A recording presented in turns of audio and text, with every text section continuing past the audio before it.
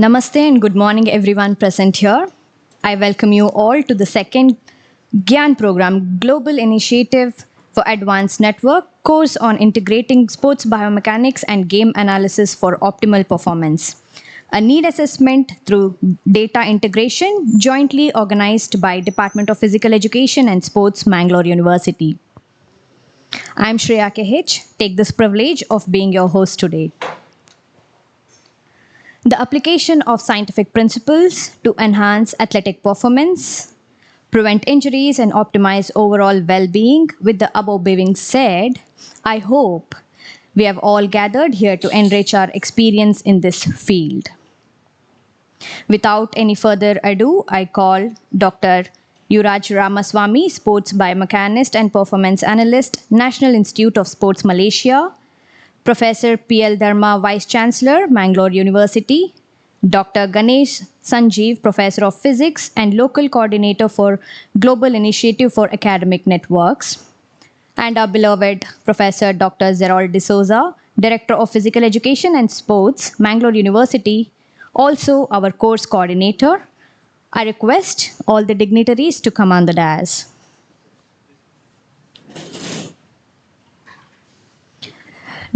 Dear gathering, can we all have a big round of applause to welcome our guests?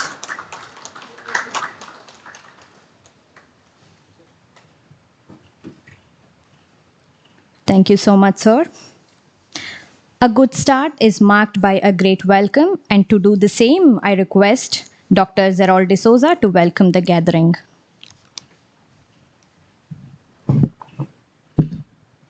Good morning to all of you.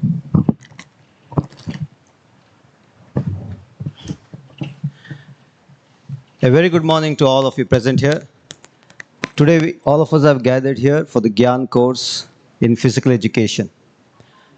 All of you may not be aware, but the GIAN program is a credit-based course which is sponsored by Ministry of Education, Government of India. And only a few universities get the privilege of hosting this kind of course. And in those universities, only a few departments get the opportunity, and it is being assessed by an expert committee, and only after the expert committee feels that this course is good enough to meet the requirements, or it's a novel course, then only we get the permission. And it is a very fortunate thing for our Department of Physical Education, to get this course, and it is a very good opportunity for all the participants to be participating in this course. So as you can see, the course is named Integrating Biomechanics and Game Analysis through Software and How It Can Be Brought into the Field. And for this, as I said before, this course will be scrutinized by expert committee, also looking at the expert who will be taking the course. And I think today's foreign expert, is a very appropriate person, is a very renowned person, as well as is, I can say, is the best person to give us the information, to give us this knowledge about how we can apply biomechanics and analysis of biomechanics into the sports field. And as I discussed with him earlier, biomechanics is a very upcoming subject in India, sports biomechanics. And it's mushrooming everywhere, but it's kind of hype, you can say. In many of the places, it's a hype. MSc Sports Sciences, Diploma in Sports Sciences, but the equipment itself goes up to a few crores. You might be aware in Tamil Nadu, they have done a whole biomechanical, for 10 years of struggle, whole biomechanics lab, which is as big as our indoor stadium here, and at the cost of around 13 crores, right? Even a simple normal equipment, you require a crore. So it is very difficult to get all this, but in India, it is still coming up. And I felt it is very pertinent that all physical education professionals and even related like physiotherapists, evaluation people, to get an idea, to get knowledge about this sports biomechanics and how it can be applied. So all these 5 days will be looking into this aspect. So it will be very intensive course, only data integration and software learning and how to analyze. So I request all of you to please participate very actively. I am not telling that you will be masters in 5 days, but you'll be getting something so that you can further your learning in the after these 5 days, wherever you work. So for this, we have got a very important personality, Dr. Yuvraj Ramaswamy from Malaysia. You might have already seen the brochure, his list of his accomplishments. He has done umpteen number of coaching programs and certifications, and he's actually background is engineering, so he's a, like I said, he's the best person to tell us about how this software works and how it can be applied and what are the biomechanical principles behind it. And not only that, he is a biomechanist as well as a performance analyst for National Institute of Sports, Malaysia. It's almost like Sports Authority of India here. But I have been to Malaysia and I have seen the facilities there, wonderful facilities. I think, okay, I should not be public in saying that, but it's very good over there. And he's a by sport, he's specializing in Taekwondo. He also has a small Taekwondo academy of his own in his place, where he shares his passion with the young kids there. And he looks after all the sports, Taekwondo, badminton, and wherever the Malaysian team goes to participate, especially in international events, he accompanies them. And I was just discussing with him, you must be knowing there's a performance analyst for every team nowadays. It's a very compulsory part of international participation, and they are given their respected place in the audience or in the stands where all, not only one country, all the country people come and take the analyze the performance through of the other people, other countries, so they can do their strategies. And he has been giving that service to his country, and he has been very successful in that. And I think it is we are privileged to get to hear from him. One more thing, dear participants, this is not restricted only to these four hours, to morning or to evening. We are also, if required, we are also going to extend, so that he himself said that you should go back with something, you should be happy with something, not just like a conference you just attend and go back. And you can always interact with him, because that is the most important part, which I feel interaction, networking is the most important part, so that even after these 5 days, he can be available to us either through email or through this is social media, so that you can ask him whatever doubts you have. So, sir, we are really privileged to have you here with us, and on behalf of all of us, all the participants, behalf of the Mango University, I extend you a warm welcome, sir. You do later. She's doing later. Okay, so we have our own beloved Honorable Vice Chancellor, Professor P.L. Dharma. We all know him very well, of course, for the people who are come from outside our university. Professor P.L. Dharma is a professor in political science. He has taken the administrative position, all the administrative positions of Mangalore University, like registrar evaluation, dean, and now he's a vice chancellor from the last 2 years. And he's a very down-to-earth person. Always, we don't feel that he's the vice chancellor when we talk to him, because he's always so close to us, and he's always been supportive of our department in whatever activities we are doing. And he has come here despite his busy schedule. He's got a meeting soon. Despite that, he has come here to spend a few valuable moments with us. On behalf of all of us, I will extend a warm welcome, sir. We also have Dr. Ganesh Sanjeev, who's a local coordinator for the GIAN program in Mangalore University. He's a professor in physics, and he's a well-versed in his subject, of course, but even in sports, he's a regular player of badminton. He comes over here and is a very good friend of our department, and he's here with us. Sir, on behalf of all of us, I extend you a warm welcome. I extend a warm welcome to all the participants gathered here, my own department colleagues, research scholars, students, participants from Nitty Institute of Physiotherapy, from Lakshmi College of Memorial College of Physiotherapy, from Mumbai, from Bijapur, then from Bangalore. All the people, I welcome you all from Mumbai. Yes, I welcome you all, and we got an assorted people group here. We got research. Of course, we also have an international student from Fiji also, so almost like international course here. Of course, she's a research scholar in Mangalore University. We've got assorted students, PG students, research scholars, physiotherapists, people working in engineering college, and as well as other professionals. From Mahe, we got Manipal. So, in one word, I welcome you all to this program and wish you a very successful and very fruitful 5 days of GIAN program. Thank you. Thank you very much.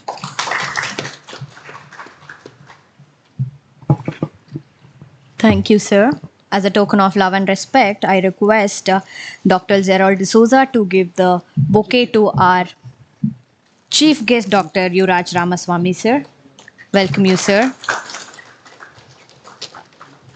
I request Ramesh Hechin, Dr. Ramesh Hechin, Assistant Director of Department of Physical Education and Sports, to give the bouquet to our beloved Vice Chancellor, sir, Professor P.L. Dharma, sir. I request Dr. Haridas Kuluru, sir, to give the bouquet to our local coordinator for GIAN program, Dr. Ganesh Sanjeev, sir. I request Dr. Prasanna, Assistant Director, Department of Physical Education and Sports, Mangalore University, to give the bouquet to our course coordinator and our Director of Sports, Physical Education and Sports, Dr. Gerald D'Souza. Once again, I welcome you all. Without any delay, let's get started with our event by lighting the lamp to seek Almighty's blessing for the success of the event. I request all the dignitaries on the dais to join for the lighting of the lamp.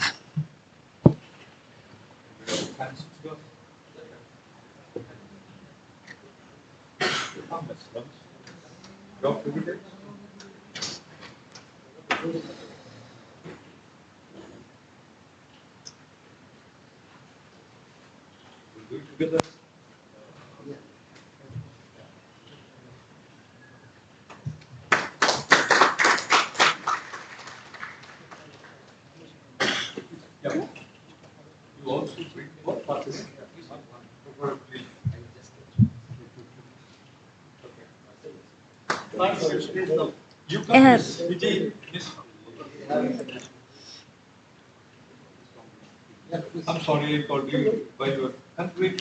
Okay. Can we have some other participants?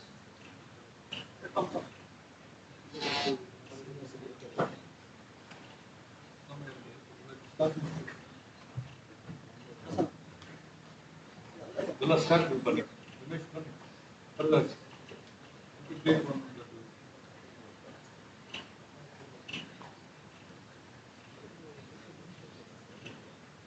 Malaysia, do you practice this? You don't.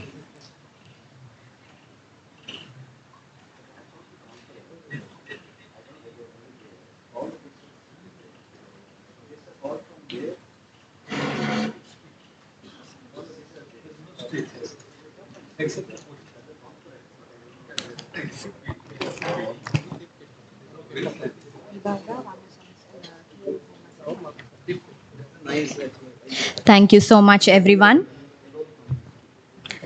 Professor P.L. Dharma, Vice Chancellor, has always been there to make our events a successful one. And today he's with us in his tight schedule also. Dear sir, I request you to do the inaugural address, and the gathering is waiting to hear a few words from you. I understand few words. That's okay. Thank you.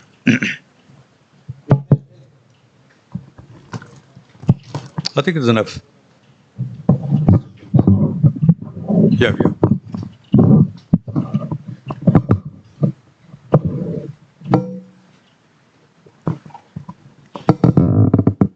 Thank you.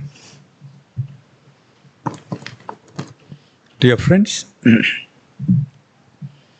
Dr. Ramaswamy, all the way from Malaysia, Dr. Santosh Gerald D'Souza, my good friend and coordinator, not local coordinator, coordinator of GIAN, Professor Ganesh Sanjeev, all the delegates, and then my dear colleagues. What a wonderful event to take place on the campus particularly with regard to sports. Most of you are not only the lovers, but you also, have been experiencing how sports has shaped you over the years. I'm a student of political science. I was answering the question to our chief guest. I'm a student of political science. Though I've not, did what you did on the field, though I was a player, volleyball player, when I was a student, for some, time because of the injury, I did not play later. Or otherwise, because of the academic commitments, there was absolutely no time. Therefore, I was not able to focus so much. And that's how, I detached myself from the sports. But always wanted to see that I have to keep my health proper so that even if I do teaching, even to teach, I need a good health. What I'm trying to tell you, my dear friends, the kind of activities that you do in the name of sports cannot be and must not be detached from the very idea of health. I remember my olden days where my professors used to teach me, and I was also reading a text called Politics, which was written in 423 BC by the great one and only Aristotle, a Greek philosopher, who is both a scientist, a politician, an administrator, and also a doctor, and is master of all. I don't know how many of you have read it. When you read the history of sports, and he is the one who brought us something called a scientific understanding of sports. He is the one who always wanted to say, before you come to class, in Greek politics, remember, before you come to class, you must go to the field, give some exercise to your body, and then come and listen to the lectures delivered by the teachers. So no brain work unless you give work to your body. And that's the reason why he classified people, somebody who is healthy, somebody who is moderate, and somebody no health. And he chosen somebody called a leader, provided he is only healthy. For him, a philosopher king, that means a leader, a professor, or a speaker, or a guest is the one who only has health. I think it was amazing.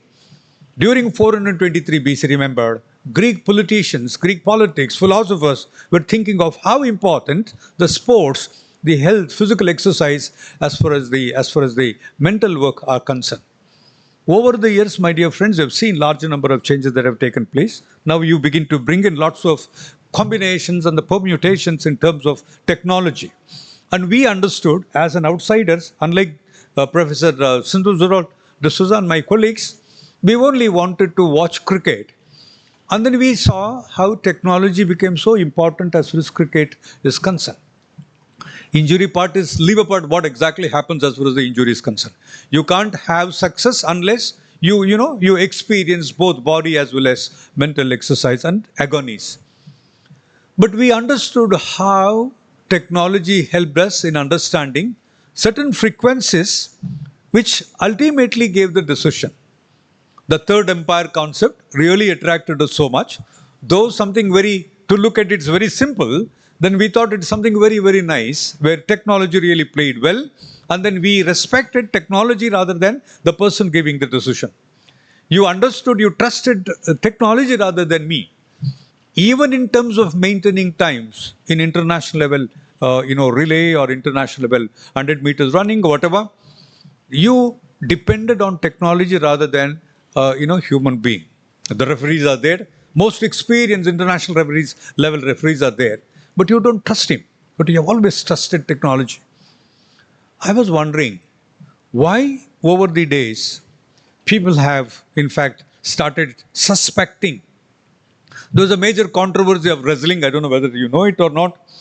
Even in the international boxing, when the Tyson did it, people never trusted. But they were just, going back and then trying to rewind as to what has happened, and then immediately calculated, and then all kinds of, I don't know whether you have a statistics that is taken care into measure. That is what he said. You compare performance is being compared between Malaysia, India, Pakistan, and other countries where you wanted to see how best your country people do only in terms of comparison. Therefore, the data works well. Tyson's controversy was also sorted out not because of the experts, referees there on the boxing ring, but it was only because of the technology. All said and done, my dear friends, the technology is there thanks to all the technical experts like Mr. Ramaswamy. Thank you so much for the wonderful contribution that you have given to the sports field. At the same time, when the technology comes in, you also started losing the importance of the human being. I don't know, with artificial intelligence, yesterday only we were talking about all these things. I don't think that tomorrow we will also have a referees, the importance of the referees on the field here afterwards. We don't need even trainers as far as the fields are concerned, the different events are concerned. I'm trying to also tell you one more important thing, and I'm going to stop there, my dear friends. You train your body, and you become immediately professional every day, and you want to become a different man than what it was yesterday. If your timings was something like 0.004 or whatever, you want to bring it down to or bring it up in such a way so that you become internationally recognized. You maintain the time. You wanted even a fraction of a second to be absolutely fine. You train your body in such a way. Your food is also being polished, sophisticated. But the mindset over the years have never been transformed. I need Professor Ramaswamy also to take a session. If there is a relationship between the mind and the body and the mind, then it should also happen. If you can train your body, sorry to tell you, 6 packs, okay, all muscles, all macho men, and you are able to shape everything properly the way you want, so that you physically look very attractive. Why is that the sportsmanship doesn't happen here? I'm going back to 423 BC, where Aristotle said, if you train body, automatically your mind is also being shaped properly. You become definitely not only sportive in terms of wearing your shorts and then whatever colors you have, but also you do better job here. It never happens. Lots of problems in the sports field, not because you do favoritism to XYZ. There are also larger number of harassments, at least in Sports Authority of India Limited. In India, I don't know whether we have SAIL today, Sports Authority of India. Do we have? No, it's only Sports Authority, not limited. Not limited. Then now you have a Sports Authority where the subjects are, the agenda for the meeting, national level meeting, is also harassment. Okay, harassment. Not only on the opposite sex, women or men. It is also the same sex. The harassment that is being caused by the youngsters or the people who have come from the rural areas or the poor. And these things needs to be very seriously taken up. I don't know whether we have certain things of this biomechanics which is going to help people transforming their mental status so they become in literary sense sportive by themselves, which never happens. I was little worried. Why? When you have all kinds of ranks, national, international, and absolutely great records, mentally you become not sportive. Maybe you need to answer these questions over the time, over the years. This is one area of research where you people need to do a better job. You need to have a large number of data analysis, and otherwise what happens is, you are absolutely a sportsman on the sport and on the field. When you come out, you don't appear to be human being. Larger number of harassments of women, the boxers in India is at the international level news today. And it is shame on our part. It is a national shame that we do not take care of our women friends, our own colleagues when we take them out for field, or we take them out for the tour or whatever. Something very seriously you need to think, my dear young friends. And most of the youngsters today are getting attracted to Ramaswamy Sahib. I think you must be also able to tell us whether it is true. They are attracted because overnight they all become rich. Okay? Look at the cricket stars today, 10 to 15 bodyguards, and then huge money. And then you calculate money in crores, not in rupees. This is something, parents are being attracted so much. Therefore, academies are filled with, as you said, Vikanto academy that you run. We are here running the cricket academies. Every next boy or a girl has a cricket academy to be trained because so much of money. And it is money that attracts. And even to be a member in a cricket academy, you bribe and then take a membership. What a pathetic condition. Request all youngsters, you're going to train many, you're going to lead lots of academics, you're going to engage lots of classes too, like Ramaswamy does. You're doing a wonderful job. But see that you completely become a sports person, both mentally as well as physically. Physically, if you do, maybe some technology can help. But if you become not sports person here, then it becomes absolutely problematic. All this GIAN program is a program which brings people together, which brings the mind and the heart together. I'm so happy Professor Santosh Zural D'Souza and his friends have done a wonderful job in the Department of Sports. And this is a nice thing to happen. Generally, I don't know, people have always spent time on the field rather than the academics. But here is one department in the Department of Sports, and where my colleagues have been increasingly involved in writings and then the publications and then doing research and giving lectures outside. I'm extremely happy. They are a wonderful teachers here, and at the same time doing a wonderful records also. On behalf of all citizens in Bangalore and the parents and then my friends delegates here, I congratulate the department of Professor D'Souza. Thank you for doing a wonderful job. On behalf of Mangalore University, I also thank and then once again welcome Professor Ramaswamy all the way to Mangalore University. Hope that you spend your time all 5 days here. 5 days program, right? All 5 days here. Make use of his expertise to the extent that you all become Ramaswamis, so that you will also be invited next into different international conferences, GIAN programs. It is basically a government-sponsored program. I'm so happy where people like Mr. Ramaswamy all the way fly and then come to India and available for all our delegates here. What else I must say? Professor Ganesh is a wonderful man. He knows how the GIAN program is being organized, and then they are taking a different kind of activities here. I wish all the best to everybody. They have a better role to do than me. Sorry, I'm leaving the program by now. What else I should say? Have a round, take a round on the campus, see how beautiful our campus are, particularly those who come from outside. ಎಲ್ಲರಿಗೂ ಒಳ್ಳೆಯದಾಗಲಿ. ನಿಮಗೆ ನನ್ನ ಶುಭಾಶಯಗಳನ್ನು ಹೇಳಿ ನನ್ನ ಮಾತುಗಳನ್ನು ಮುಗಿಸ್ತಾನೆ. ಜೈ Hind.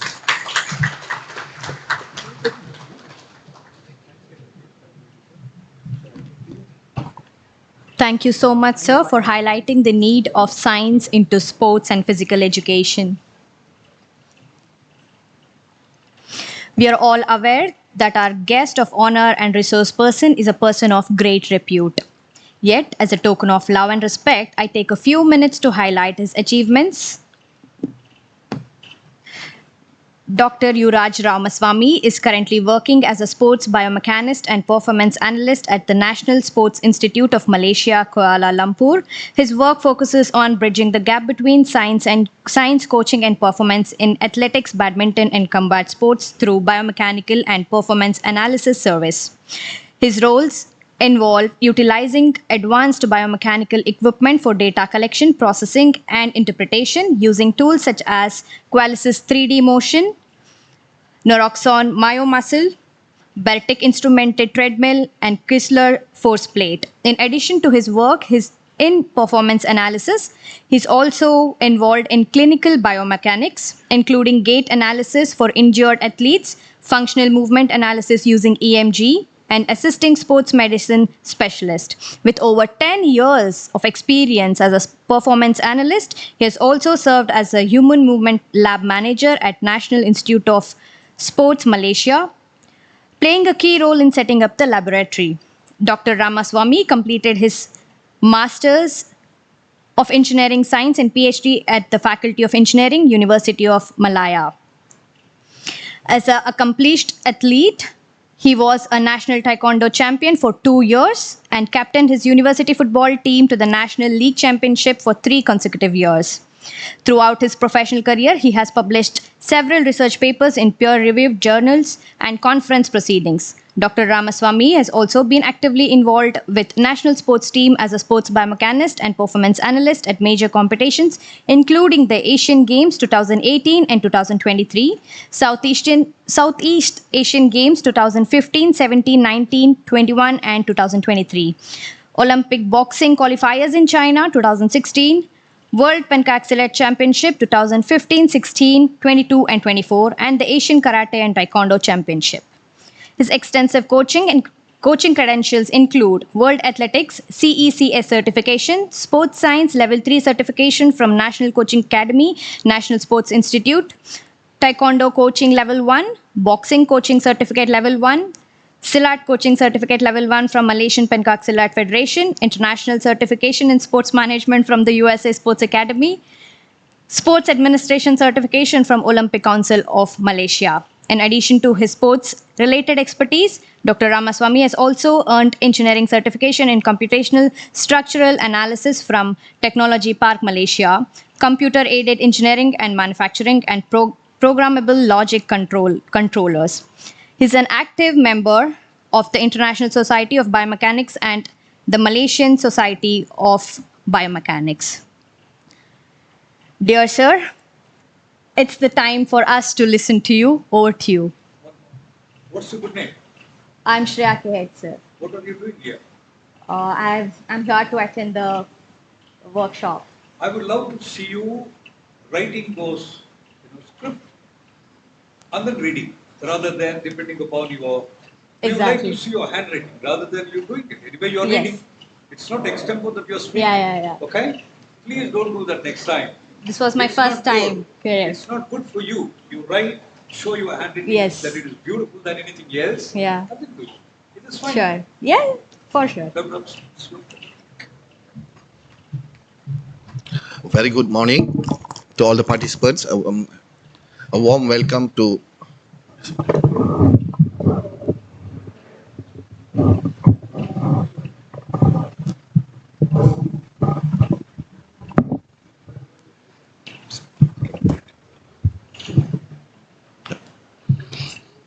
First of all, I would like to welcome all the participants.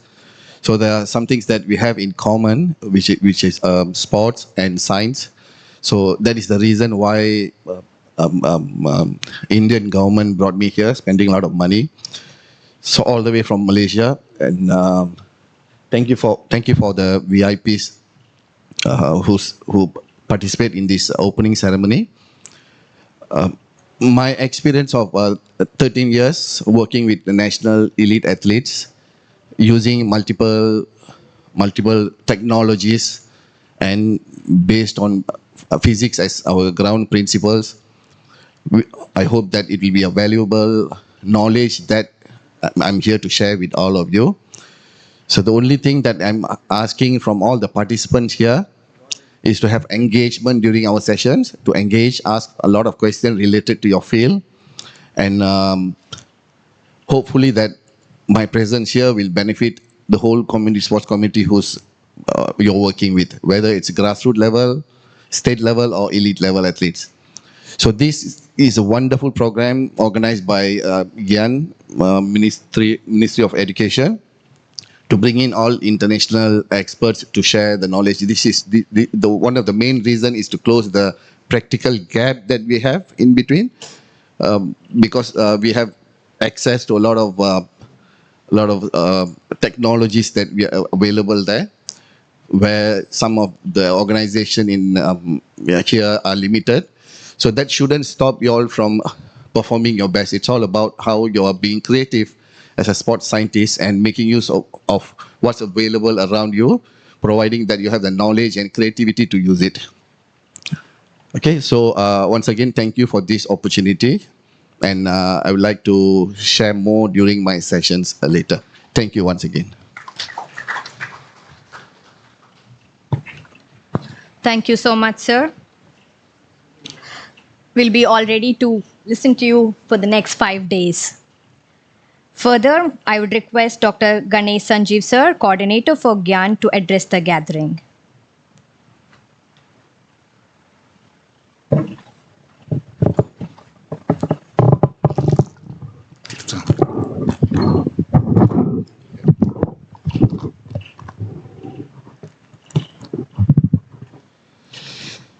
Honorable Vice Chancellor of Mangalore University, Professor P.L. Dharma, the foreign faculty of this GIAN program, Dr. Yuvraj Ramaswamy, the course coordinator of this program, Dr. Gerald Santos D'Souza, my esteemed colleagues, research scholars, and most importantly, the delegates of this GIAN program. Very good morning to you all. This GIAN program, this stream of GIAN program started in the year 2015-16, and the UGC has selected, during those days, the Department, Ministry of Human Resource Development has selected Mangalore University as one of the state universities out of many. Only 24 universities were selected, and we were lucky enough to be counted as one among them. And this is the 30th GIAN program which is being run here, because another 29th is run in computer science department parallelly. So why only 30? Because we had applied many. It will be scrutinized, it will be sent to the experts, and they will see whether the expertise of the course coordinator is matching or overlapping with the expertise of the foreign faculty. Then only the programs are approved by the then Ministry of Human Resource Development. Now it is Ministry of Education. So 28 programs we could complete successfully, but out of 30, the 2 programs we could not conduct because of some reason. Because one of the foreign faculty could not come over here during Corona time. And second one is one of the coordinator got shifted from Mangalore University to NIT Calicut. So because of that, in principle, I mean, as per records, this is the 30th program, but we completed only 28 GIAN programs under Mangalore University. So what is the benefit out of this? Global initiative of academic network will always help the delegates to get in touch with experts in their field, or to have a collaborative venture to get international projects, to develop laboratories, plus to enhance your knowledge level. And this kind of things are happening on our campus. Many people have started collaborating. I'm not telling that they were not collaborating prior to that, but they are actually collaborating through this channel. So you're all belonging to sports fraternity, and with broader mindset, you are all here because it is said that umbrella, book and mind, if it is not open, then it is useless. Because you are all belonging to sports and you know what sportsman spirit is, and you are always come with open mind.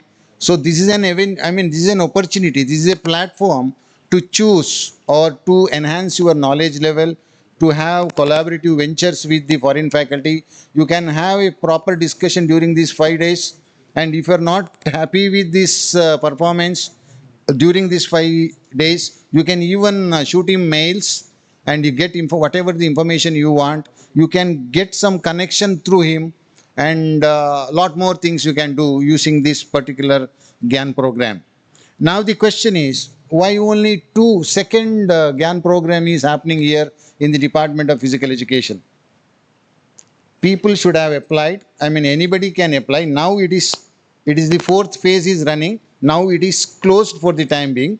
5th phase, when it gets opened up for receiving applications, everybody can apply. Suppose you are from different institutions which are not coming under the nomenclature of state universities, you can also apply. There are different categories nowadays: central universities, state universities, and higher education institutions with higher NIRF ranking, and then law schools, IITs, IIMs, NITs, like that. They have different categories. You can see, you can just browse their website, and you can always apply your proposal after having a detailed discussion with the foreign faculty. The only condition here is your research area and the foreign faculty's research area should be same, or it should be overlapping. And because of our foreign faculty's arrival over here, the knowledge level should increase. That's what experts should feel. Then only your proposal will be approved. And sir, I am local coordinator not because I am a local man, because the nomenclature of GIAN itself tells that the nodal officer for GIAN programs is termed as, nomenclature is local coordinator. Dr. Gerald Santoshi is course coordinator. Like me, for every institution, there are local coordinators. Once in a while, we have meeting over, either online or offline, either in UGC office or some other institutions. So just to see that these programs are conducted properly. That name doesn't sound with the kind of work that you do. That's why it's Because I think sometimes it connects me very well because I am basically a local man. So coordinator with that local man, it's a local coordinator. So actually nothing to do with my local terminology there. So friends, there is another opportunity for you. If you are a practitioner, or if you are a professional, then you may increase or your knowledge level and you can collaborate. Suppose you are a student, then you may be having your academic ABC, academic bank of credits. Now this is one credit program. So you can always attach this one credit to your ABC so that suppose you are doing a diploma elsewhere. If that diploma is having this particular syllabus part, then you need not attend those classes, you need not write that exam. This credit will be taken there and you will be graded there based on this credit. So this is helpful for all the students. If you want to, excel in this field, you have to have, nowadays you can't get only training, you should have some certificates. So better prepare for that and use this opportunity in a big way. I wish everyone all the success, and I also thank all of you for choosing this particular GIAN program and coming over here. And I am sure that Dr. Yuvaraj Ramaswamy will enlighten you with his expertise and experience, and I hope to see your face on last day with a big smile. Thank you very much.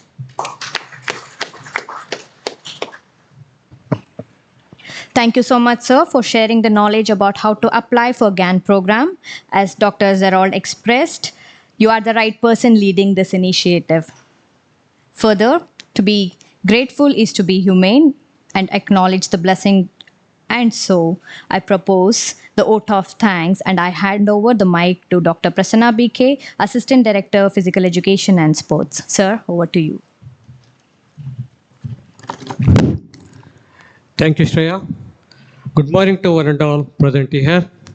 It is my privilege and honor to deliver the vote of thanks on this special occasion of this inauguration of the GIAN course on integrating sports, biomechanics, and games analysis for optional professional performance.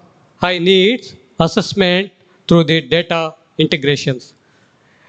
Organizing by the Department of Physical Education, Mangalore University.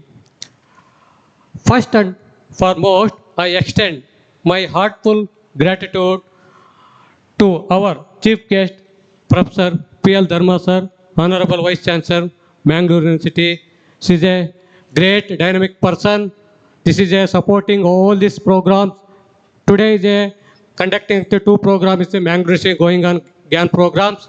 The supporting and inspiring of the words as encouraging of the Department of Physical Education every times. I once again thank you, sir, for coming today, speaking the two words. Thank you once again, this program, sir. I equally thankful to our chief guest of honors, Dr. Yuvraj Ramaswamy, Sports Biomechanical Performance Analyst in National Institution of Sports, Malaysia, for accepting our invitation and joining us today with a valuable presence. Thank you, sir. On behalf of the departments, I also express my gratitude to our registrar, Sri Raju Magavir sir, KSS officers, consistent support and encouragement this program. Thank you, sir. I special words of thanks my Director, Department of Physical Education, young and dynamic person of Physical Education, Karnataka. Second time grant program is a conducting. Dr. Gerald sir is a knowledgeable person and wonderful person and wonderful is a friendly cooperation of all this program supporting of this. Today, this program is a 5 days. Dr. Gerald sir is one of the great person of the Karnataka. I may specially is a conducting the two program not possible. Is a India Karnataka is a most technical equipments in Mangalore University. Is a supporting of the Professor Dharma sir is a more supporting all this is a program. Once again, big claps of the Dr. Gerald sir. Thank you, sir, this program. And also, Dr. Sanjeev Ganesh is not a local coordinator. She is a backbone, one of the backbone. She is a good person. Is a told is a nodal coordinator of this in a GIAN program of this in Mangalore City, conducting all the is a supporting and is a inspiring. Thank you, sir. This program is attending. Thank you. And also special thanks today of this photographer Chandrasekhar sir, University of the Photographer, and also thanks for the Department of Computer Science, Ajit Bhatt. Thank you once again, your presence and supporting all these technicals is a advising. Thank you, Sanjay, Ajit sir, and also Chandrasekhar sir. And also, thanks today MC Mr. Shreya in research scholars in Mangalore University, and also as a guide Dr. Gerard Santosh. Sir. Thank you, Shreya. And also special thanks delegates, participants, students, and well-wishers who have joined this today to make this program as a memorable of on. Thank you once again, one and all. Thank you.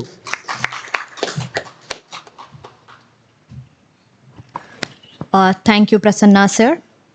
My heartfelt thanks to everyone. I wish all the participants the best of luck in learning the advanced technology being taught in next 5 days. Dear participants, we shall have a break of 5 minutes and will assemble for the first session at 10:40 a.m.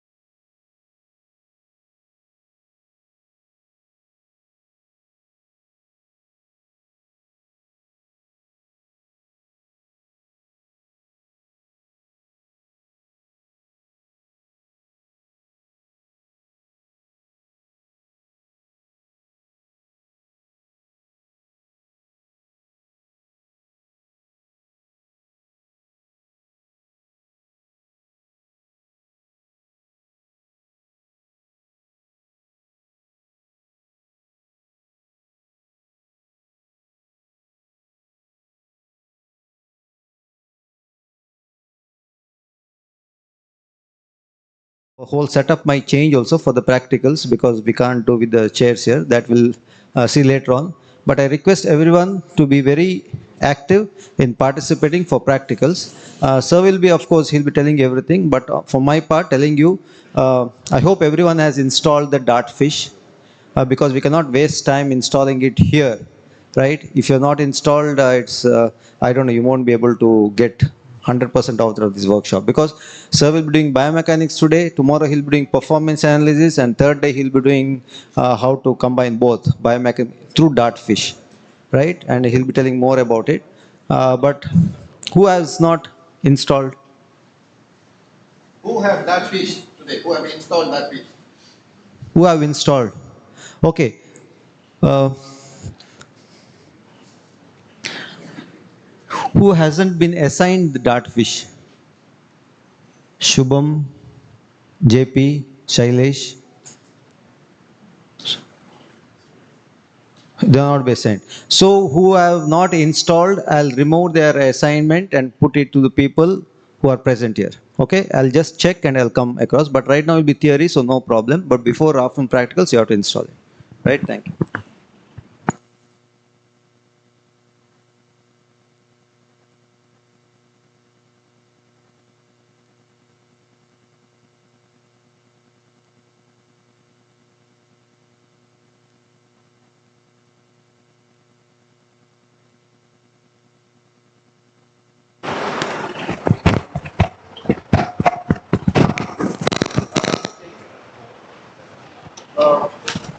Just a quick look. This is a program which will telecast live.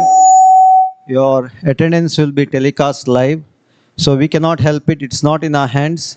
If you're not present for the course, every day we have attendance. If you're not present for the course, so I'm sorry, you won't get the certificate. Last time same thing happened. Then please don't crying, sir. Please, I had this You have to be all for all the 5 days. Otherwise, no use of coming here and getting a certificate.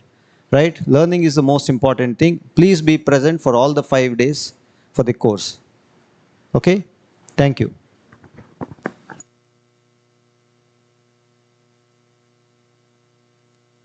Okay, very good morning. Good morning. Can you all hear me?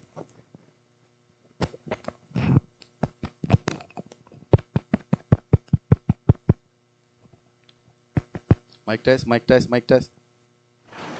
Mic test.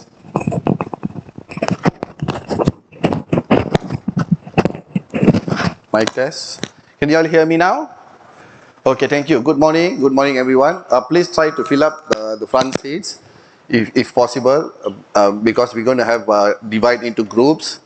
And whoever don't have a dartfish, try to find someone with who already installed so that later when we have groups, you can work with in a group. Okay, I will start once everyone settle down.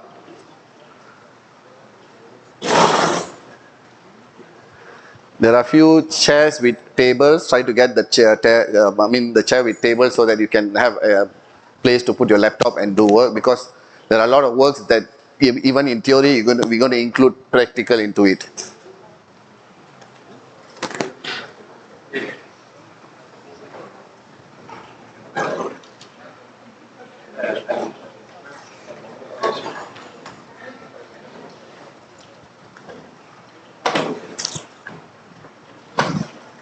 Okay, is the screen visible for everyone? Is it visible?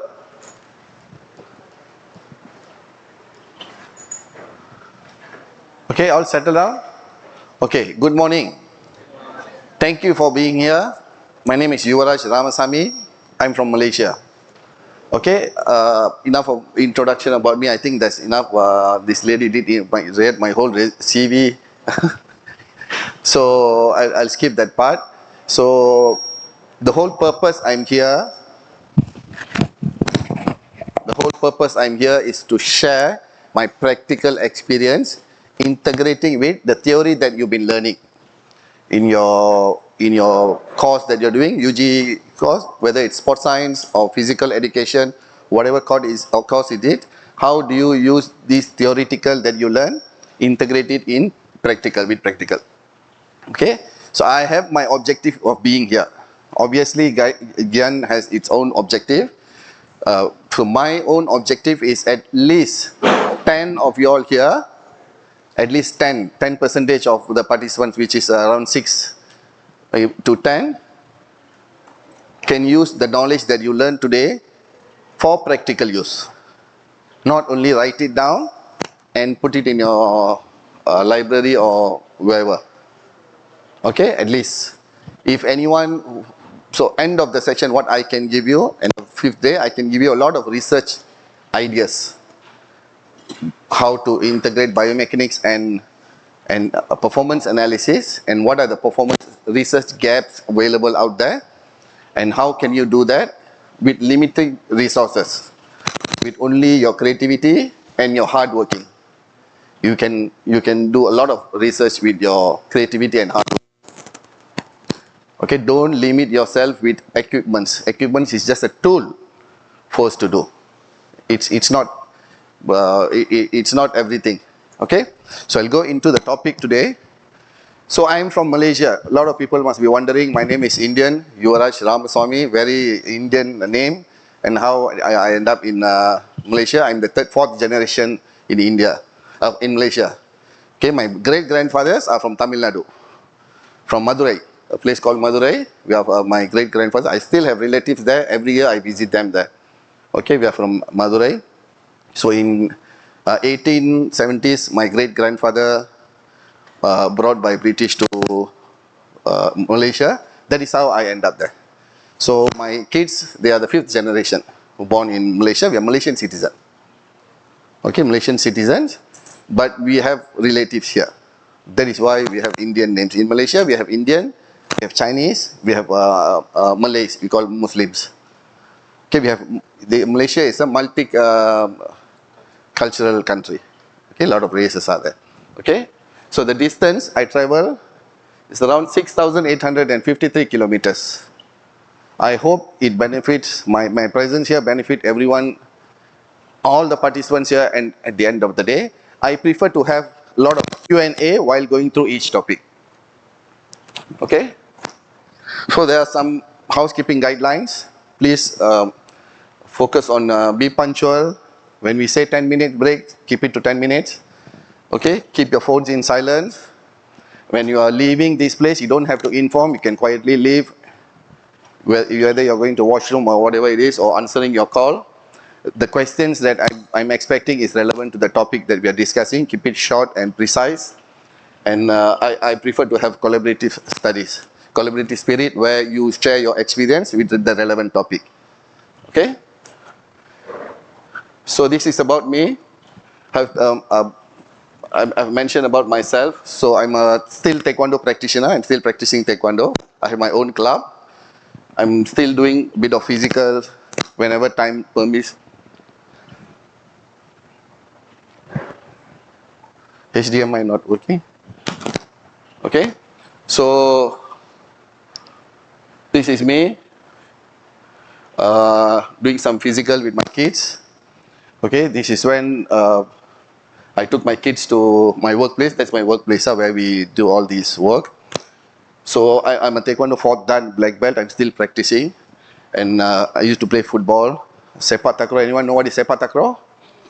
I used to play sepak takraw at university level. A bit of physical. So I have a lot of injuries also. So any physios here? So I can relate to the person you are handling. It's a lot of mental issues that you will face through, not only physical, the physios handling, because when someone is going through injury, most of the physios will only try to tackle the injury part of you and not psychological issue that they're having. Okay, so when we talk, when I talk about injury perspective, I have experienced it myself as an athlete. Okay, okay. So the topic today, for I think another half an hour only, is about introduction. We're going to go through the outlines on what is sports biomechanics and performance analysis. And our second phase, we will go through in details what are the elements or principles of sports biomechanics and what are the important factors involving when it comes to game analysis. Okay. Before that, Anyone, any sports biomechanics, applied sports biomechanics? Where are you working, sir? I'm in MCA, MIA. What is that? Don't use short form. I'm not familiar with short forms here. Manipal College of Health Professions. I am teaching sports biomechanics there. I'm a clinical supervisor for the lab. Okay, you? I'm working in Dikte now. Dikte. Oh, you're applied biomechanics. You're doing biomechanics or teaching biomechanics? Both, sir. Both you're doing biomechanics. Okay, that is fine. Anyone don't know what is biomechanics? Anyone don't have any idea about what is biomechanics? What is performance analysis? Okay, so that I can skip certain parts if you're already aware of what are biomechanics, because I don't know, I'm not sure about the depth of knowledge you have. So for some, it might be very simple. For some, it might be a bit difficult. I'm trying to make it moderate for this session. Okay? Okay, introduction to sports. So let's get this straight. By definition, sports involve structured physical activities and competition. That is why here. We're going to talk about sports. Okay, and performance enhancement is a key focus for athletes and coaches. The parties involved when it comes to sports science studies, coaches, athletes, sports scientists. So I am a sports scientist.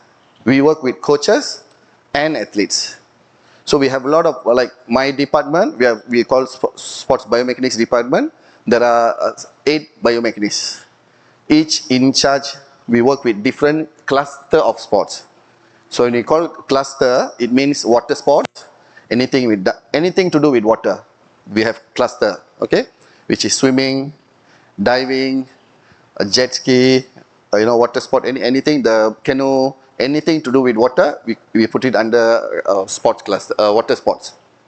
Racket sports. Racket sport, badminton, tennis, squash, table tennis. So it's one cluster. Okay. Another one is strength and power, which involve like weightlifting. Rugby. Rugby consider a lot of strength and power. Athletics. All these sports will come under strength and power sports. Combat sports. Combat sports like karate, wushu, taekwondo, pencak boxing, kickboxing, muay thai, fencing, all this will come under combat sports. These are the setup that we have. I'm just sharing the setup that we have there so that you can picture where I'm working and what my experience would be. Okay, and then para sports, disabled sports will come under one cluster. And then the end, skill sports.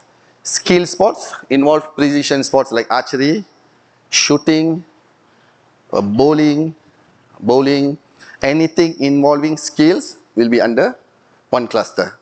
So I work with combat sports and racket sports.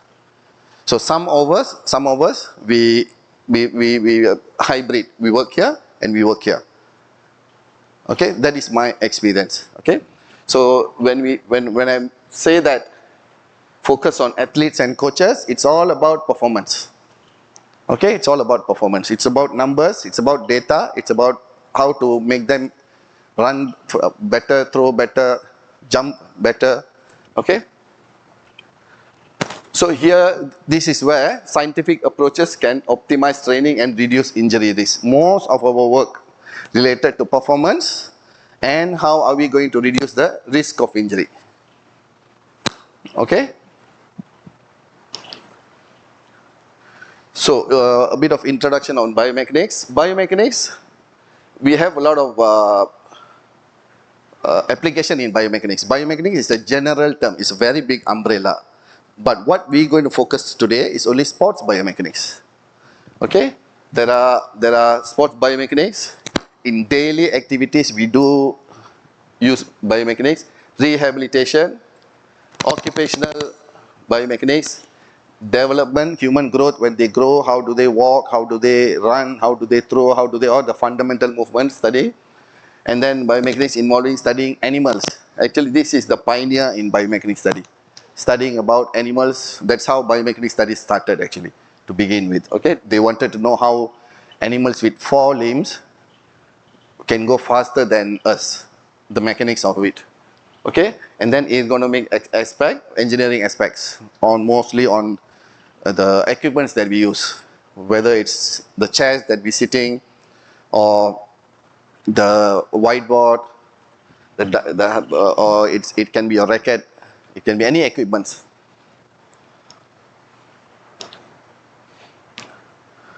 Okay, as I mentioned earlier, study of biomechanics, we study humans' movement.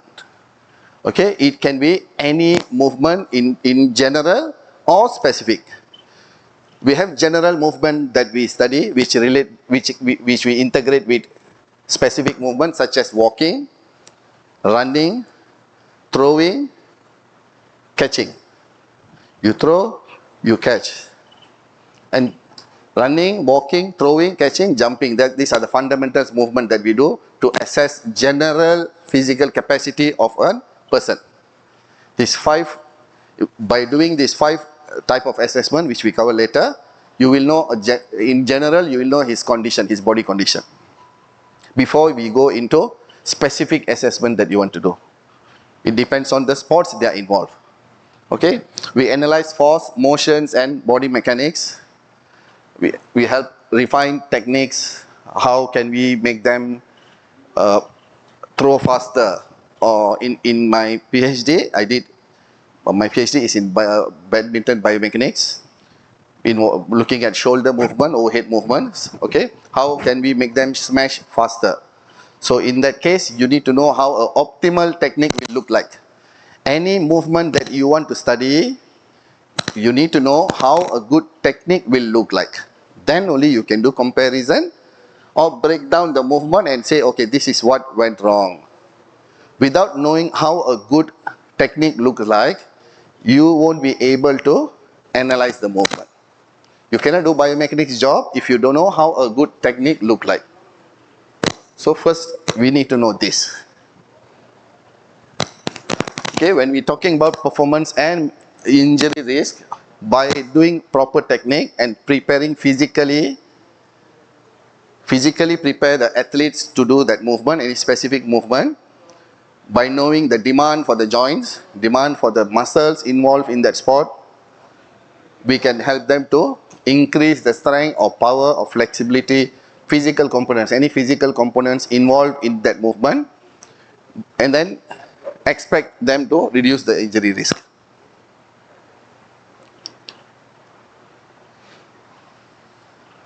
Okay, there's also, we are working with equipment design, mostly for athletes who have issues with flat foot.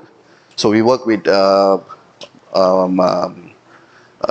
local company, to design specific insole for them, so that we can reduce the injury at the same time. And because not all the athletes will have same type of foot. Okay, if you see different type of sports will have different sports in different movement in sports require different physical requirements. Example, take badminton for example. It's a very fast changing direction sports. Okay, so when we say changing direction, we know the movement is multilateral movement. It can go 90-degree left, 90-degree back, 90-degree front, 60-degree left without knowing. So the shoes that they wear is very important. Even the design of the insole depends on the foot itself. We will do scanning, and then we will refer them to the podiatrist to design the shoes for them. Okay.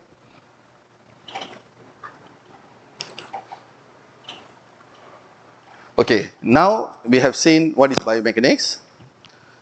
Now we know the role of biomechanics. Okay, in general, we know the role of biomechanics. Before we dive into, let's look at what is sports analysis, game analysis. Any game analyst here? Performance analyst? Anyone? Okay, game analysis. The history behind game analysis is because there are limitations for humans when it involves observing anything, any movement or any sports. We have limitation of memorizing everything. we have certain limitation where you can memorize. Maybe I can remember 60% of what happened. Today I can remember at the end of the day, if you ask me what happened, how many passes happened, how many goal, I can tell you around 60%. Tomorrow it will reduce by 30%. And then day after tomorrow, how about next competition? When I'm looking at my opponent team, what do I know? We don't know much. We can't remember everything. So documenting it in a strategic manner on the events that happen, it can be in any sports, okay, strategically documenting it and using it for our team's benefit. Okay, it can be individual sports or it can be team sports. Anyone here from individual sports? Any athletes here still playing? I will need some volunteers to do some practical. Any volunteers? Anyone who's physically fit to do some somersault? Anyone can do somersault? No? Okay, who's the youngest here? Who's the youngest here? Youngest one. Because from time to time I will need someone to show some techniques so that we'll have some demo sessions as well. Anyone fit, not injured? No? Everyone injured? Everyone here injured? Okay, you'll do it? Okay. So you're wearing, what are you wearing? Sport shoes? Your pants? Track shoe? Okay, that is fine. That is fine. That is fine. Okay, a systematic study of performance data during competition and training. Okay, how many of you all involved in individual sports? Not team sports, individual sports. Can you all name few? Powerlifting. Okay. Anyone? Badminton. If you play with your partner, is it individual or team sport? Individual. What is that? Sprinting. Athletics. Anyone? Anyone else? We have one combat, one racket. What is that? Power sports. We have team racket sport. Any water sports here?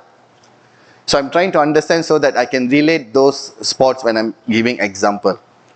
No point if I give example of football, I know footballers here. No one going to bet football. Rugby. Team sports. Power sports. Basketball. Huh? Handball. Hockey. Any combat sports here? Because I have a lot of samples of combat to show. Because I'm from combat. Huh? Boxing. No one else. Any? Huh? Muay Thai. Muay Thai. Okay. Okay. So the physiotherapists, you're working with athletes or general patients? Physiotherapists, you're working with athletes, injured athletes or general patients? Athletes. Anyone working with general patients? General patients. Okay. Good. Okay. The primary focus on game analysis. Primary focus. Main focus will be tactics. With involving tactics. Okay. Whether it's individual sports or team sports. The whole reason why we are doing performance analysis is to understand the tactics behind it and how can we change our technique or tactic to have advantage over the match. Okay, that is the primary goal. How do we do that? By getting some statistics out of the analysis. Statistics like football, how many passes, how many successful passes, unsuccessful passes, how many corners, how many penalty, how many fouls, which zone. We can break it down according to the need that we're going to do. Okay, so by having those data, we can gain advantage over tactical and implement strategic improvement. So we can also, some performance analysis prefer to have only the opponent's data. Okay, only the opponent's data, meaning that they'll have a database system, like we have database system, where we analyze all our opponents and we'll plug in all the numbers into the database. From there, whenever we are going for any match, any competitions, so after the draw, we know who are we against, and then we'll pull out those data. Okay, to know what are the strength and weakness of our opponents. This is how we make use of the performance analysis data. Okay, and we can track the performance trend over time. How many scores, how many we give someone to score against us, how many do we score against them, to keep track of their progression over time. And the coach will use these information that we gave to come out with a specific strategic. Okay, it based on individual analysis, and say, okay, you try this. If it's not working, you change to this. Okay, those information we feed them from time to time based on opponent analysis. Okay. Okay, I have a video. I'm not sure if anyone has watched this before. So if you have watched this, just keep it to yourself. Don't give the answer to anyone. Okay?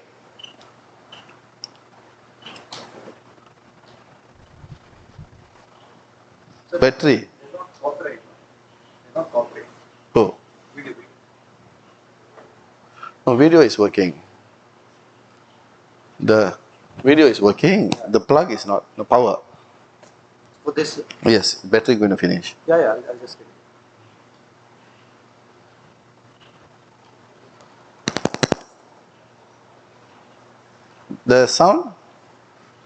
The sound for this video.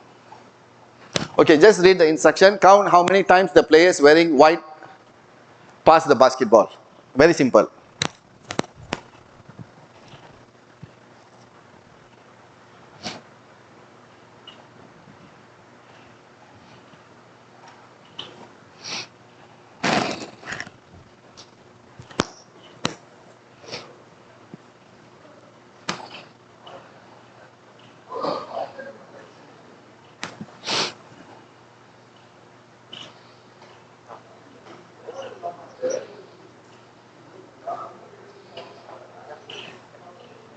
Okay, answer?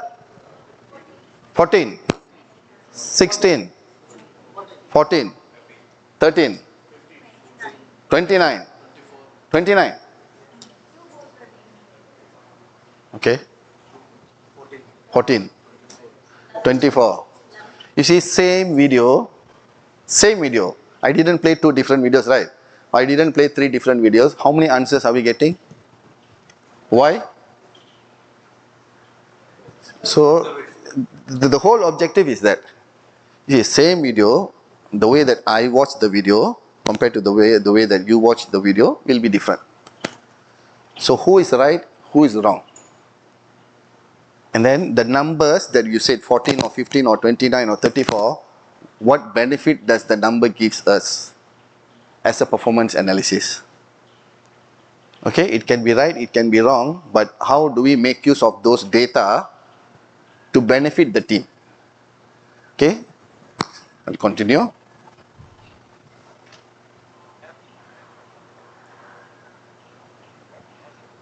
Correct answer is 15. Who said 15? Hands up. No one? 1, 2, 3. Okay, good. Can I have the volume?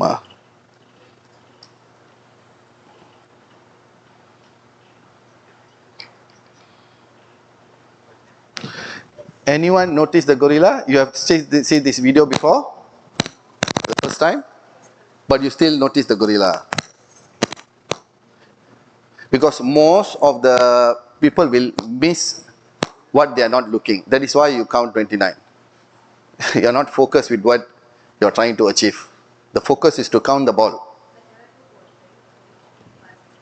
The question is only white color t-shirt. The one who's wearing white color t-shirt. Okay?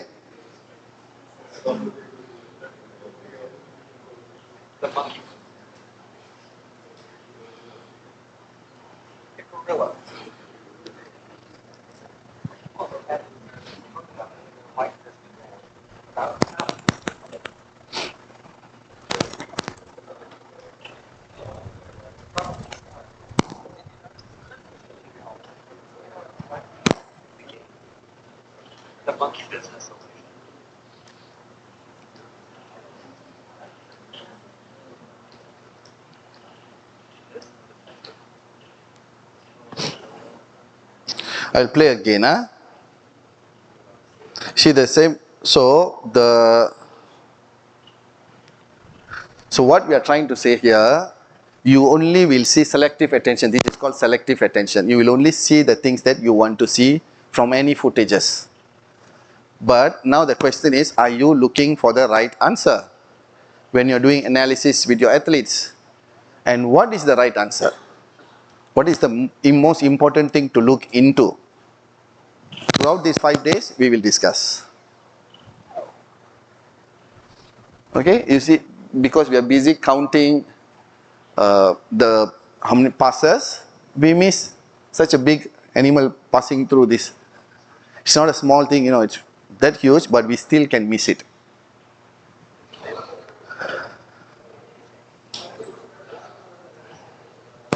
Okay, one more time, pay attention this time.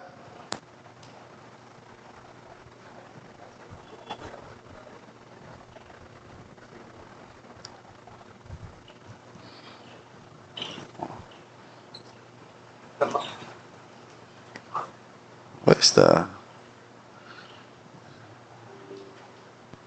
Sorry, the battery is gone. Just a minute, I'm getting.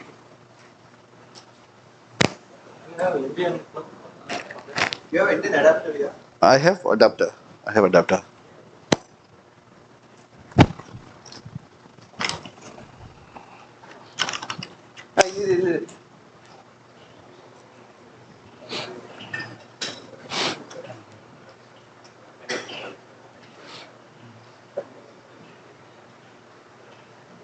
Hello.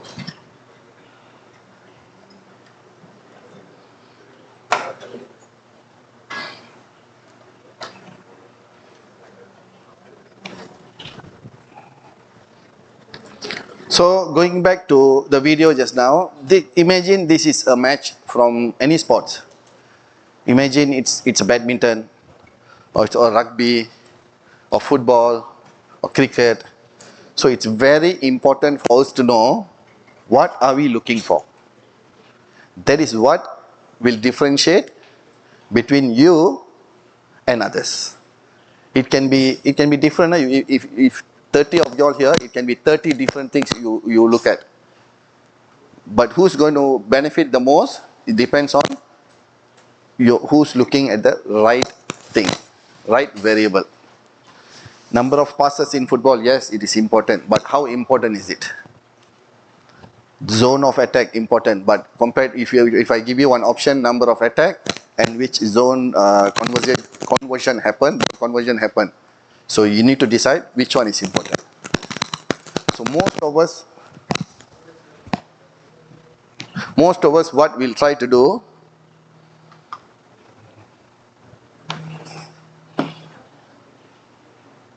is we will try to look into everything there.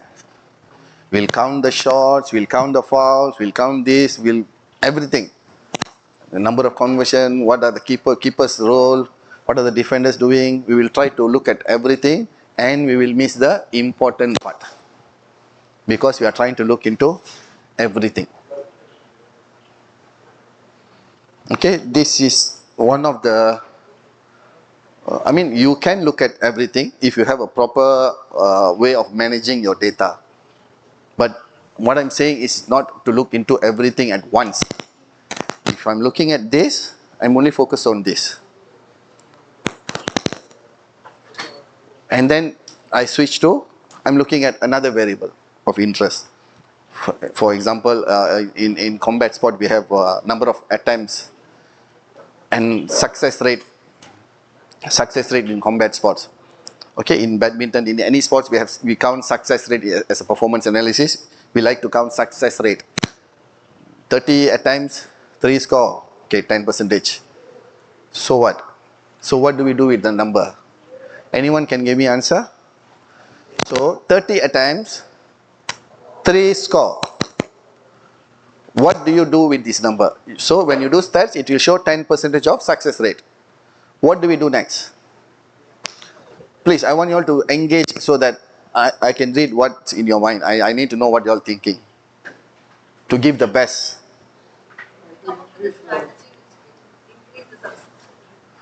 Okay, come out with a strategy to increase the success rate. Okay, some will say, if I want to increase my success rate to 20, what do I do? What do I do? No, I do 60 attempts. What will the number be? So I increase by double, right? Now? Yes or no? But it still is at 10%. But I increase the score. Increase the score to 6 by making, I want to increase the success rate. It's still 10%, but from 3 now I have 6 scores by increasing. But is that the best way of doing it? No. No, yes. So now we have to go back and look into what happened to that 27 attempts. Why it's not a score? Break it down according to the rules. Break it down according to the specific demand for the sport. Why it's not successful? How do we solve this? Is it because of physical? Is it because of mental? Is it because of technique is not right? Then this is what we continue. We integrate biomechanics. You see, we take the data from performance analysis. We understand the need for the sports. What are the need for the sports? And then we break it down into which are the components that cause this 27 attempts not to be successful, and then work from there. Work from there.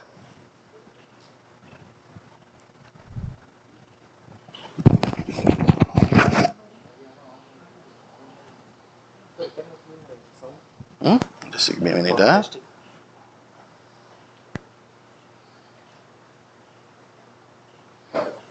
Play the sound.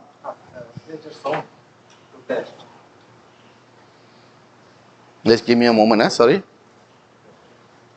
It's playing. From London 2012 semifinals. Here. This isn't his best time, but we get the best side view of his form here. First, let's take a look. Okay, good.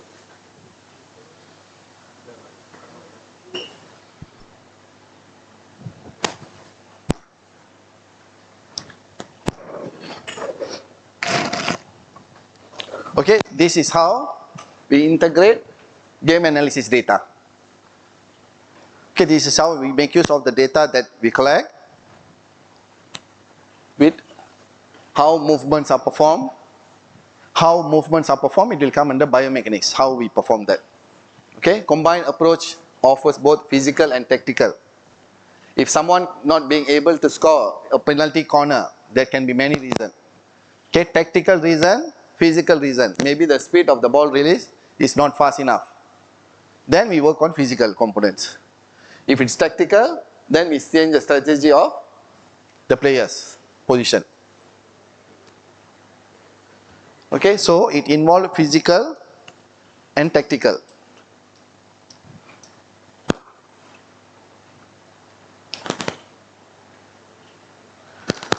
Okay, this is how we do need analysis. We call this need analysis. You know, need analysis, what are the need for that sport? So you'll have a model actually to be a good sport scientist or physiotherapist or whatever field that you are at now. You need to have, like I mentioned earlier, a model for your sports. A model meaning that how a good movement will look like. As sports biomechanics, if you're asking me, the case for penalty corner, what is the best front foot angle during the release? Where should the center of gravity be during this position? All this you have a model. We have a running analysis model we will do during practical. I will show how a model should look like, what are the muscles involved. So when you have that for any sports that you're working with as a biomechanist or performance analysis, it's like a Bible for you. It's like you refer to when you need something. It's like a sports science reference.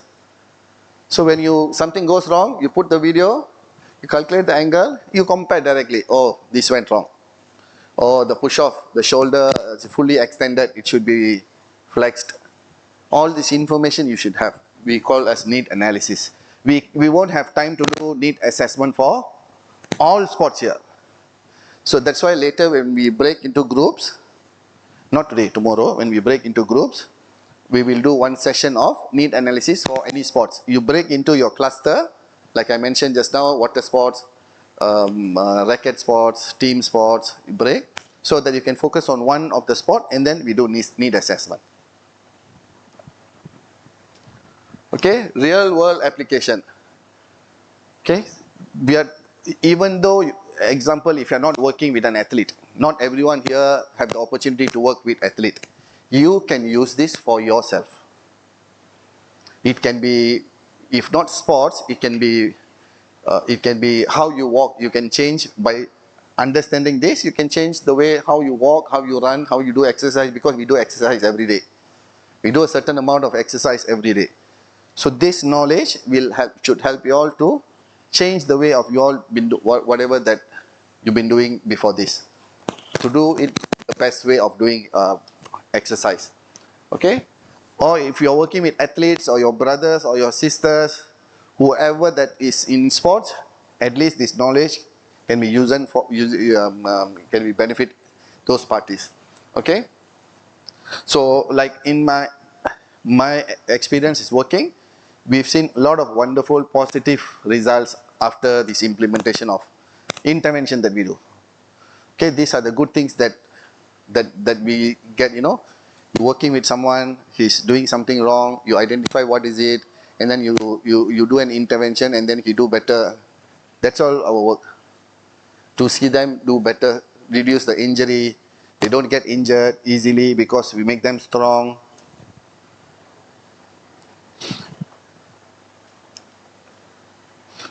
Okay, example of this is our lab. This is our lab in the National Sports Institute. So I took this picture from one of the data collection. So so here we have force plates, embedded force plates. Okay, later I'll explain what is function of force plates. Okay, these are the motion analysis camera. We have 25 motion analysis camera, in our lab.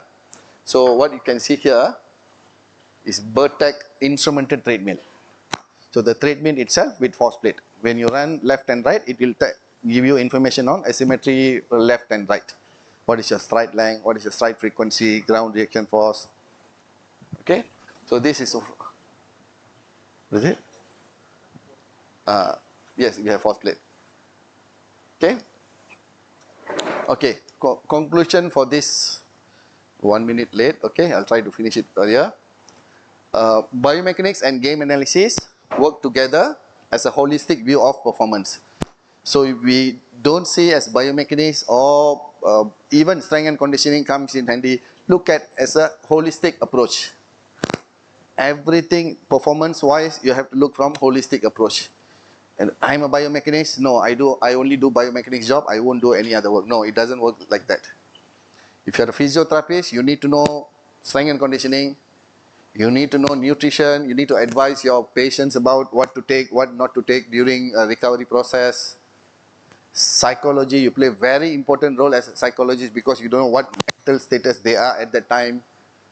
You don't go and tell all your problem to them when they come for treatment. They already have enough problem.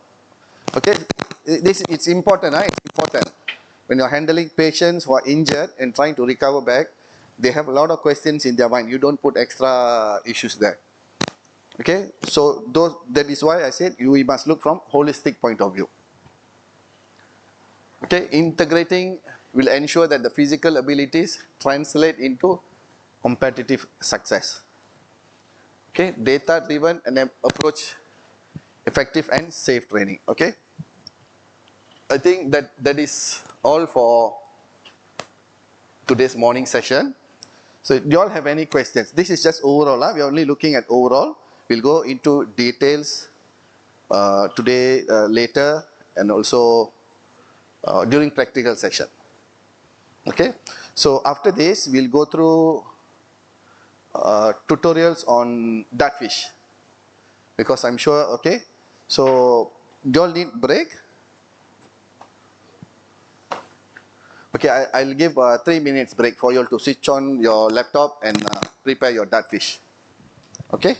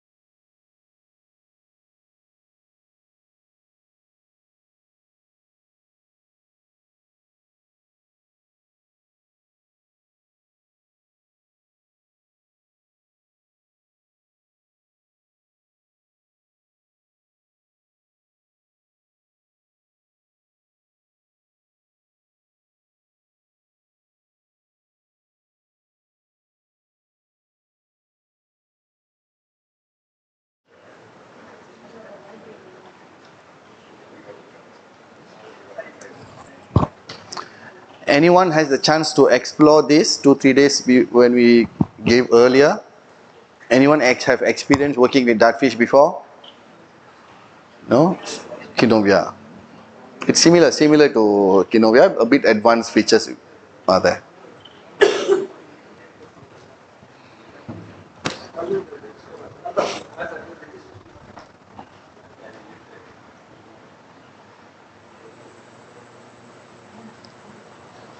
You can also use your phone to install if you don't have a laptop. They have version, but different version. It's not Express, yes, but it's not at the same as a desktop version.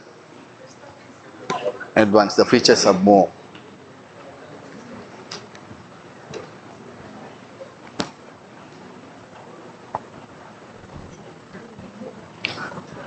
Okay, let's look into introduction to dartfish. Okay, we have we're going to look into how to perform qualitative analysis using dartfish. Okay. No, no, okay, don't. I can continue.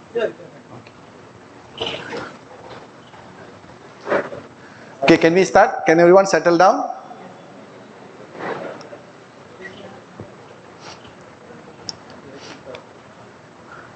Okay, the reason why we need software to do analysis is because as we mentioned earlier, we cannot.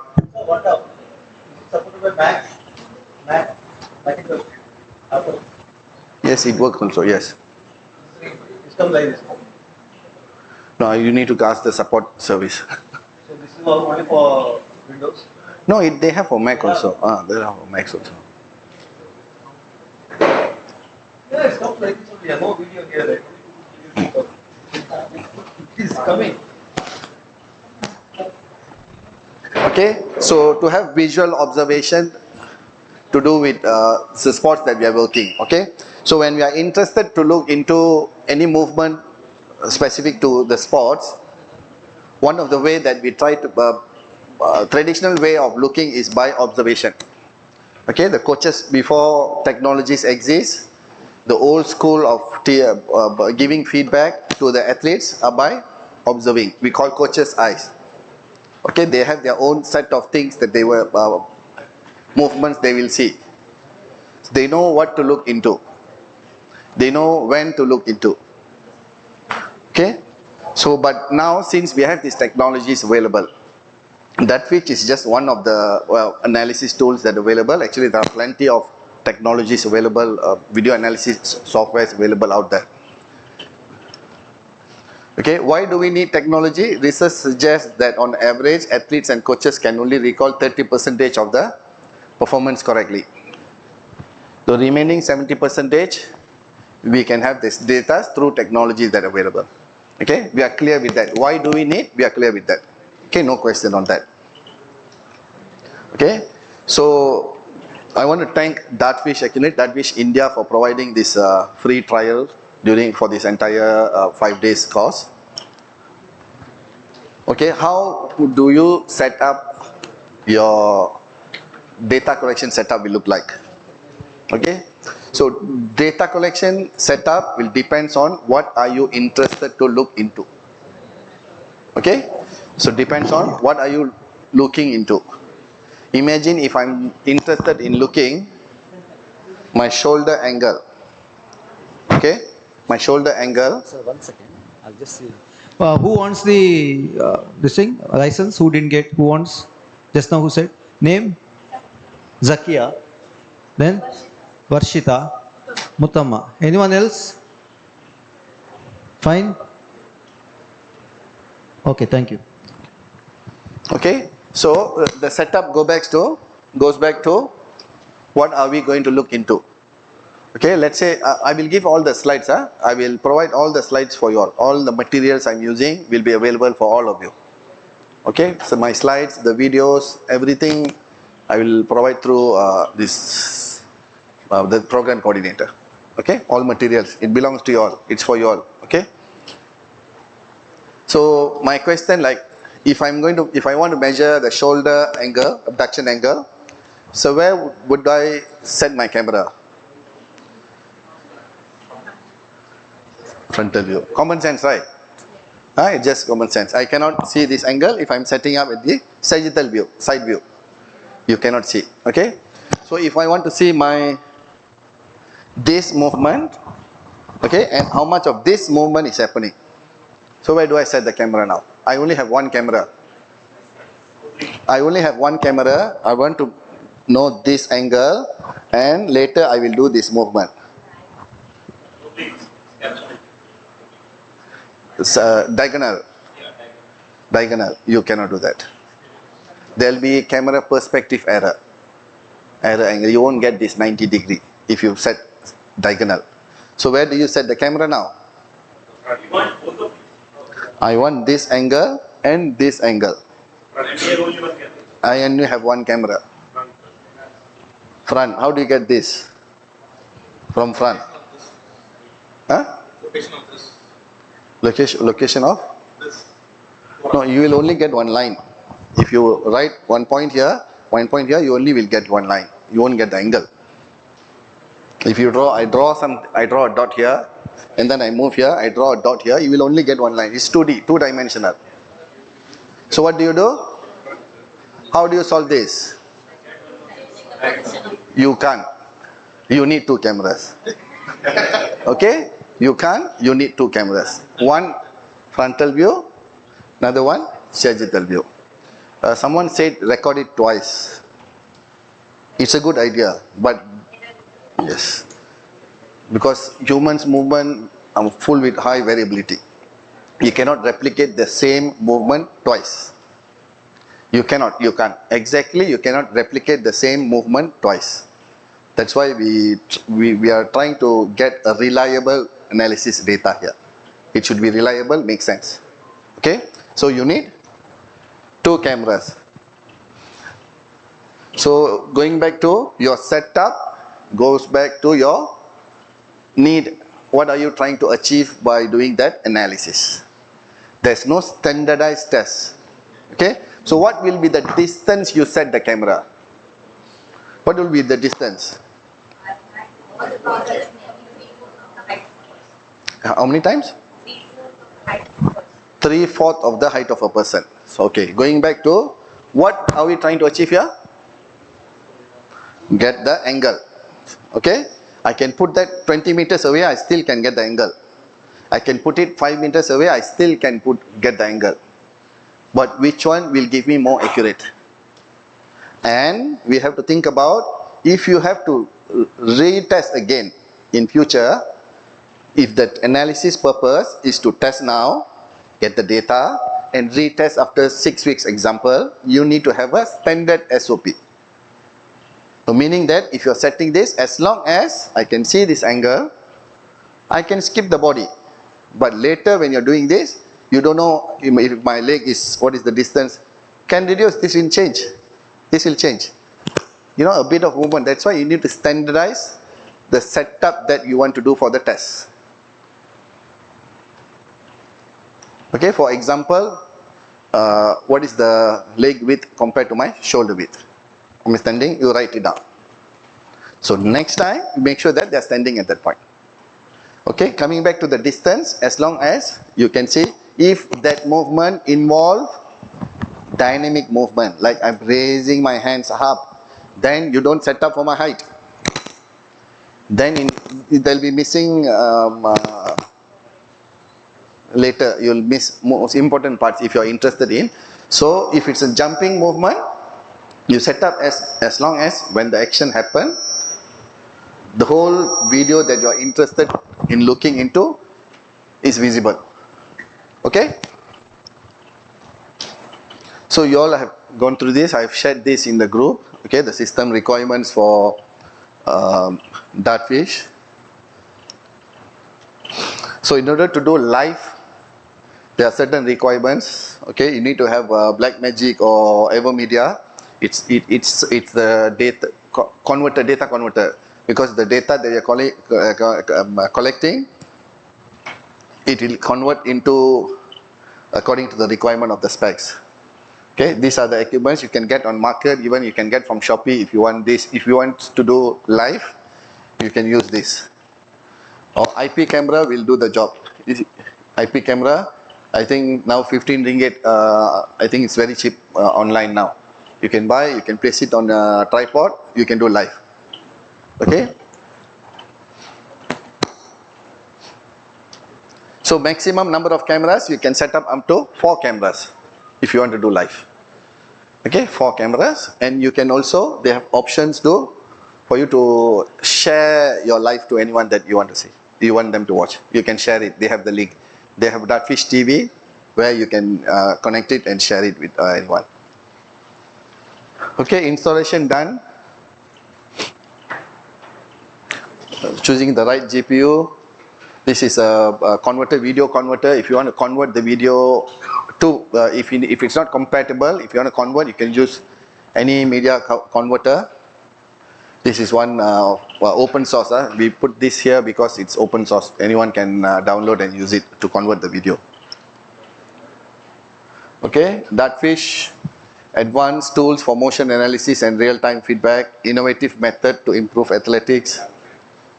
Did you all have the chance to go and do some research on what are the tools available, interesting tools?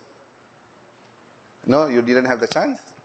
Because they have a lot of features that very interesting actually. Very interesting to get the image and also understand movements. So because when you are explaining to someone, your visual cue is one, okay, audible cue is another one. But showing it in a video form where they can see their movement, they have one option, stroke motion. Okay, I'll show that. Okay. So the benefits of Dartfish tools, like improve coaching through instant and delayed visual feedback. We can use this as live feedback, which means you'll put the camera like I used to do. If your laptop has camera, actually you can use that. You will have access to your laptop camera. You can place it in a play where it's suitable to capture the movement that you want to capture. Okay, so you can give real-time feedback.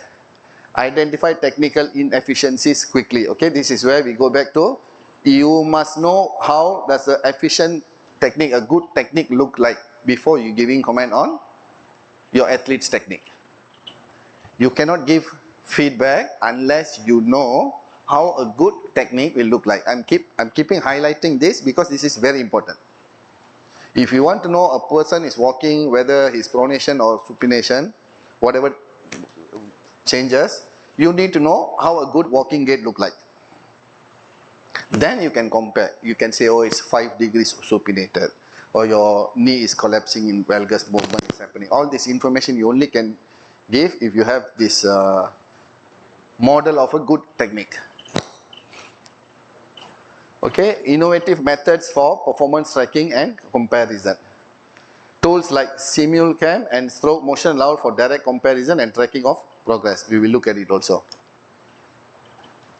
Tools available underneath here is play, stop, fast forward, next frame. Okay, okay.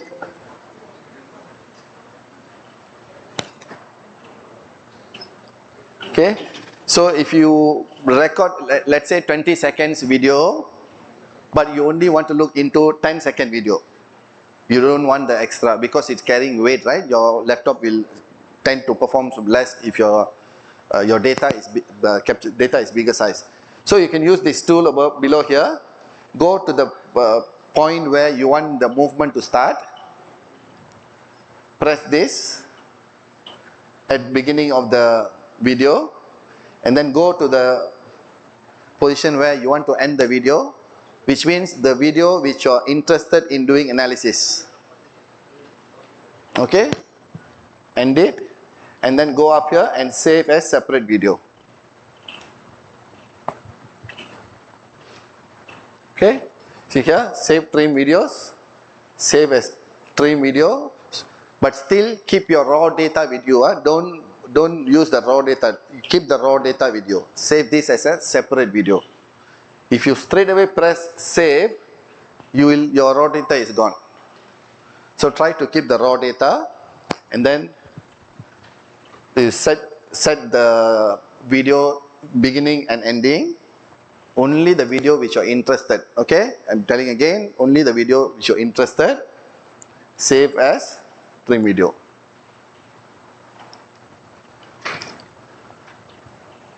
Okay, if you right click on the three dots here, if you click on the three dots, you'll have all this. You can change your setup that you want, how many times you want it to move. All this you play around. Later during lunchtime you play around. We don't have enough time to go through everything here. Okay.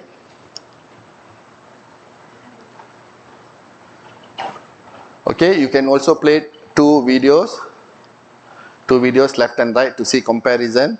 Okay, that fish video comparison tools enable side by side visual analysis. You can have one good video and another video which you want to show as example. Okay, your athlete's video and another how a good movement look like, and you can synchronize it. You can synchronize it by setting up where it begins and then show or give feedback to your athletes or coaches on what went wrong. Okay, analyze technique variation, compare the same movement between two athletes or one athlete over time. The same athletes over time, you can also do comparison. Understand? Any questions so far?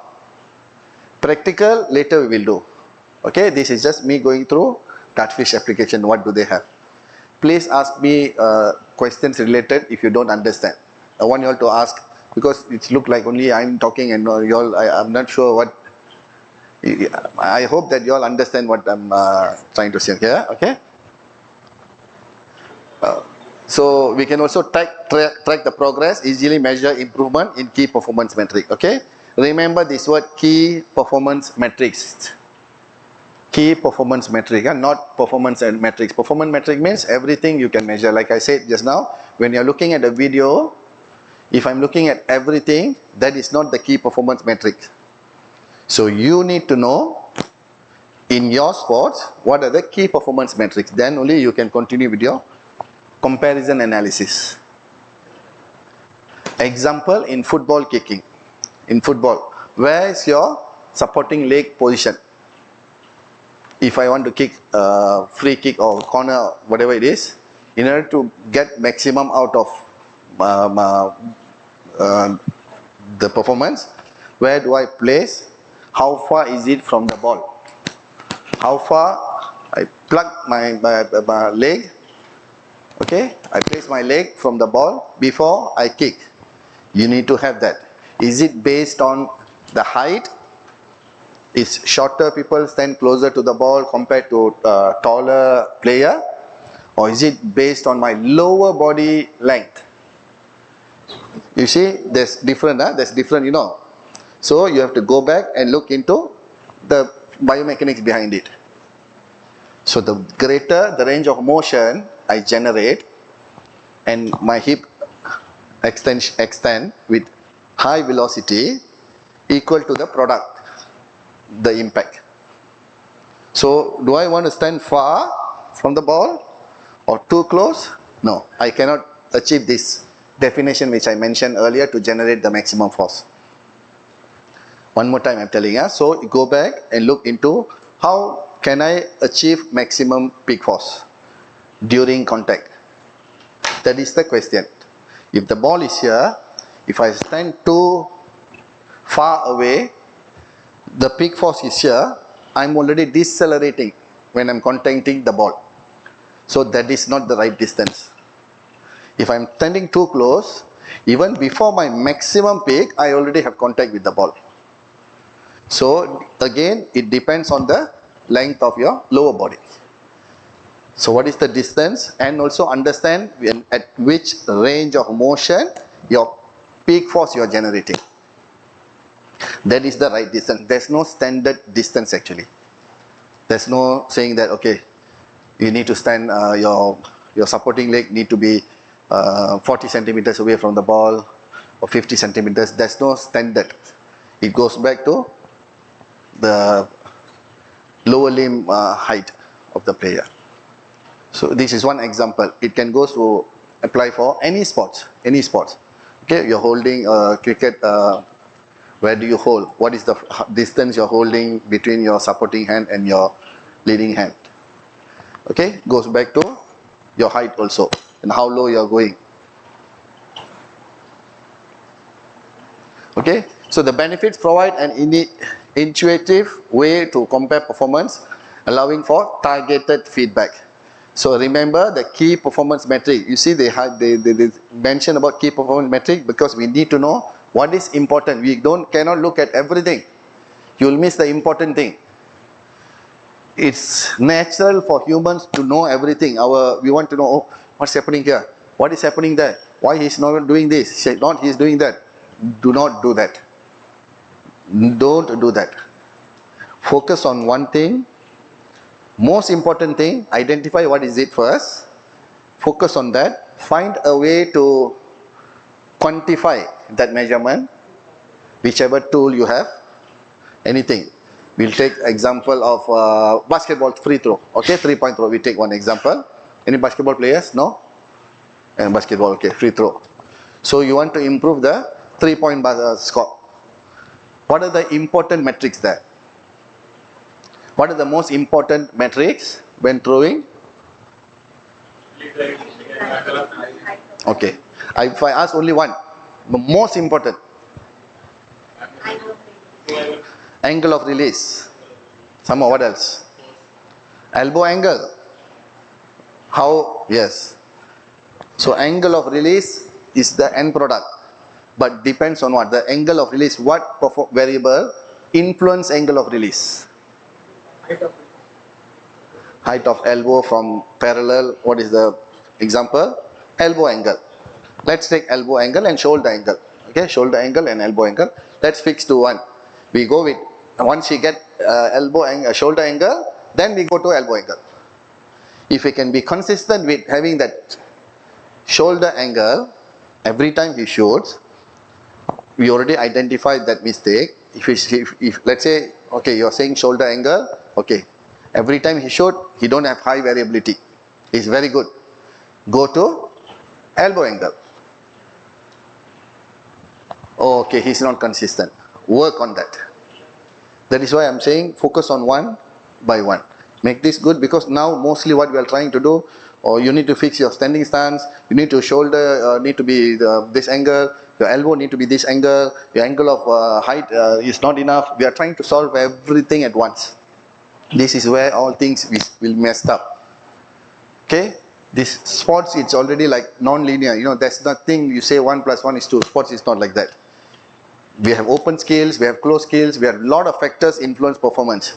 We don't want to add more chaos into the system that we already in. So identify the key events, very important events, track that from time to time until they get better, and then go to the next one, because it go back to learn your new skill changes, right? Skill changes. Okay. So example comparisons from what is that? You can do this in edit mode. You go to edit mode. You see here they have two windows, up and down or left and right. Go to edit window. You put whichever, you drag and put the video in first window, and then whichever video you want to compare, you put on the second window. And then there's a bottom here. You can drag it to a place where you want to synchronize. Drag it and then you lock. You see a lock button here. Then same goes to, you drag it and then you lock. So you already sync two videos together. This is how you do syncing. Syncing to, it can be athlete A compared with athlete B doing the same movement. Or it can be athlete A first trial and athlete B athlete A same second trial. What's the difference between trial? We are trying to look into high variability here. How high is the variability of the athlete's performance in any movement? Jumping, throwing, surf, example surf, badminton surf.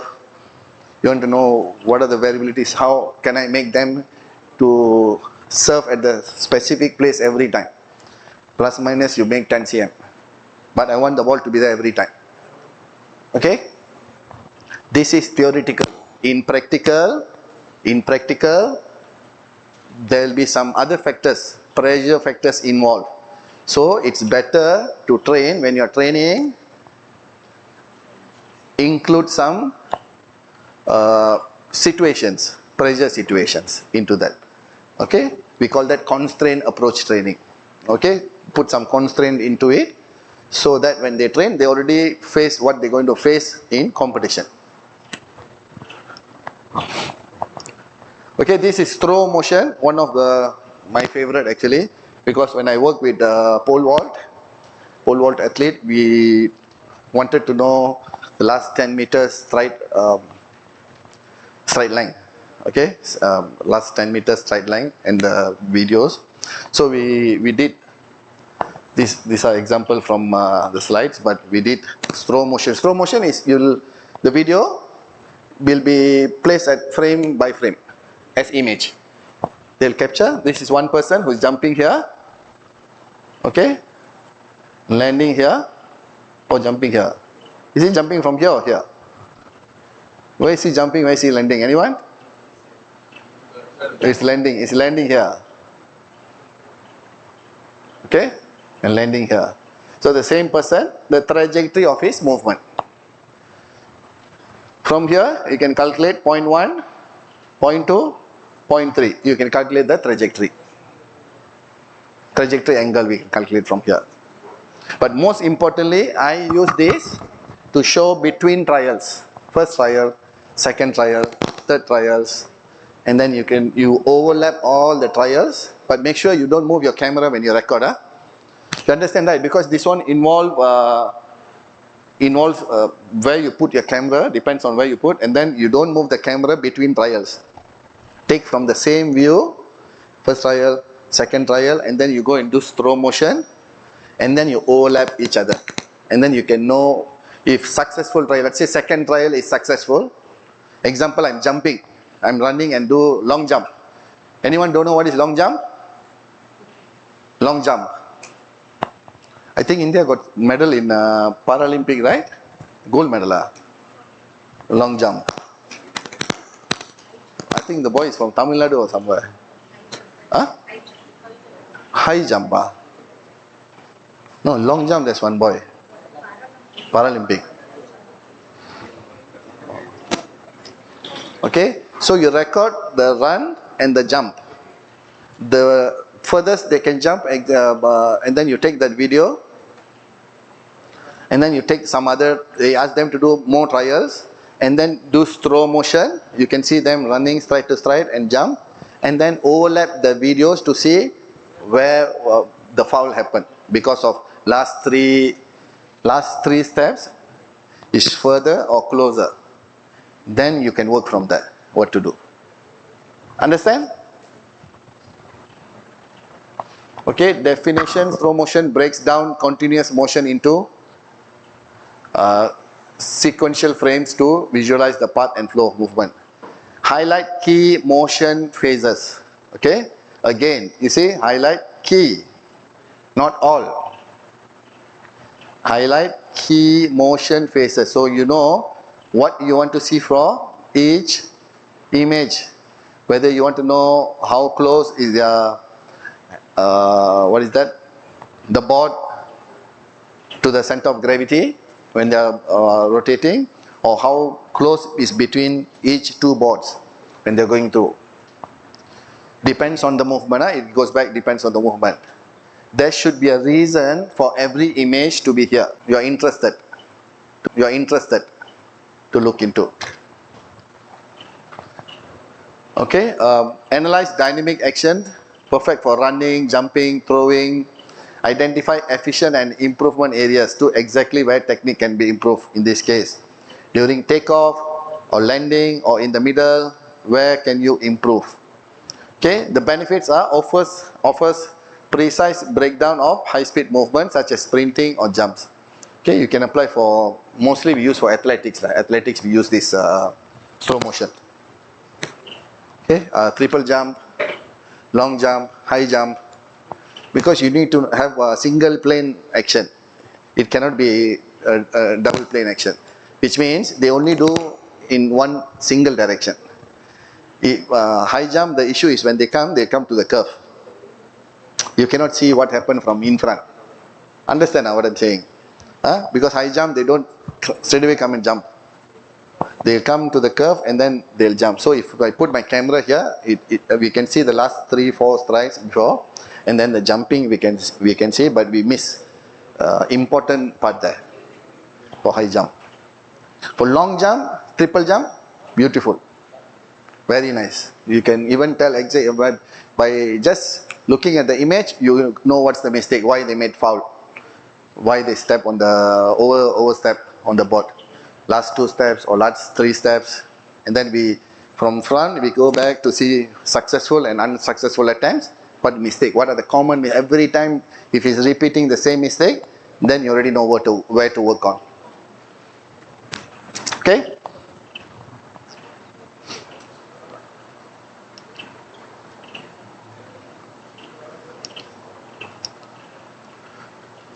Okay, after slow motion, this is in this action simulation. Definition in this action offers instant, I think you have, right? You go to the top, where is it? View or analyze. You have all the options there. Can you see? Can you go to in the action? You go to analyze, and then you see got 3 in slow motion, and then you have?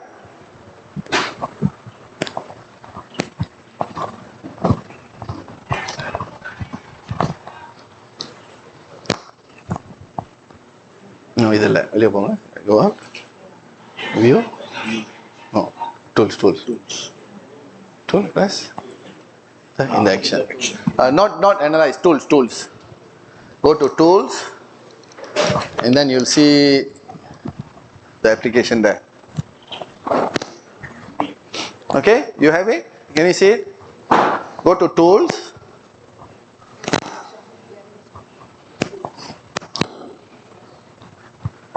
You can do live.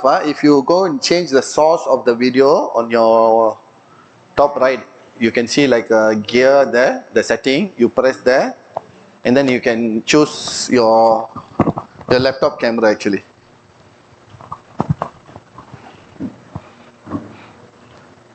The input source video, because we don't have any live camera now. Okay, so you can use your laptop camera as the source for the video to do live. Okay, I'm just telling, later we'll go through this during practical also. Okay. In the action offers instant visual feedback during workouts. This is to do live. Okay, live options. You can do calculation, you can even tag. Right hand side you can tag what events happen, and then you can save the video as a separate file. Provides real-time analysis during training, allow immediate correction of technical errors. Okay, very useful if you are working with athletes, or very useful tool for physiotherapists. Because physiotherapists, there are certain exercises that you want them to do with certain range of motion. You know, when they have ACL injury or whatever, you want to limit the range of motion when they're doing squat or single leg squat, whatever exercise. But they don't know, the athletes won't know whether it's right or not. So this, if you put a camera here, connect to the TV, so they can see themselves from side view. So when they do squat, you can draw angle, you can do the angle, and the angle will be there showing live. They have that option. It will show live. So when they reach the limit there, and then they go back, they know they have reached the range. You also can, physiotherapists also can measure the progress through that. Objectively. Feedback, you can give real-time feedback. They're doing based on them looking at themselves, doing squat. Whatever exercise they're doing. Because we don't them to, because you all sometimes focus on certain range of motion, right? That movement need to be within that range of motion for them to recover, rehab. So very good tools for anyone who's interested to work with athletes during live training or competition. Okay? Provide real-time analysis during training, immediate correction of technical errors, enhance athletes' awareness by giving them live feedback. Okay? The key features, customize replay models. Athlete can replay, they can replay whenever they want to see their mistake and do correction. Live delay for self-coaching. You can set delay here. Example, you put camera, you start recording, like we use for badminton. Okay? After perform, the athletes will come. So it will take like 10 to 15 seconds for them to reach to the TV there. So we'll set 10-second delay. So their performance, whatever they're doing, by the time they come there, the screen, it's already ready. Because it's live. So whatever published on the screen is time 10 seconds delay from live. You can set that into how many minutes, how many seconds you want. Okay, depends on like what we use for diving. After dive, diving athletes, after dive, they have to come out from the water, there'll be screen and then they'll come in view. So we set the time according to how long will it take for them to, after dive, to come back to the place. Clear? So this is for live feedback. Okay, options available for in the action. Multi-camera integration, like I said, again, like I'm saying again, try to focus on one thing or maximum two things at once. If you're giving feedback, don't try to give everything at once. They won't benefit anything. Humans' body are meant in that way. If you tell me one thing you want me to improve, I will think about it. Yes, I think I can. If you tell me two things, three things, you go back. This is human's nature. Same goes to athlete. They wake up early morning, they work so hard, and then you come back, you give them 10 corrections, they won't do it. Focus on one or two most important things for the sport. Work for 4 to 6 weeks on that, and then track the progress. If the progress is within the norms that you set, move to next one. If the progress is not within the norms, stick with that again. They will get bored, but that is what you need to do. Working on the same correction that you want them to do. Focus on one or two. Like basketball, shoulder angle, elbow angle. Don't talk about stance, don't talk about distance, don't talk about this and that. Once you get that, most key important components I'm talking about, and then move on.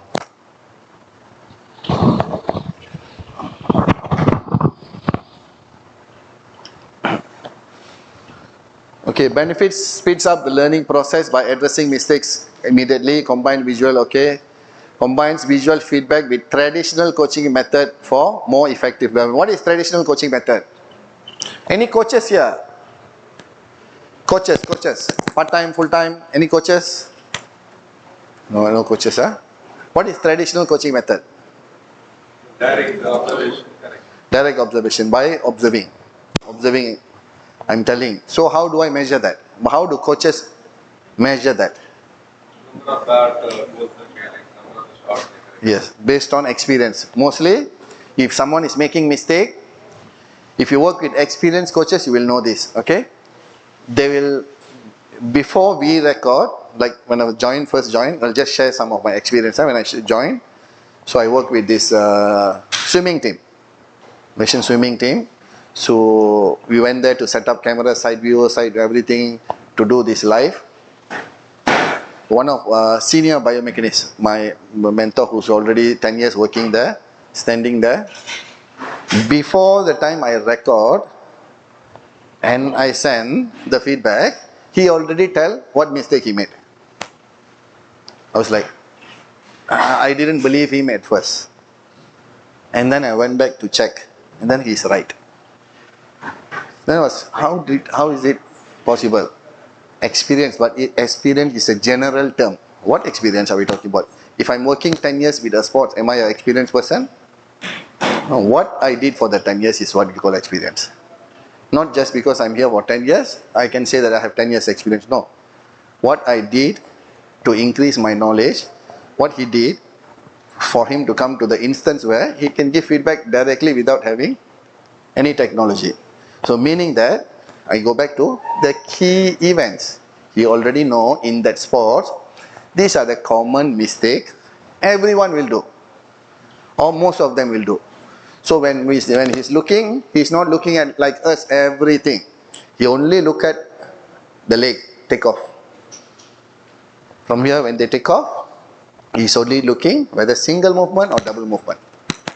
Because he knows from his past experience, most of the athletes will do this jerking movement before they push. They don't push from where they stand. They'll have another extra movement go behind and then they'll push after they start. So I learned from that. After that, when we see, we know where to look. You know, this is what we say, call as experience. We know what to look for each sport. For basketball, I know this is what I need to look. For football, I know this is what I need to look. For what sport did you say? You rugby? Rugby, you? Athletics. You know, for sprinters to come out from starting block, I know exactly what to look because I already worked with them so long. We know exactly what to look, when to look at what. This is the key points here that you all need to know. Remember I said without tools, someone can still give their best service to the athletes. This is what I'm talking about. Knowing where to look, you have your phone video. That is enough for you. You have this, provided with the knowledge, creativity and reading, and like I said, you know where to look, when to look, how to look, problem solved. The technologies to give you more detail, extra 1%, that's all. It go back to your creativity of individual, how much knowledge you have in that particular sports that you're working with. Okay?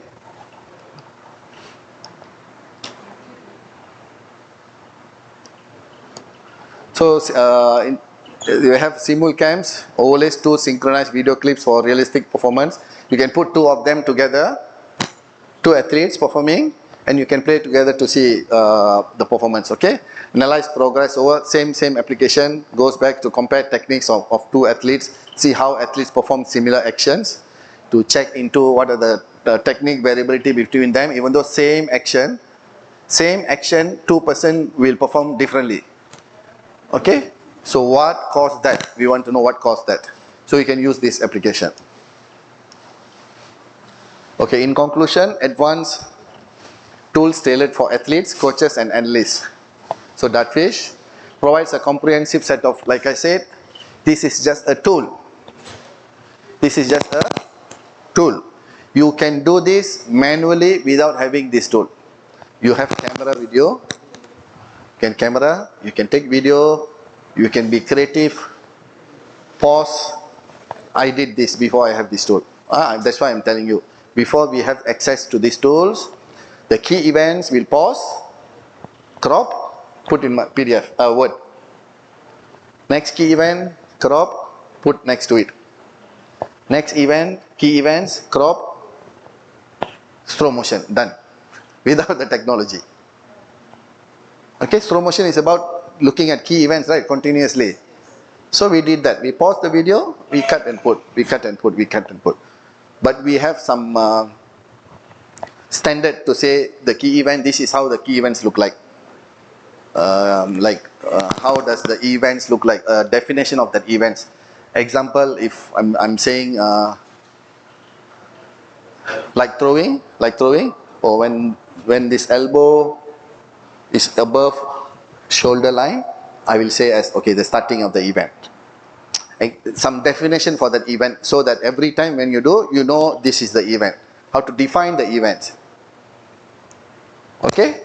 Like you know, walking gait, you have heel strike, toe off. How do they define that event? Is by some movement. When the heel first contact, that is the beginning of the movement. Okay? Midfoot, toe off, driving face, all this. So you need to know how to define the events that you're working with, whatever technique you're playing with. Okay? Combining technology and training for the best results. Okay, optimal. What is optimal results? Optimal meaning what? I'm just trying to get the definition clear here, because different people have different idea on what is optimal. What is optimal? Huh? Best. Maximum. Best for the subject, for the task. Best for the subject, for the task. So if someone else can be better than that, that is not, if someone else can do better than him, will you still say he's doing optimally? Depends on can this player copy or follow the same thing and improve his performance, then he's suboptimal. If not, then he is in the optimal range. Okay, if someone else come and do better than him, so is he still optimal? We compare with this and this. Now he do his best. We call this is your optimal technique. Someone else better than him, movement better than him. movement is better quality, yes, definitely then it is suboptimal. So we remove the optimal for him. What do we call that? Suboptimal.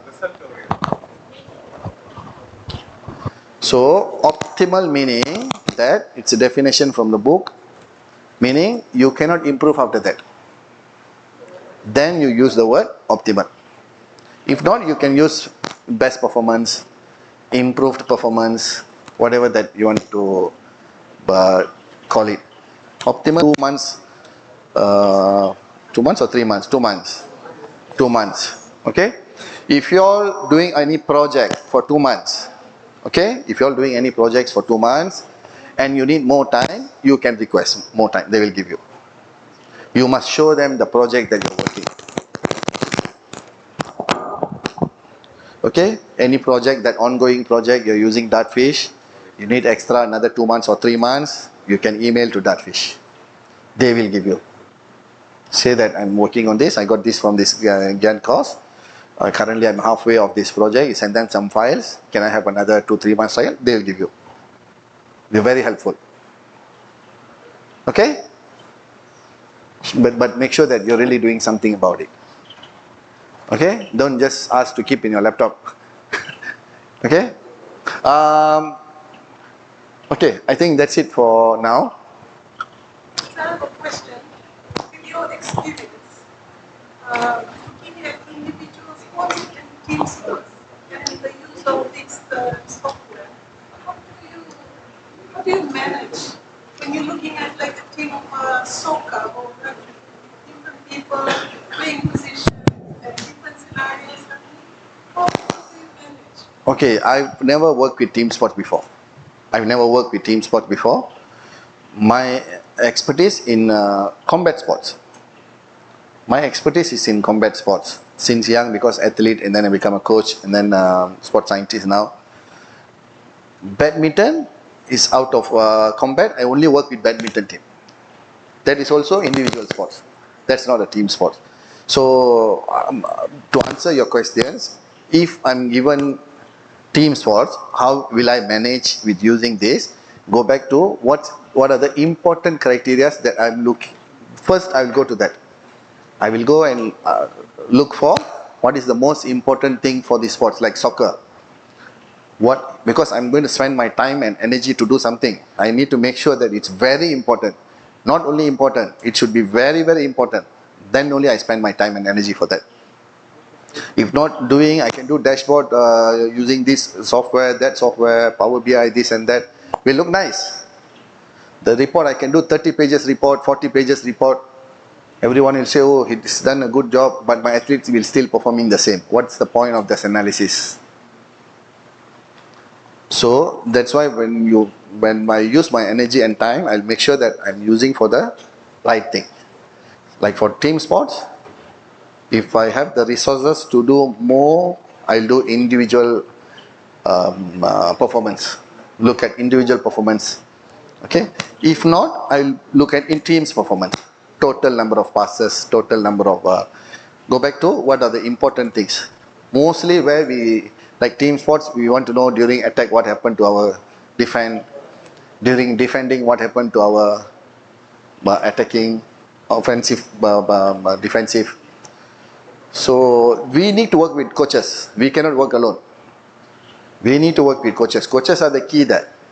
So you ask coaches, give me 3 things that you want me to look into. Okay, if you want to do 5, you ask 3 from coaches. And then 2 with your whatever experience, or you look into literatures, what are important. But mostly nothing, literatures will not give the real, what game changing, we call game changing, it's not there. You have to spend your time and energy to look for that game changing variable which really makes sense. Okay? So we will get. I have a question. First of all, the example of basketball shooting, you went from shoulder joint to the elbow joint angle. So my question is there any general understanding that we have to analyze the proximal joint first and then go to the distal joint, or is it just depends on the sport or depends on what you're looking for? Okay, good That is question. the first question. Second question is in terms of optimal, as you said, is it optimal when you say, does it mean like performance will not go up or technique cannot be improved any further?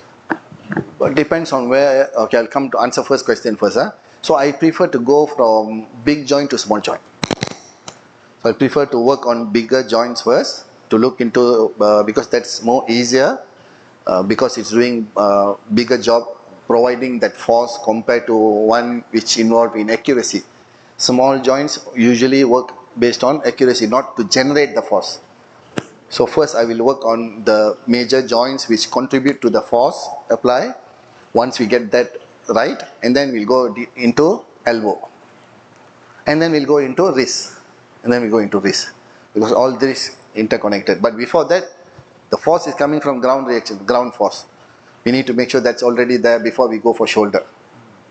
Okay, that's one example I showed you. Okay, the optimal wise depends on where you're using the term. If you're using in terms of technique optimization, you need to make sure that that is his best. No matter what you do, he cannot be better than that. Then you use the term that optimizing technique. I'm telling this based on my experience presenting my Viva, PhD Viva and some other work. When you use optimization, you need to be very careful with the word that you choose to use. It might look nice, but it doesn't bring the real meaning for that event. Okay? Any other questions? Before we go for lunch break and we start our practical session. Okay, for practical, we'll do some general assessment, very basic. The key here is for you to learn how to record using your phone. Move that video into your laptop. From there, open Dartfish. Then from Dartfish, we will see how to calculate angle. It can be any squat, lunges, push-up, but we'll go and look into what are the key identifiers that we are interested to look. We don't want to see everything. We can list down everything, but we only see two things that very important for that movement. Okay, once we come back at 2 or 2:30. What time is our next session? 2:30? 2:30. Okay, 2:30.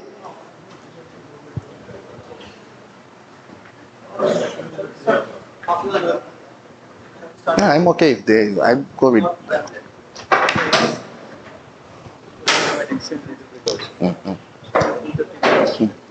Can, I'm okay, Ask if they are okay. I'm okay. We'll start at 2 o'clock, afternoon session. Yeah. So lunch is served down. You can go have a lunch and relax around. We can work around with that Dartfish, see the other options. So we'll meet back here at 2. And as you all know, we have started a physiotherapy unit, small unit, since we have BPED, MPED students, sports people. So just for small treatment and all. So after we come here, we'll just a informal inauguration. Okay, right. At 2 o'clock. After that, we'll continue with the session. Okay? Today they're going to have that. No, just 5 minutes, that's all. Yeah. Before we start this, no sir, we only.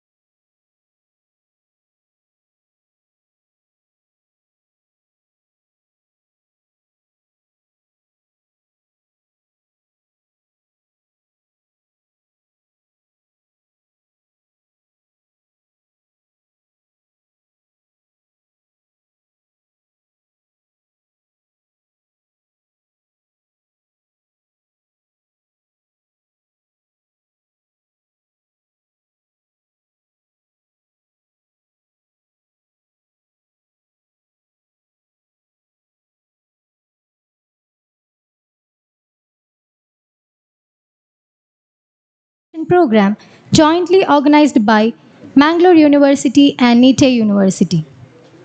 We are truly privileged to have with us our guest who presents add immense value to this occasion.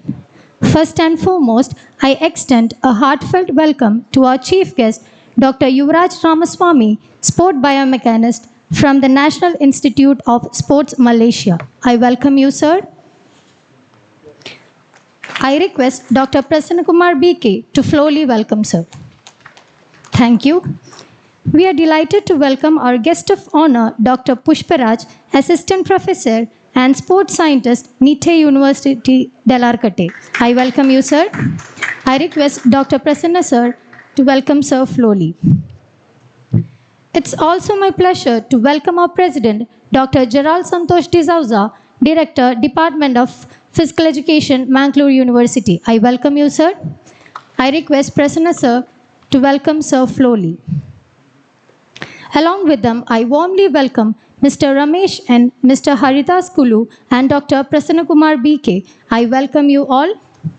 I request Mr. Prasanna sir to welcome Haridas sir flowly. Also, I welcome Prasanna sir. Thank you. A special welcome to all the faculty members, research scholars, students, and all the participants present here. Welcome you all. Next, it's my privilege to invite our chief guest, Dr. Yuvraj Ramaswamy, to address the gathering. They have mic there?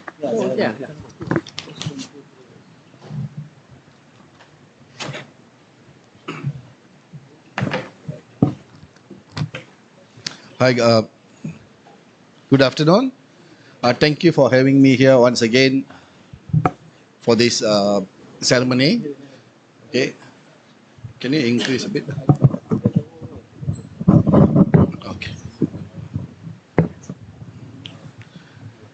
As we discussed earlier, physiotherapist plays a very important role into rehabilitation process of an injured athlete. So having a physiotherapist here working in this clinic will ensure that the whole process of performance and also injury prevention as well as rehabilitation process run on smoothly. So integrating biomechanics, back where we work in the National Sports Institute, we work closely with physiotherapists to ensure that all the data that been measured along the process of them recovery works on well, and we have normative values. So the role of biomechanics is to create normative values for rehabilitation athletes to ensure that the recovery process goes on smoothly according to the performance indicator that we set.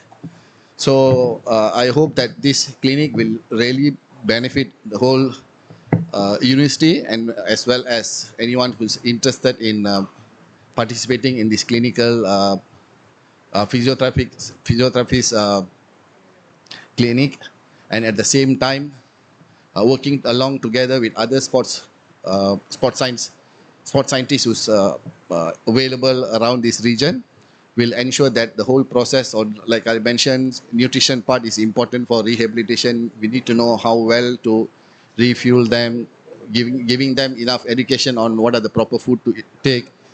Psychology plays an important role along recovery as well.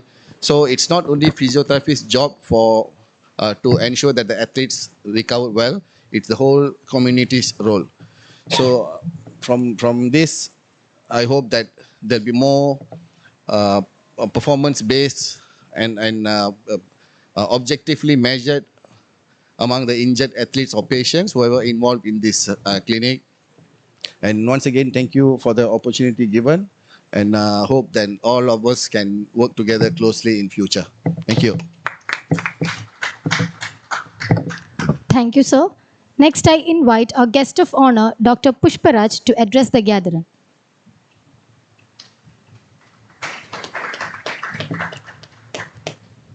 Good afternoon all, and yeah, as you all guys know that from today onwards, like our physiotherapy department from Nite Institute of Physiotherapy, we are going to start a physiotherapy center over here, and it's all because of our sir, like Garal sir, and our principal sir, Danesh Kumar sir. Like we made a like MOU sign regarding that.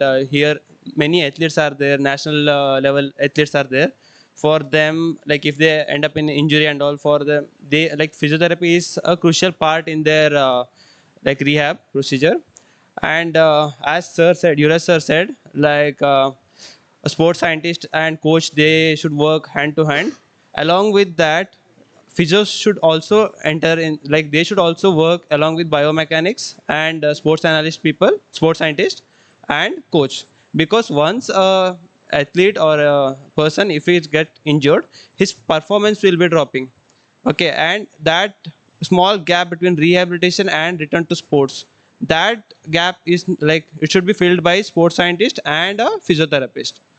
Okay, and now we are trying to fill that gap here, and I hope all like I just want to inform Gerald sir to like to inform all the coaches regarding the rehab like physiotherapy center we are opening here. Okay, yeah. Thank you, sir. That's it. Thank you, sir. Now I would like to invite our President, Dr. Gerald Santosh D'Souza, for the presidential address. Good evening, everyone.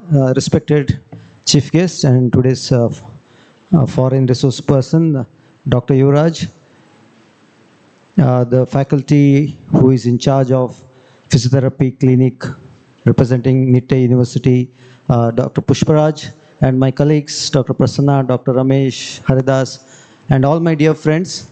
Of course, this was a you can say last minute, sudden program, because anyway, all of you are there, and so we thought it's the best time to just formally inaugurate the starting of Nitte's association with us. And as already Dr. Pushparaj said, this is a part of sports science, part of sports performance. It's a clinical part of sports performance. And I think India is, some years back, few years back when we saw, the only trainers or therapists from foreign countries who were associated with the Indian teams.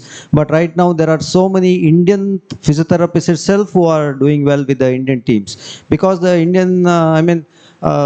sports scenario has grown to a very large extent as far as professional sports is concerned, with the football leagues, with the cricket IPLs, and even table tennis, volleyball, basketball leagues. I think there are a lot of opportunities, and it's also good for us that we have got a BPED MPED course, so we can educate them about what are the at least interventions, simple interventions which they can do to see that further injury is not happening, not created, and it doesn't get worsened, and in time intervention is given.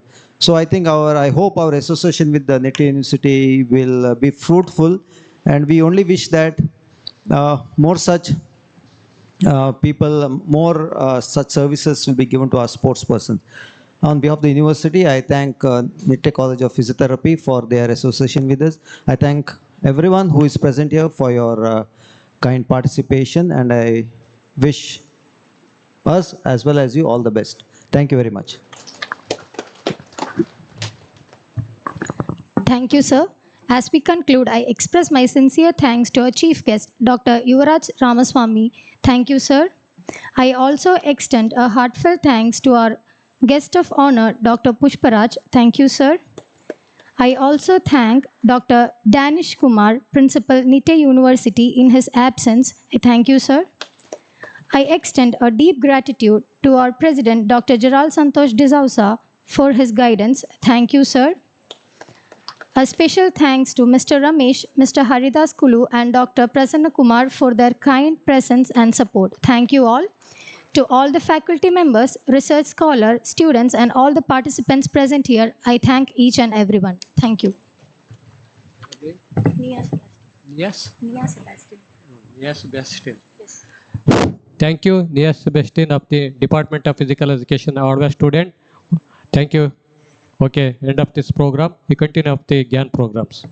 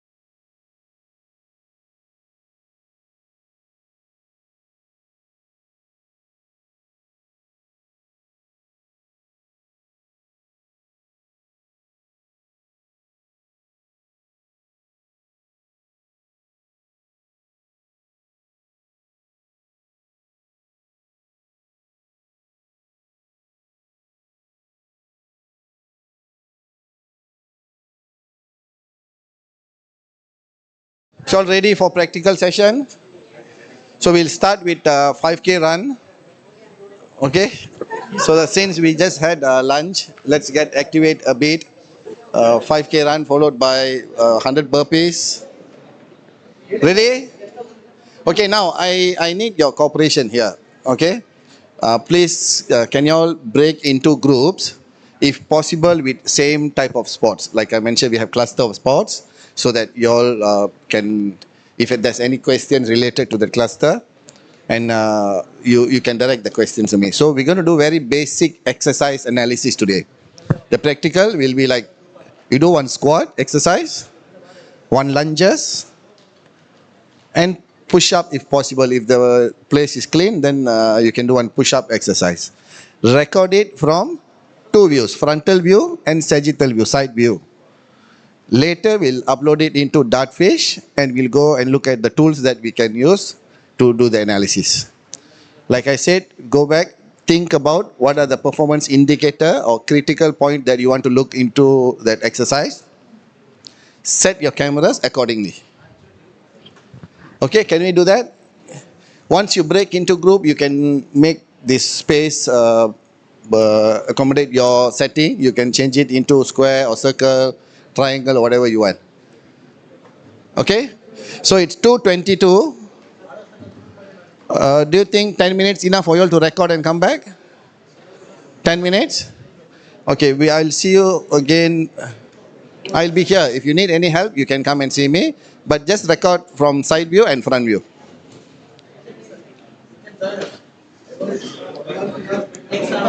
2:40. Okay, 2:40 we'll get into the that fish. Try to mix around. Don't be with your friends. Mix around so that you can make connection. You can make friends as well.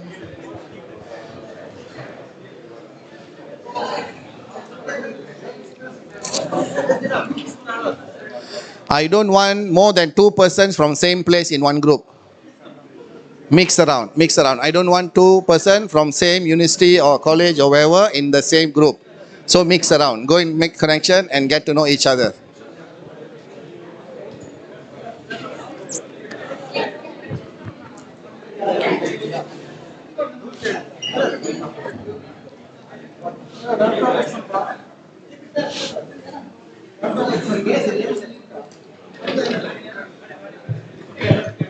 Hello, hello. You can find your own space. If you want to go to the gym, you can go to the gym. Or if you want to do it here, if the lighting is enough, you can do it here. People from same institution, please don't get together. This is also an ice-breaking session. Yes. See that you mix. Otherwise, we will randomly select you into different groups. Please do that.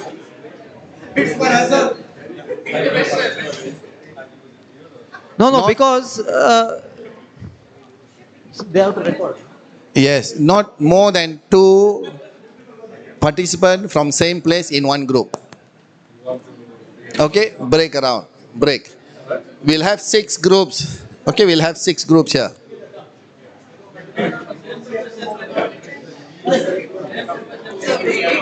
Eight people, 6 group.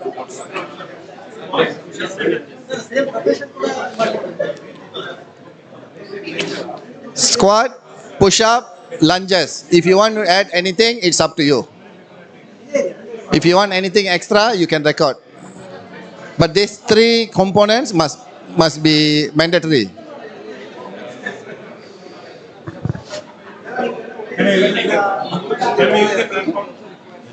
No problem, no problem.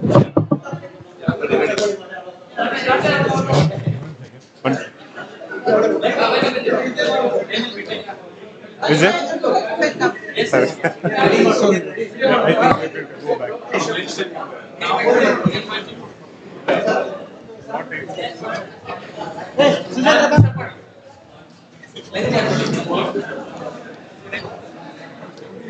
think we go back.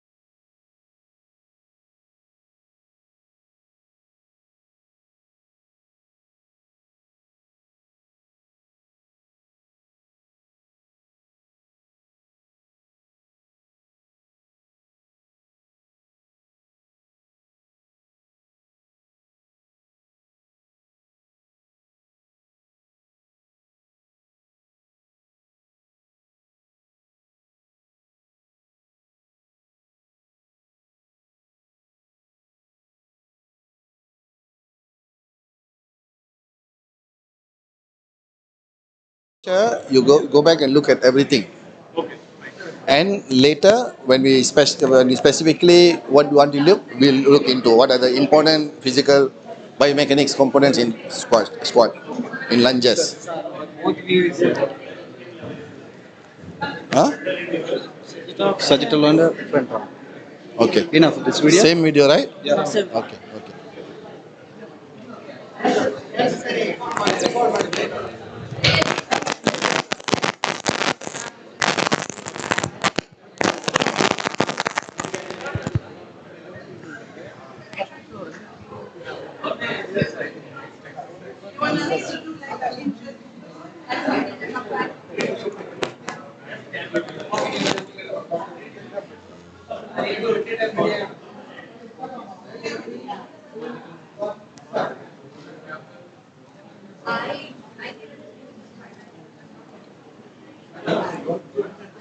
I don't think you should do anything.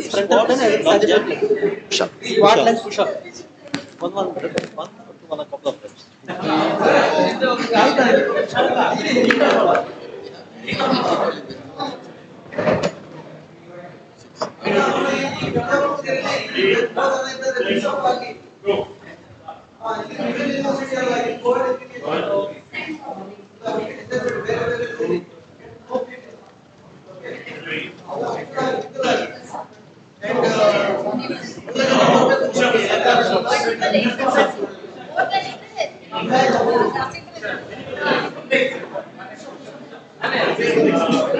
Moving lunge or a stationary lunges like this? Is that enough? Moving lunges? Okay.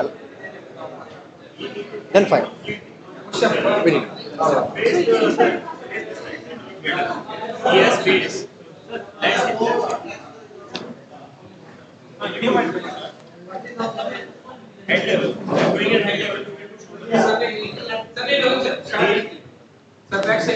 Very good.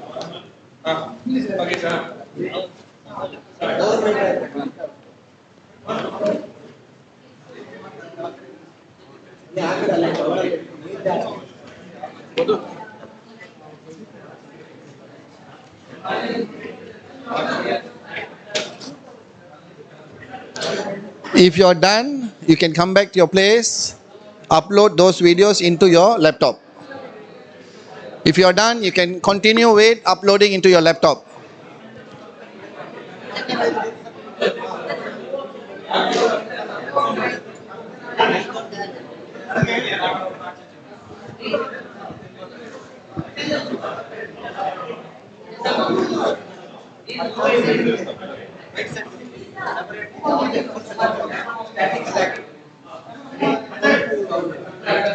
Appointment, please.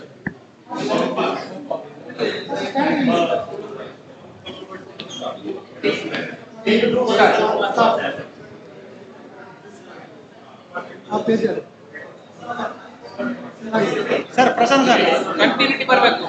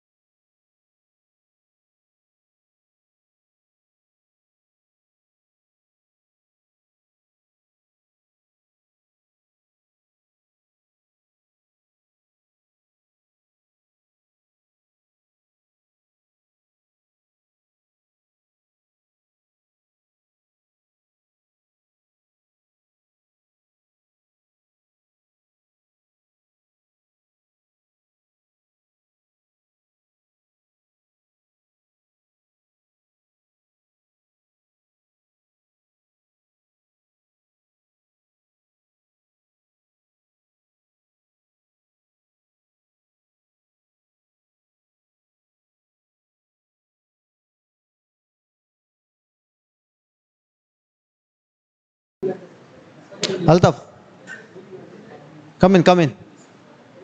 Aitalwa. You share your photos maybe in the WhatsApp group, and maybe the others download and put it in your laptop. Among the group, I'm telling.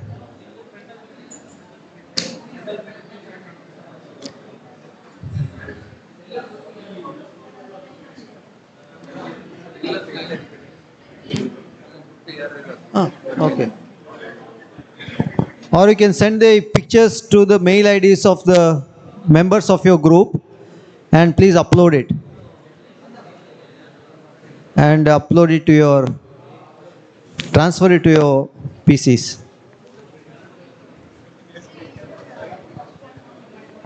Yeah.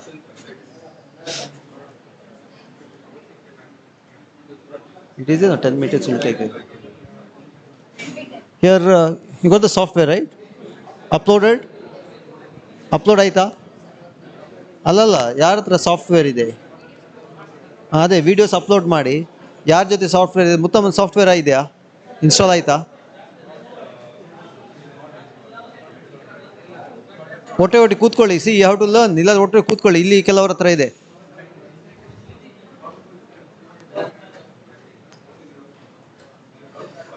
I can, okay, I can give my laptop to someone I have installed. Because ನನಗೆ ಮಾಡಲಿಕ್ಕೆ ಕಷ್ಟ.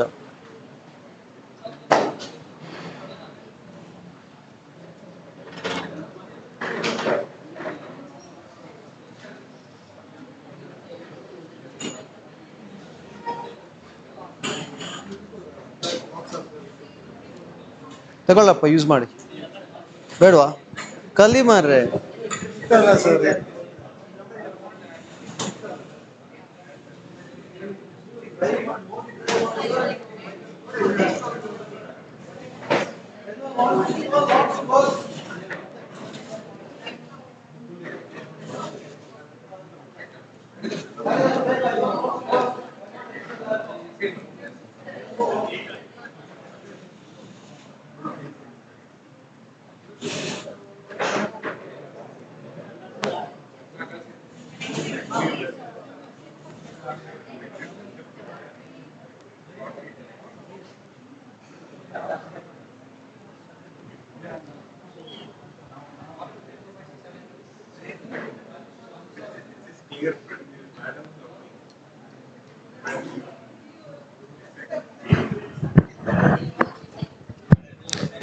Can someone send one sample of videos in that group so that I can open here? Any sample, one sample, send in our WhatsApp group.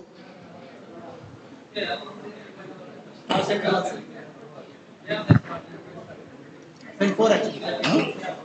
Send four.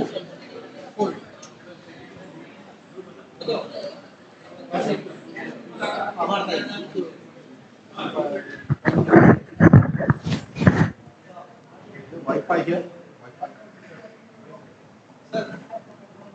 Yes. Hotspot. No, I have hotspot. You don't have Wi-Fi. Wi-Fi is a bit weak. No, you can use my data if you want. Because this is faster than yours is faster. No, I mean hotspot will be faster than the Wi-Fi.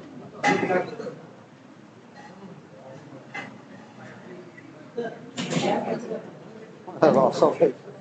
Lots of hotspots. This is mine. Redmi Note. You want that? Redmi Note. Go down. Want to use this? That is mine. ABC. 1, 2, 3, 4, 5, 6.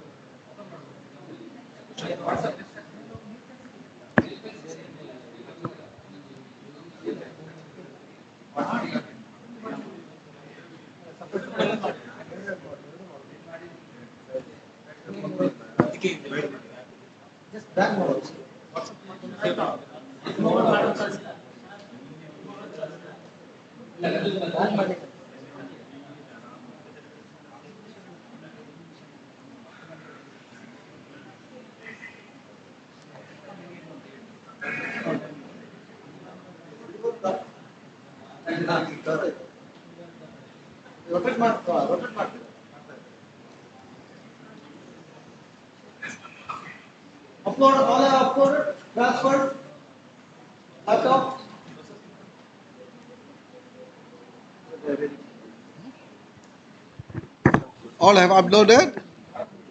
Done?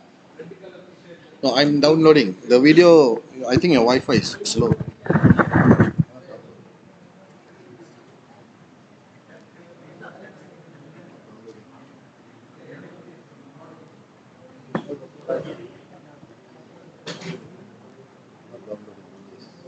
Oh, you have to click on that.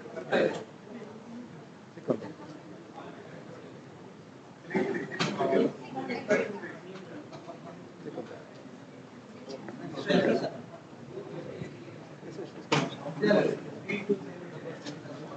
Click on everything. You will come.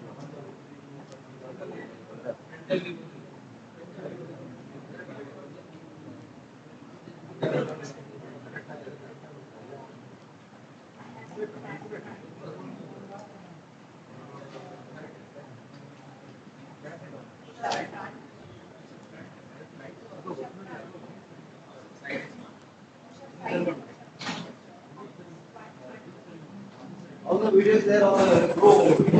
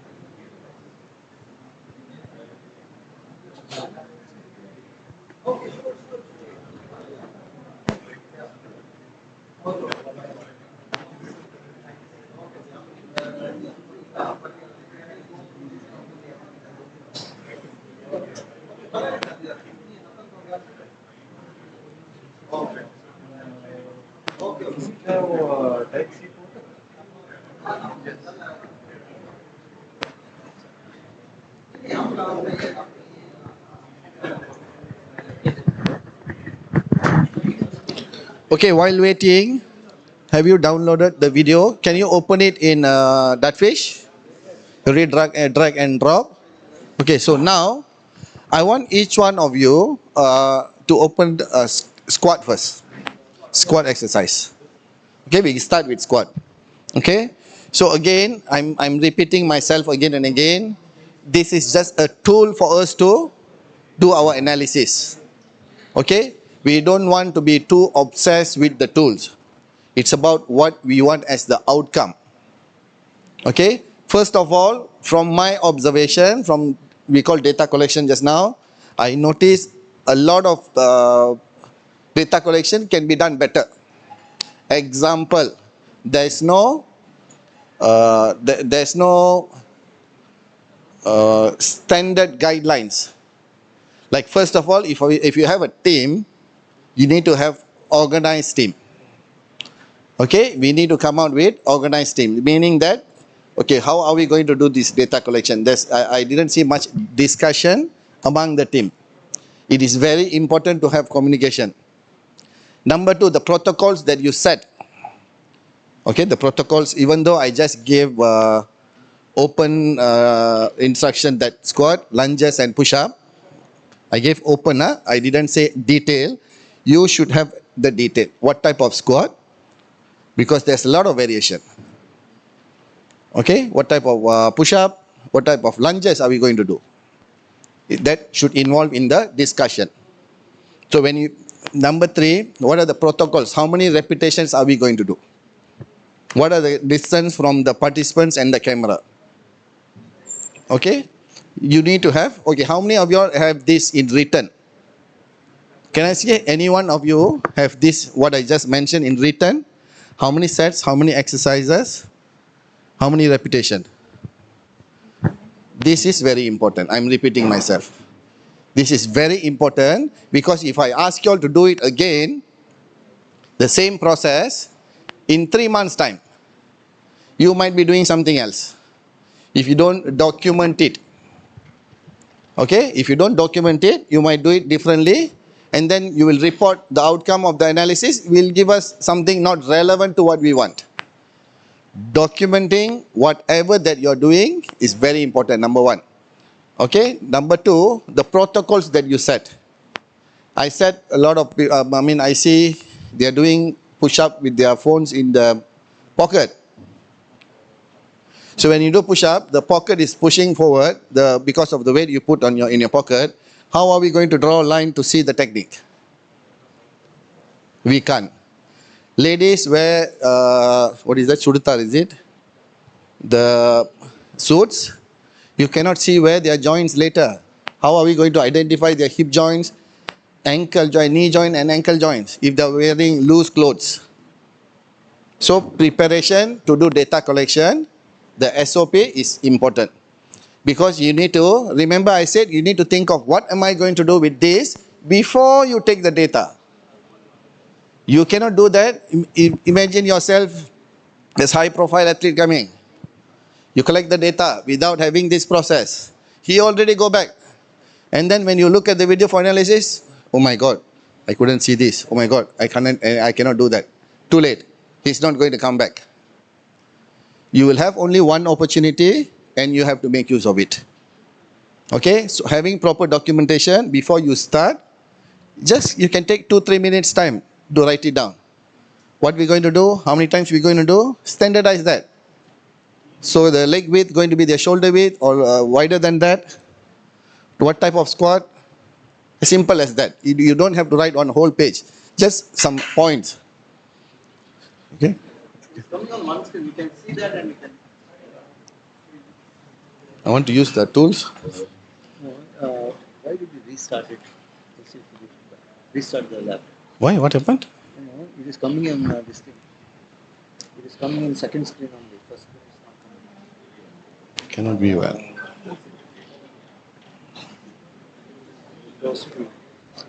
Okay, no man, it's okay. Oh, that's okay, that's okay, that's okay. Okay, can you all see here? Okay. Now, don't take this wrongly when I'm correct you all. Don't take it wrongly. I'm here to share my practical experience. Okay, so when I correct something, don't take it negatively or don't take me wrong. I'm here to teach you all the right way of doing things. Okay? Is this the right way of recording? We are talking about recording, not analysis. Data collection, is this the right way? I want this group to say it's right with facts. I want you to tell why it's right. I want this group to say it's wrong. Give me 1 point from here. Physiotherapist. Any physiotherapist?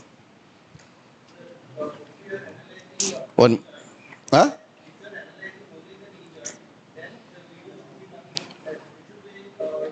No, you are saying right or wrong? I said this side, say right. Let this side first say first. Okay, let this.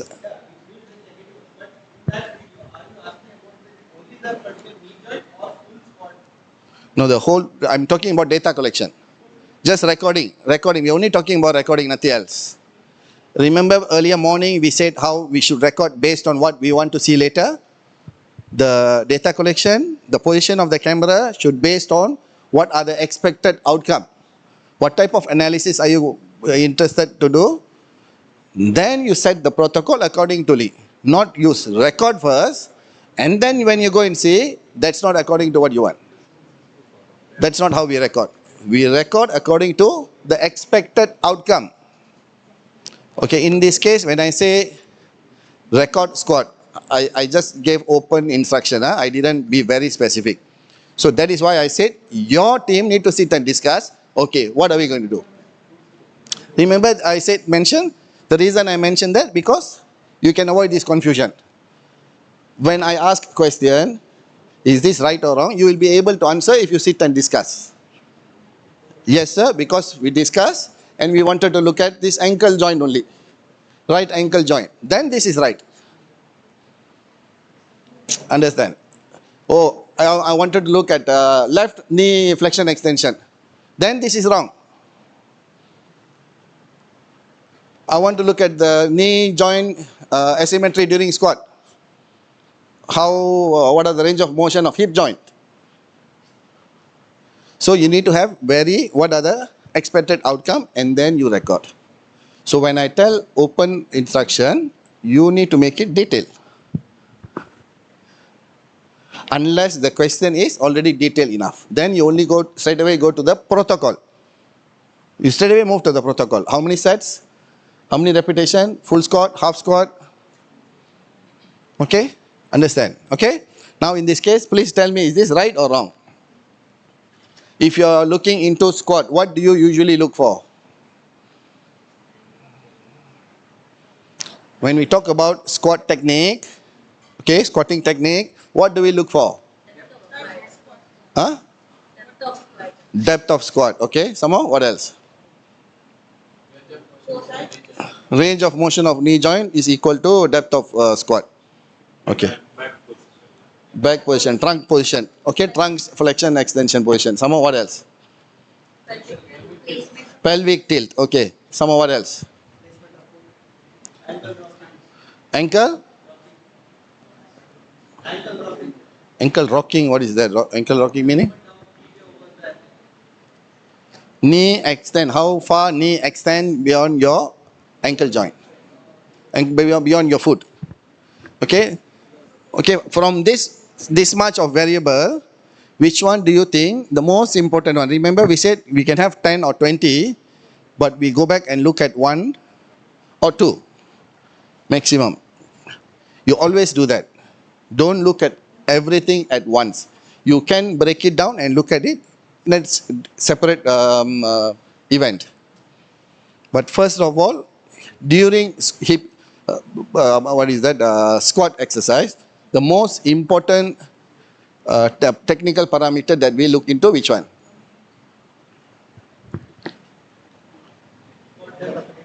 Huh? Angle of the knee joint. Anyone else? Position. What are the common mistake people do when they do squat? Common mistake. Trunk bend forward. Okay, what else?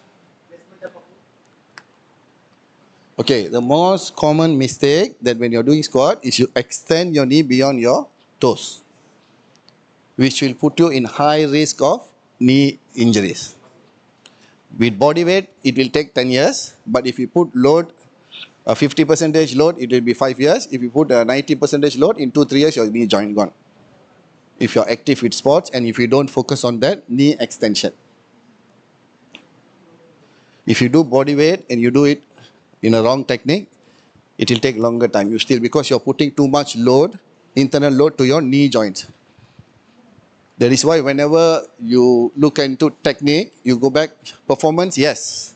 Because when you do this, you are trying to work on your lower body. Okay, squat is perfect exercise for lower body because it covers mostly all lower body part. Okay, glutes, hamstring, quadriceps, your gastroc, tibia, ankle joint, knee joint, hip joint, all the connective tissues, all it will cover. But doing it wrongly, which cause you the risk of injury, increase the risk of injury. Okay, so if you are looking at knee extension, now be specific. Is this right or wrong? Why wrong?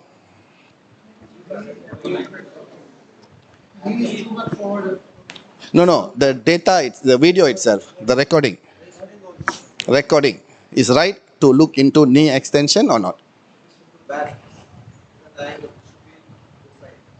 It should be 90 degrees perpendicular to knee joint, which means you shouldn't be able to see this leg at all. Okay?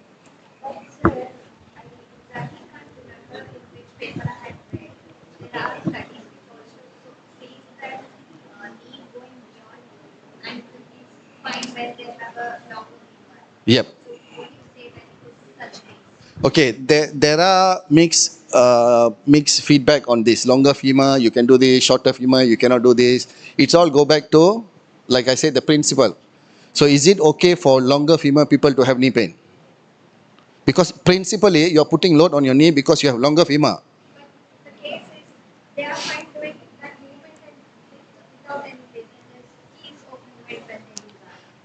You won't get pain when you're doing it in long term. In long term, there are group of scientists who said that it is impossible for them to do squat, people with longer femur bone, to do squat without extending. Without extending. They said it's impossible for them to do. Doesn't make it right. Doesn't make it right. Like when we work with sports, we work with a lot of coaches. Okay, certain movements, they'll do it in a biomechanically, it's wrong. Because we go back to principles of science. We go back to principles of physics. We are backed by these principles. So just because the demand for the sports is greater for the such movement or such thing, that won't make it right. So if I ask again, why are you saying that that longer femur bone athletes allowed to do squat with knee extend beyond their toes?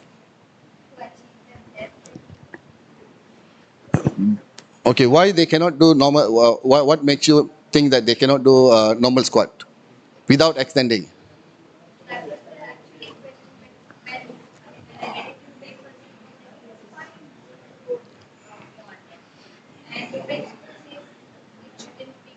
Yes, correct. So, but go back to basic. We go back to basic. That's why I said we follow the principle. If that person really need to do knee squat, because squat is not the only exercise for you to build your lower body. If you feel that athletes having longer femur bone and have tightness in glutes or ankle, and he's not capable of doing in the right way, give him different exercise. Give him different exercise, give him leg press to avoid these injuries from happening. I like the question you asked because I asked the same questions 10 years ago. I asked the same question 10 years ago during one SNC conference. Yep. So coming back to the question, if you are looking into knee extension, is this right? Is this the right way of collecting data? No. Okay, agree? Okay, can someone send me the right way? Who collected the right way of collecting this data?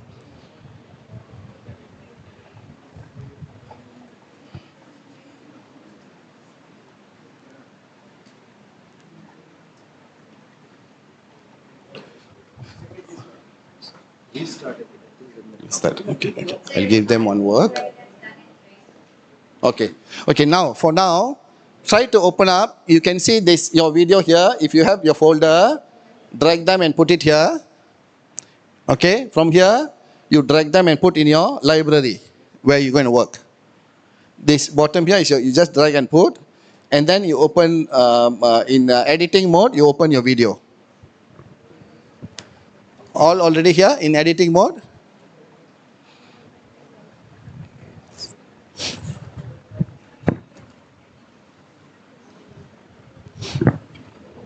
This is your workspace. This is your workspace. Okay, I'm skipping all this part because you can learn that from Dartfish websites.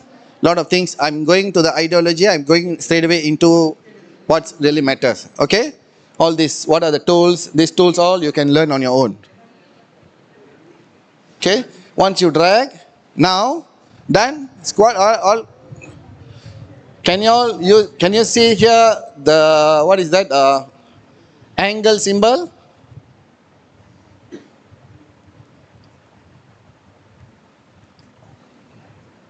Click on that and put it at the knee joint, and then point draw for hip and ankle. There. Can you see this angle here?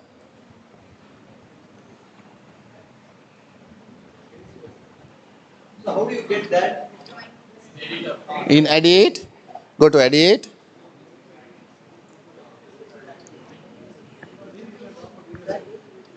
In edit, you drag your video into your working zone. Edit mode, we have library, live, replay, edit, and presentation mode. In edit mode, you should be able to see this. Okay, drag and just drag and drop.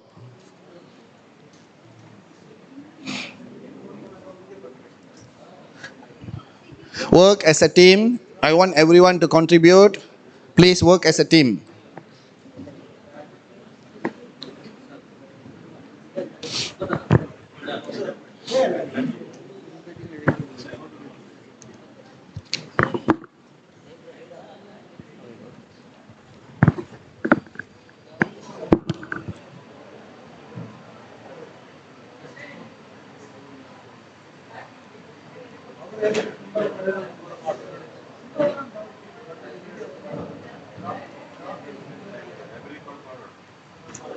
If you don't have this, just press the button here. Press the button, how is it come up? Don't have it. Right. Then you see.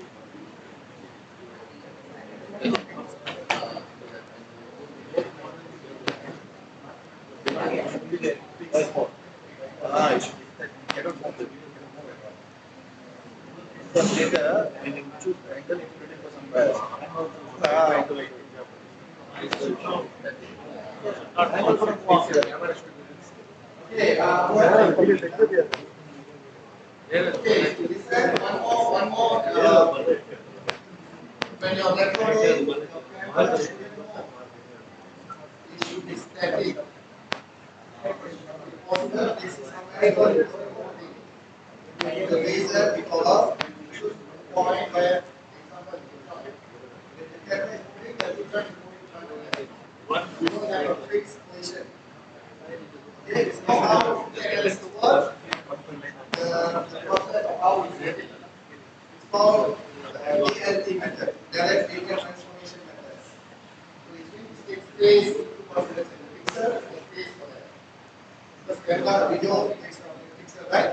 So the pixel there is the digital ID on face. So if you say this is X on the Y on me, you fix it back. So when the video is moving, then it takes long information. Okay, so that's why it should be very static, perpendicular, whichever line or angle of the plus. You can record it longer, but later, remember I said in and out, you can set the video according to how you want, from where to where. You can edit it from there and work on that. Okay, now, so what we're going to do now, these are just tools, like I said, we'll explore more. Just going to say how to track the joint, knee joint.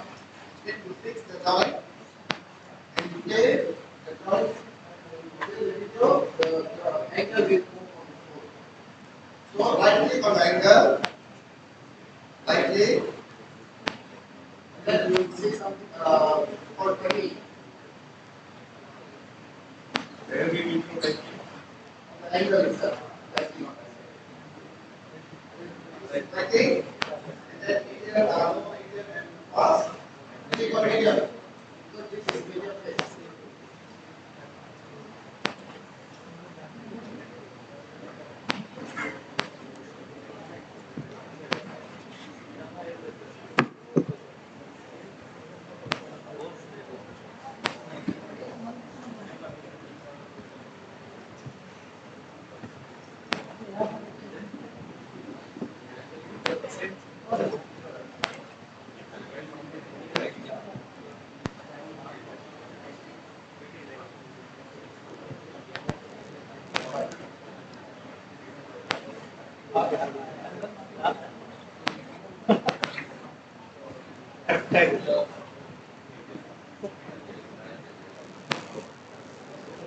Brother, it's not working. It's still not working. It's not. I cannot duplicate this.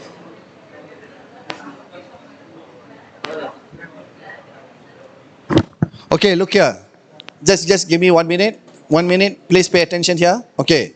So today's practical session is about how to collect data, reliable data, how to collect it in the right way, documentation. Okay. Standard SOP. SOP. What you're going to do, how you're going to do everything, and then you collect data based on expected outcome. Number 1 point. Number 2, how to use Dartfish platform. Okay, Dartfish is just a tool. How do you use it? There are hundreds of options for you to do analysis there. I leave it up to you what you want to do. But now I want to show you how to use one video. Now one video, how to calculate angle and how to do calibration. Calibration meaning that you need to teach the system about what is the space, what is the distance between one and one. So that when you want to, if you're measuring distance, it will give you the right values. Okay? Yes?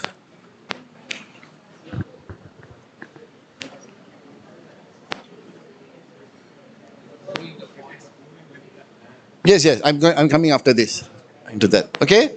So, you draw, you have done with the angle, right?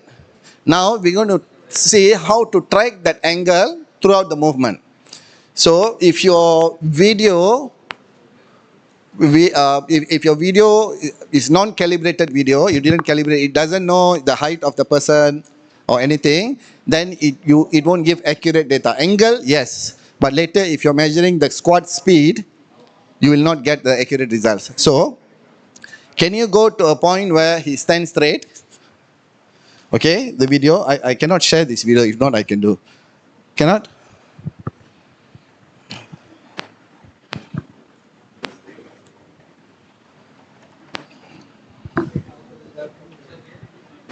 Hmm? That's why they have some issue there. They have some issue.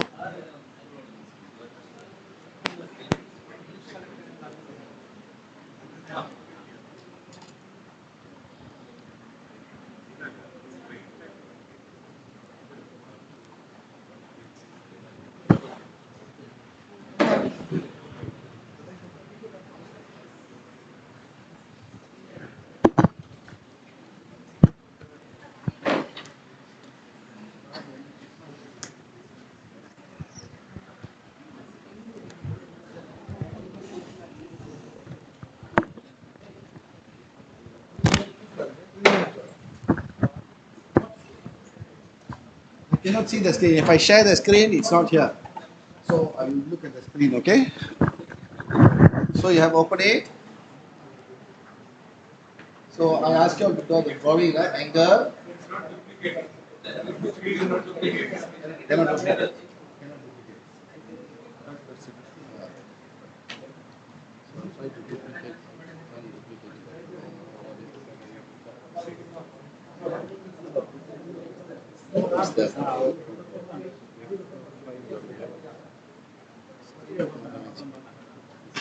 That is the one. It's not working. Try. It's not working.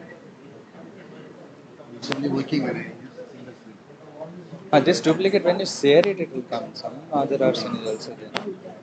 Slide so it will come. It's here, it's not there. Only for slide so it comes, I think, that duplicate. Usually when you duplicate anything,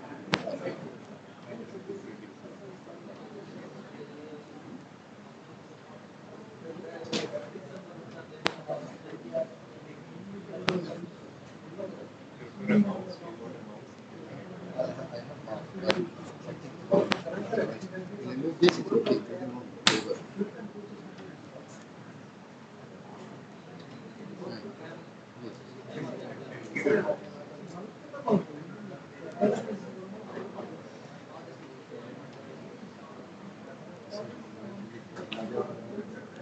Close.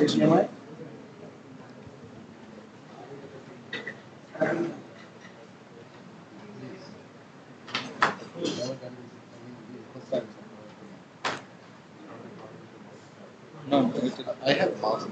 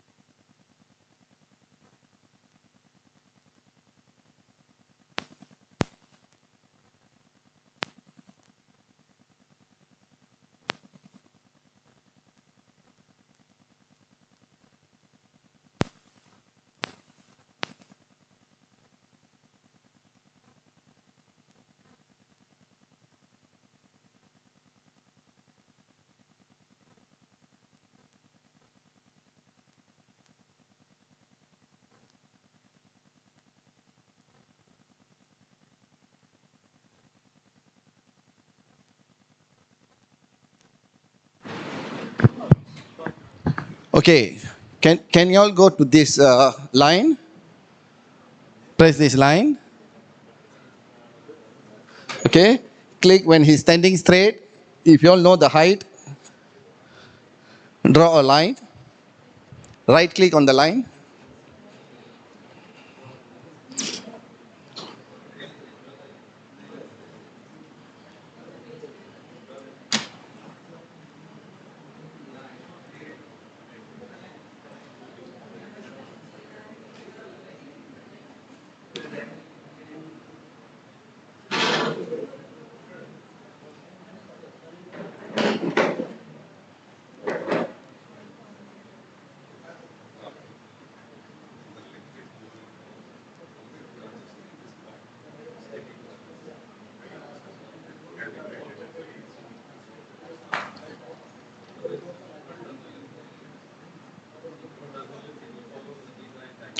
Who is this? What's your height?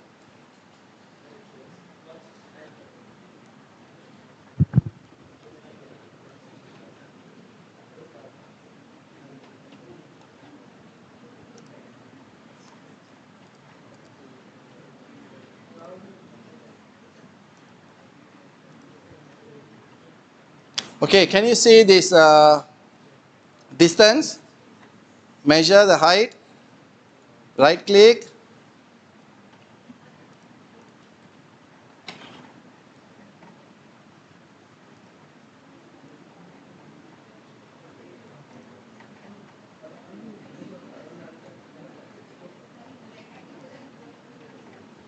I cannot see.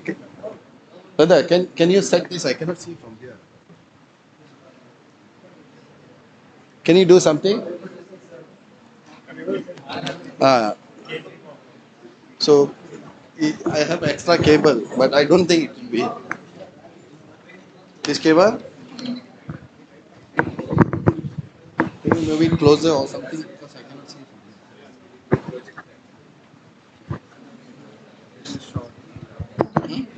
It's too short. Can you do something about it? Because I cannot teach like this.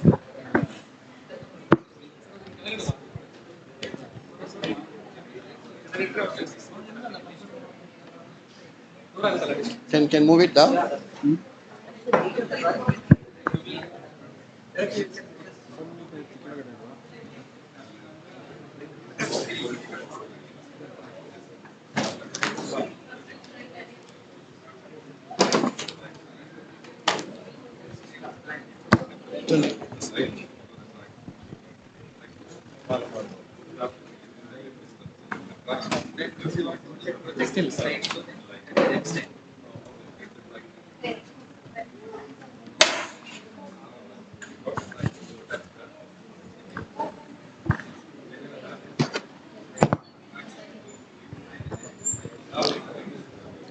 Just give us 5 minutes. We'll reset. There's some technical problem. HDMI is not working.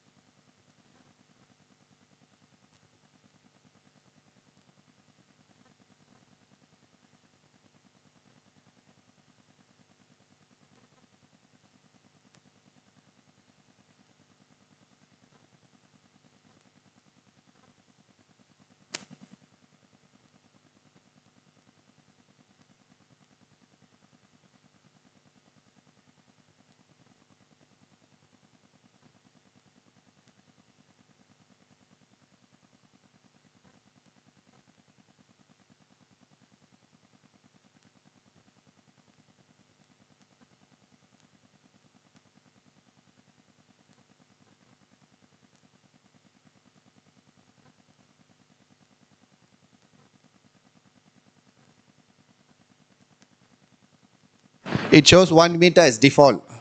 Okay, so now what we are trying to do here, we are trying to calibrate the space that we are working on. So you need to tell that space, we need to give them some reference information. This is the distance. Usually what we will do, we will put cone when we are doing data collection, which means if we are using this space, we'll put cone, for example 2 meters, and then we'll do whatever we do in that space. So during calibration, we know this distance is 2 meters. Example, I put cone for 2 meters, and then we set that, we draw that line, and then we change, right click, set as reference. Do you have that? Right click, set as reference, change to the height of that person. You can also use this. Okay, you can use someone's height as calibration.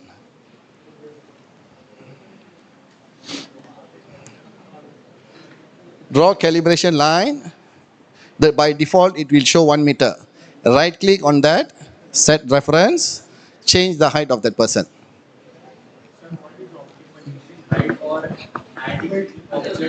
Anything, it can be anything. You can use their height, or if you have anything, any markers, any kind of markers to indicate, to show the system that this is the actual distance. So the next time when the person is walking and you measure how step length, it will give you the right step length, because you already tell the system about the space.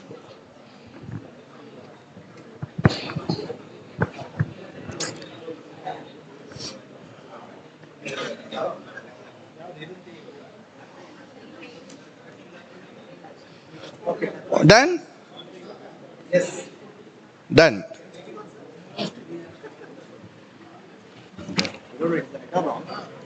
Now it's showing 1.60. Okay, but he's not standing Yeah, straight. yeah, yeah. Okay, so that's why usually we will put cone here. Okay. Cone for 1 meter. So we choose exact cone. The space already calibrated. Cone will not move forward, so we know exactly the distance. Okay.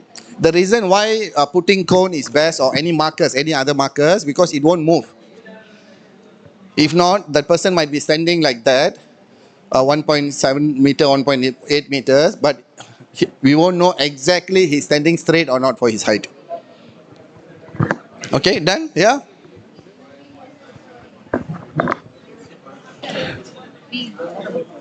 We got this, and then no, we got the line also. So when we changed this to tracking, when he does it, just see what happens when he does that.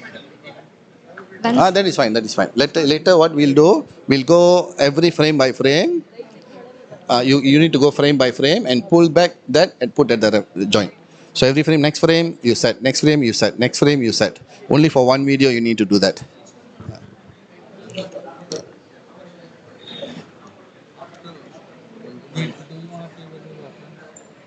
Okay, yes, correct. Okay, that's it. That's it.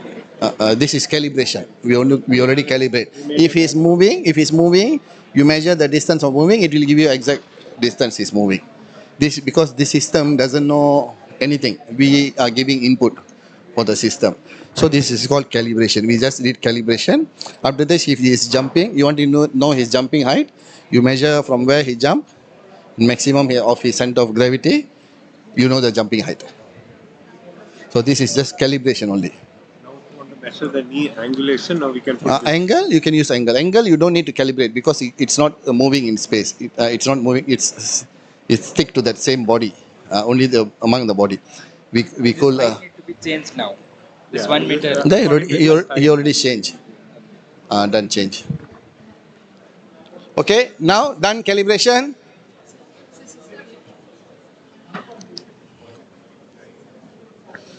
it's not coming that after getting the right.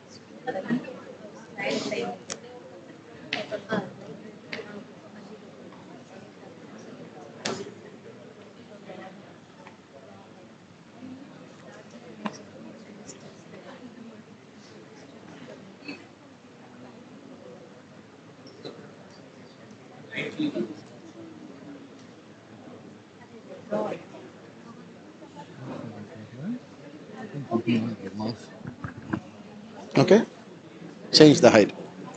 Anyone? Done?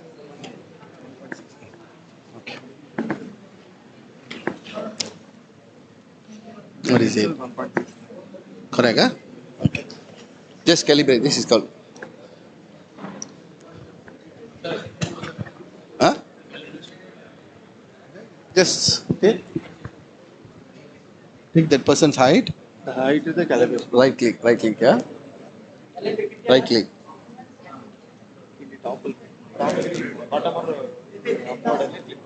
And set as reference. Then put the height. Are there? Already? Okay. This is just ref. Next we do something else.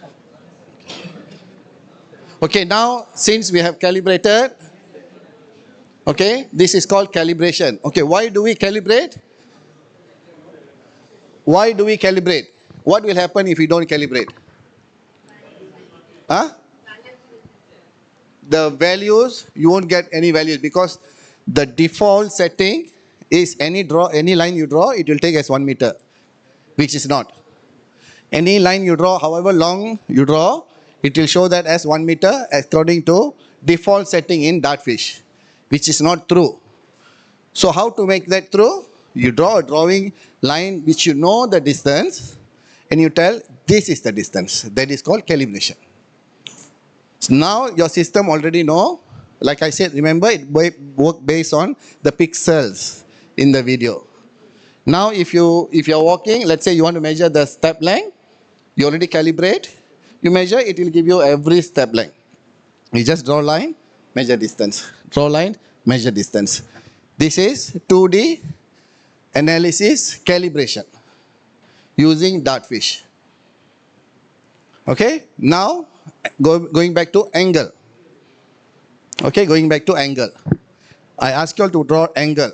We are to measure what is the maximum depth that person has gone. Okay, what is like I mentioned, we do squat as lower body strength exercise, depends on the program. You want to do strength or power or whatever exercise. Okay, what is the maximum depth you can go? So remember I talked about how a good technique will look like. You need to know how a good technique will look like before you do any analysis. Then only you will look from that point of view. You will know where to correct. You know, okay, this is right, this is not right. Now, coming back to why do we do squat? Squat builds what? Lower body. Almost all lower body muscles, okay? But there are studies to show which depth, at which range of motion, which muscles activate at the as a maximum different angle. We have hamstring, we have glutes, we have VMO, we have VLO, all these muscles. So you need to know before you do analysis, and we're going to do analysis and give feedback on you're doing it right or wrong. We need to know how a good squat should look like. Okay, so going back to the purpose. The purpose is if you want to do technique correction, your feedback will be based on the knee extension, like I said. Or if you want to look into the depth, up to you. Okay, so any exercise beyond, if you're focusing on strength exercise, 80 to 90% of the degree is the best angle for squat. It will, your VMO versus medialis will be activated around 80 to 90 degrees degree when you're doing squat. Anything more than that will only decrease the activation of function of your vastus medialis. 80 to 90 degrees. You can go and look for these references. If you're interested in whatever exercise or whatever movement that you want to do, you go back, do some literature, past studies, whatever that they have done, look at what are the best angle for this, what are the best angle for, let's say you want to train your ankle stability. What would be the best exercise for you to analyze to have better ankle stability? Is it full squat will help you, because remember we go back to the objective again. If you're focusing on your knee muscles, your glutes muscles, or your ankle muscle. Okay, obviously, if you do full squat, it will benefit your ankle because it's going through a greater range of motion. Understand? Are you all clear? The analysis, go back to the objective. Yes.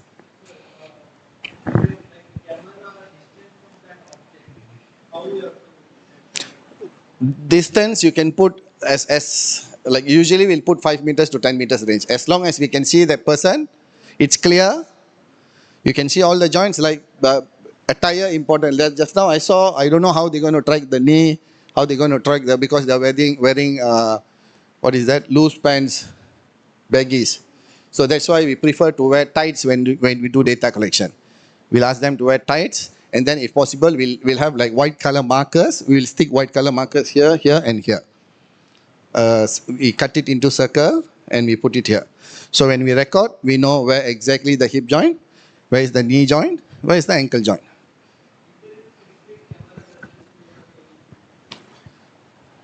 It doesn't, but as long as it's clear, it's visible, you can see it clearly. No, your normal 60 frame is enough actually. 60 frame, if you have because we are not looking into a very small movement or very fast movement. If you're focusing on a smash example, which happen around 400 kilometer per hour, definitely you need 500 or 700 frame. You cannot look with your phone camera.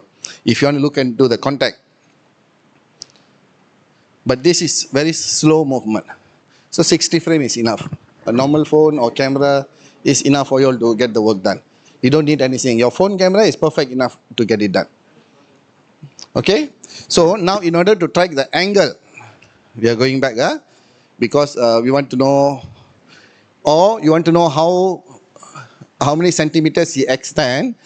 Try to draw a line, go to his maximum squat position, flexion position. Go to maximum flexion position now. Okay? Draw a line from his ankle foot, the forefoot, front foot, a vertical line up.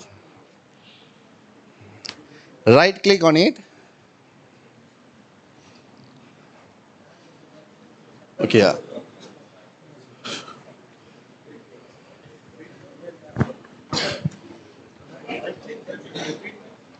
Draw a vertical line because now the goal for this assignment is to see whether knee extending beyond the toes or not. Okay? That is what we are interested to see in this analysis.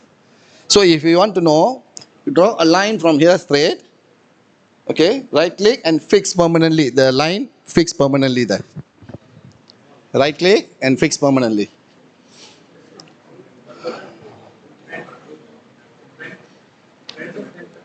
Vertical line. One vertical. Straight line from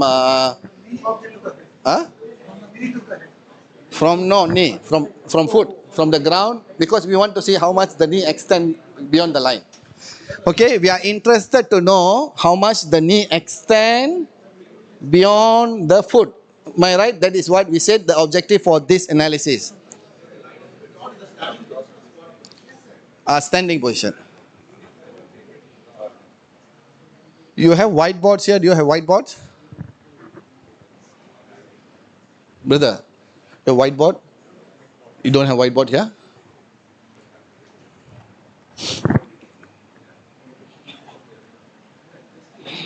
Okay, the line, if you notice, if you play the video, if you don't fix it, it will, what is that? It will go missing. After that, next frame, it won't be there. So you need to make sure the line is there because for the entire movement, we're going to see if the knee is extending or not. From ground, the foot, forefoot, straight until however long you want. Doesn't matter. Forefoot, front foot. Straight line. Straight line. Brother, you. Okay, look here, look here. Look here. So, the goal of this analysis, the objective, like I said, remember I said there are few parameters, anything you can see, but for me, I'm more interested in knowing if he's extending the knee when he's doing squat. That is what I am interested to look into, because that for me, that carries red flag for high injury. So when I'm capturing video, I keep in my mind, I write down the goal, objective is to measure the knee extension beyond the toes. So I already have idea, I measure, I take the video based on my goal. What is my goal? I don't take from here. I cannot take from here. I cannot take from here. I won't achieve my goal. My objective will not be achieved if I take from here. That is why, first of all, before data collection, okay, you need to have objective. Then your testing protocols will be based on your objective. Now, knee extension, I can see from here. Or the other side. If you have two cameras, better to put one there, one here. Okay? Now, if I want to know his knee is extending or not, how will I know? How can I measure objectively? How far does it move beyond his knee, his toes? I will not know. I cannot, I want to do quantitative, I want some numbers. So now, we already calibrate his height, the space already calibrated. I draw a line from here, a vertical line. I think you press the line and then shift or what? Shift, it won't go this way, it will go straight only line. Okay, you press shift and the line. Now when he's doing squat, do squat. I know if the line is here. Okay, the line is here. If he's extending, I can calculate from the knee to the line, what is the distance? Understand? Because I have a line. I have a line perpendicular to his angle, and I know how far the knee extends. I know the distance. I take first repetition, second repetition, third repetition. Okay, I know what's his maximum, I know what's his minimum. You cannot come to a conclusion with one trial. That is not sufficient enough. Thank you. That is not sufficient enough. So now, why are we doing this analysis? Why are we doing this analysis? Why? We are going to teach them the right technique. You ask them to do again and again, and if he still cannot do the squat in a proper way, what do you do? Okay, now recommend some exercises. Do some assessment to see if he has glute tightness, ankle tightness can cause this, any possible reason why he's doing the squat in that way that he's doing. How do we track their progress? How do we track their progress from time to time after you give them certain dosage of exercise? Reassess, and then how do you track? After reassess, how do you know they improve or not? Analyze, and then? How do you compare? What do you compare? What do you compare with? What data? What data? Height. Angle can be the same. Angle won't change. Yes. The distance his knee extend beyond the line should increase or reduce? Reduce. Understand? Are we getting there now? So this data will be useful to monitor the progress of this exercise correction. This is how objectively you measure if whether someone is improving or not. That's why I said one trial, one number is not sufficient enough. You take 3 sets of 3 trials and then you know the range. Possibility of range exceeds and sometimes it may go towards negative. Then that is wrong with the technique, not nothing to do with physical. Then teach him the right technique. Now I'm talking about if the issue is with the physical tightness, the low back tightness, hip muscle tightness, which cause them to do ankle tightness, cause them to do this extension. Okay, check their dorsiflexion, plantar flexion, range of motion. Okay, now this is just one analysis. From here, what else can we understand? From this data, this angle and this distance, extension distance, what else can we understand? What else can we understand from this angle and this distance? We have two data here. We have the maximum range of motion when they do extension, okay, flexion, maximum flexion, and the knee extension beyond the vertical line. What else can you interpret from this? Technique? Okay, the technique. Now the technique, we already know he's extending. Let's say he's extending by 10 centimeters. What can you interpret from that? How do you know what caused that? Okay, that could be. What will you do to verify that? Now, what do you do to verify what is the issue?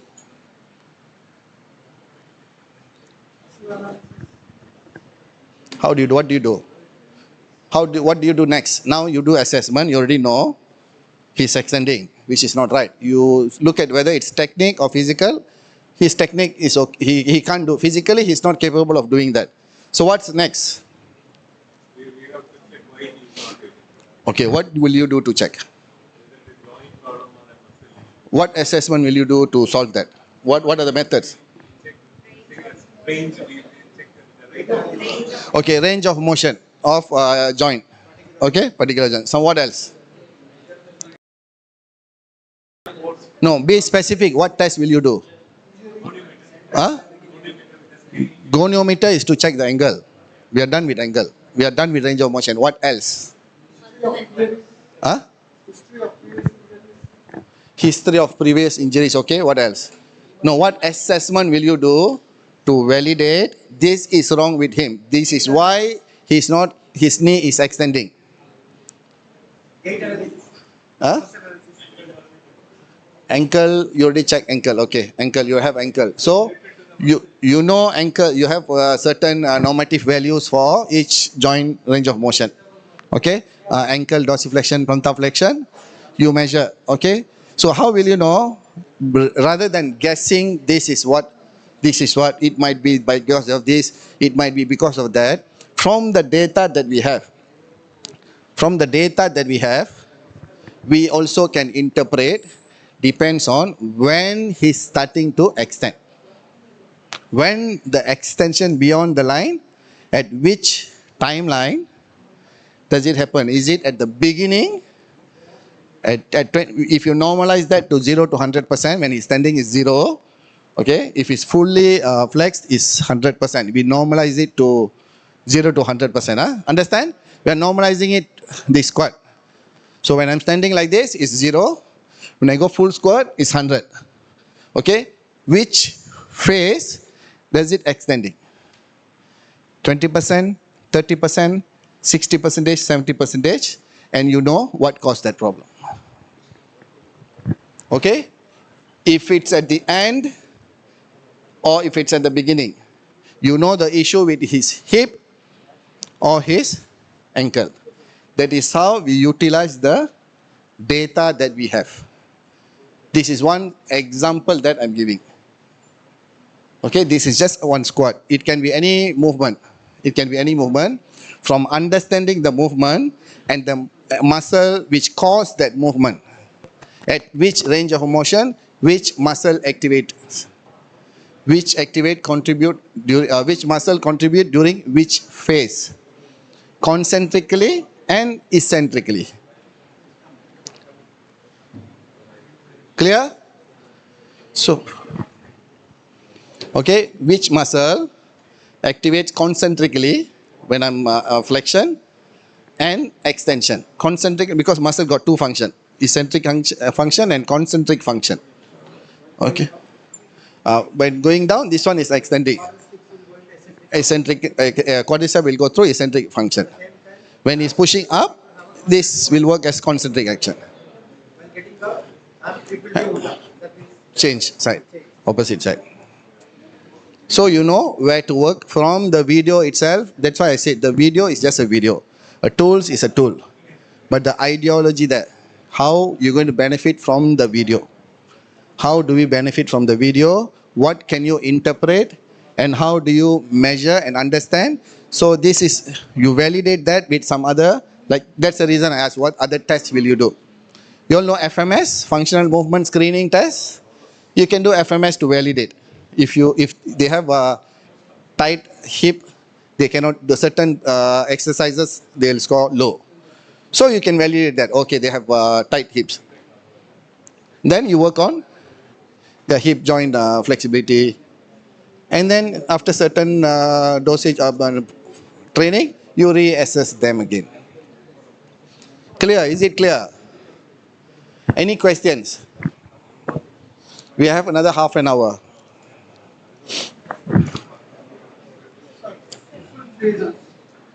Angle of the knee will change. Pertaining to straight line. From a straight line. Okay. Extend the straight line. But different phases, if it goes beyond the line, comes back. That's why I say go to the minimum phase where they extended. What is the maximum they extend? So you will know they extend at the beginning stage, or medium stage, or at the end stage.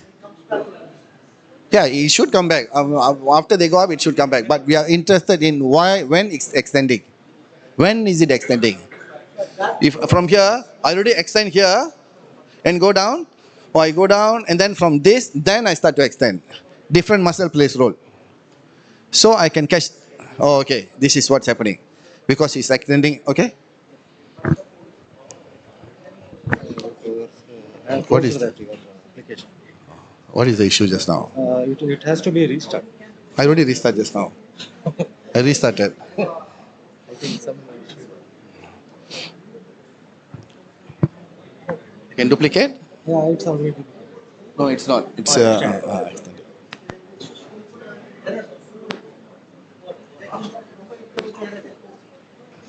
No signal? It's not working. It's not working. Okay, any other questions? If don't have questions, now go back and look into front view of squat. Give me two important variable of interest, very important. Do the analysis, come in front and present. Send one representative from each group, you have 10 minutes until 4:10. Front view of squat, look into important parameters when you are doing squat. Only two. Come in front and present as a team. One person present, the remaining stand. You have 10 minutes. 4:10 will start. Go, go, go, move, come. You have videos, right? Front view, front view. Yes? How can we measure the distance from that line to a Oh, I didn't teach that. Sorry, sorry. Okay, draw a line at the knee. Go to that line just now. You can close all this. You press this. You press this. Later you open so that you have bigger place. Okay. Draw this line at the knee. knee to that line only? Just one vertical line. Vertical line? Vertical. From right way? Just so because you got okay enough. Okay. Now go to measure. Measure the distance between this and this. Yes. No. From here to here. Okay. Is the parallel line to that? Yes, correct, like this. So you know the distance. Yes, correct. I think I didn't tell how to measure the distance, is it? The distance from the vertical line to knee extension. You know, that's knee extension. You draw a vertical line, right, from forefoot itself, and then when he go maximum, you draw another line from the maximum.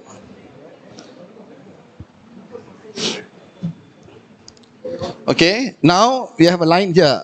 From foot here, you have a line.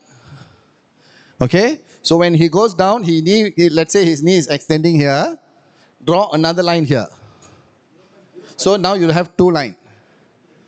Now choose this. From here to here, you'll get the distance because we already calibrate. How many centimeters? 5 centimeters. Okay.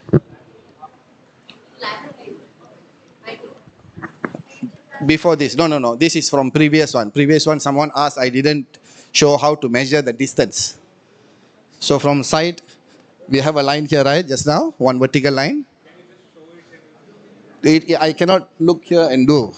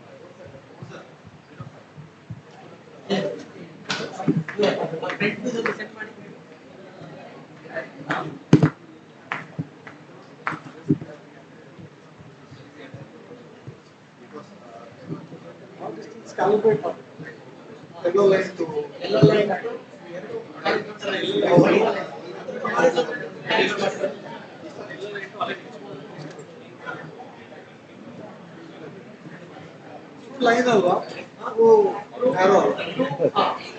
Right distance ಇದೆ distance ಇದೆ ಆಗಲೇ measure ಮಾಡಿದ್ರಲ್ಲ height measure ಮಾಡಿದ್ರಲ್ಲ like the same just horizontal displacement to vertical lines. Horizontal distance of two vertical lines.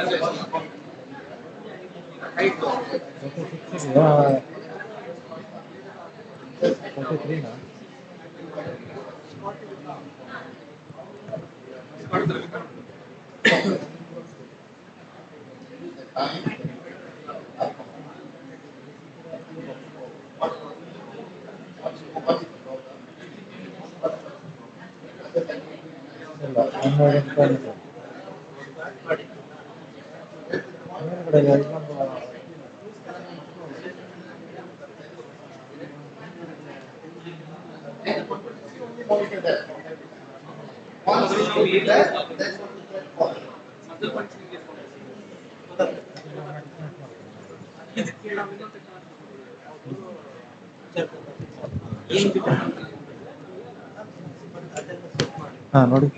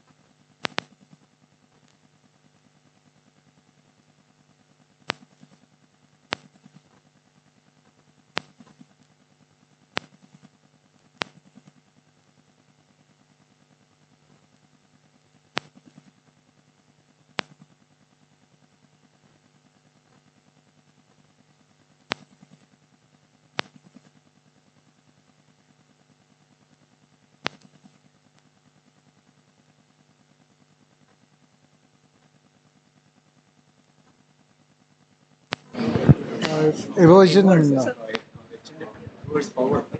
inversion and erosion.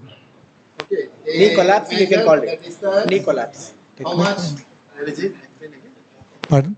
A line Explain between the hip and The angle of the knee from hip to knee when the squat position is going down, whether we are just trying to see whether the knee is coming inward or it's extending outward. This is one parameter what we wanted to look for. who agree with this variable? Who agree with what they measured? Because I asked to measure the most important parameters from front view. The most important parameters that you think it can be anything that you think it's most important. If I'm a physiotherapist or biomechanist, when I look from view, this is the only thing that I will give priority. I don't have much time. I only have time to look into one thing. So what are those? Those are the questions for this project. They said they will look into whether from hip to knee when they're doing full squat, whether it's shifting. Coming inward. Whether the knee is coming closer or whether it is going outward. Valgus or whether it's movement. Okay, knee is going through inward or outward movement. Okay, why do you think it's important? One is related to injury. If the technique is wrong, it can create an injury. Okay, when answering, try to be very specific. Okay, try to be very specific when you're answering what injury, what muscle, what caused that, what can cause that. Is it inversion, Yeah. rotation? We can look for the what you call weakness of muscles also, because a weakness of muscle will the knee joints comes together, then there will be overloaded. The whole weight will be on the knees itself if it is inward. If both legs come inside, if you balance both sides, is it right Yeah. or wrong? It's wrong. Where will the joint load go? Sir, if comes inward, then the overload comes to the knee itself. Which part of the knee? Lateral knee, medial knee? Inner part of the knee. I mean. Okay, good. Yeah, come.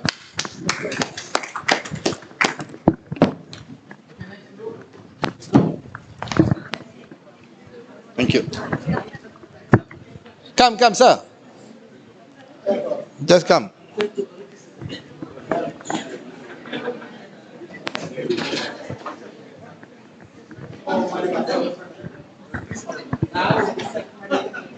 Showing with the lateral view. What is the scale? Yeah. Okay, you cannot explain or you cannot tell the same variables as from previously. You need to come out with something new. Okay? That is the advantage of being first. What is the important variable? Okay. Lateral view. That will be front. We have to tell about frontal. Okay. Yeah. Yeah. The first thing what we see in the frontal view is the width of the shoulder with the width of the hip and knee and the ankle. Whether it is following, is it following the same line or not? Width of the shoulder. Width of the shoulder, hip, knees. Whether is it when you squat and come up? So how should it be? It should be the same. Like it should not, as I said, it should not increase or reduce that distance. That shows your. Please listen. The whole reason we are doing this workshop is for them to share something that you might not know or I might not know. You can ask questions. I want this whole room to have critical thinking. Don't always follow someone say it right. Yes, it's right. No, it's not. Okay, you must think critically. Whatever they are saying, does it make sense for you? If not, ask question. I want two ways interaction section among us. Okay, please make it very interesting. So we'll be checking the hip distance and the knee distance. So for example, if your hip abductors are not strong enough, automatically when you squat down, you go for an internal rotation of the hip, and you can have the distance between the knee getting reduced and this remains same. So that's what we like to check for in a frontal view. Who agree? Yes. Yeah, this like we can see whether the gluteus medius muscles are strong or not. Hip distance. Knee joint. You didn't talk about hip joint. Yeah. Yes. Yeah. That's why I asked rotation. which muscle. Remember I asked which muscle? You all said knee muscle. The foot rotation also matters. So Yes, yes, rotations. Get it, But hip joint I want to muscles. know who agree or who don't agree. But because he gave wrong statement. Can you repeat it? we check the distance between the hip. We have that scale. We have distance between the knee. And if you are not having a proper squatting, and automatically your leg goes into internal rotations, as we normally see in step climbing down, automatically goes down. So there will, What is internal rotation? The movement towards the medial side of the body. yeah. Always it depends on the foot, how you keep on the ground. See, if you keep your foot inward, then automatically the knees will be pushed inward. And if you keep your foot outside, then automatically your knees will be extended. But that is not only the one parameter to Depends on the consider. foot, how you keep. So people who have neutral position, are you saying they won't have knee collapse inside? Yeah, of course. They won't collapse? They will collapse. People who have neutral position also will collapse. People who have open position also can do good squat. No, when you are analyzing the normal movement, if your hip muscles, abductors are not strong enough, automatically this can go this way. You are telling that knee distance will be reduced. When you compare to the ankle and the hip no. Because it's fixed, right? Yeah, it is. Yeah, must. Pelvic angle also. Angles, yeah. Pelvic one side hip. Angulations, That also. yeah. That's what. Yeah. Tilting also. Well, not the distance exactly, the tilts. Yeah. I'm telling about not the tilt in the knee, distance between the knee, but tilt in the hip. How will you measure that using the software? It can be done only in the front view, I believe. When you Q angle. not Q angle, not. Like just now, we put a line here, and then during this position, we measure that. So how will you measure that? Keeping the midpoint as midline of the body, and how the other two points move in respect to the midline. Otherwise, from navel region, you draw one line to the hip, other one to the whichever is shorter, we can make it. A point of reference can be the straight line.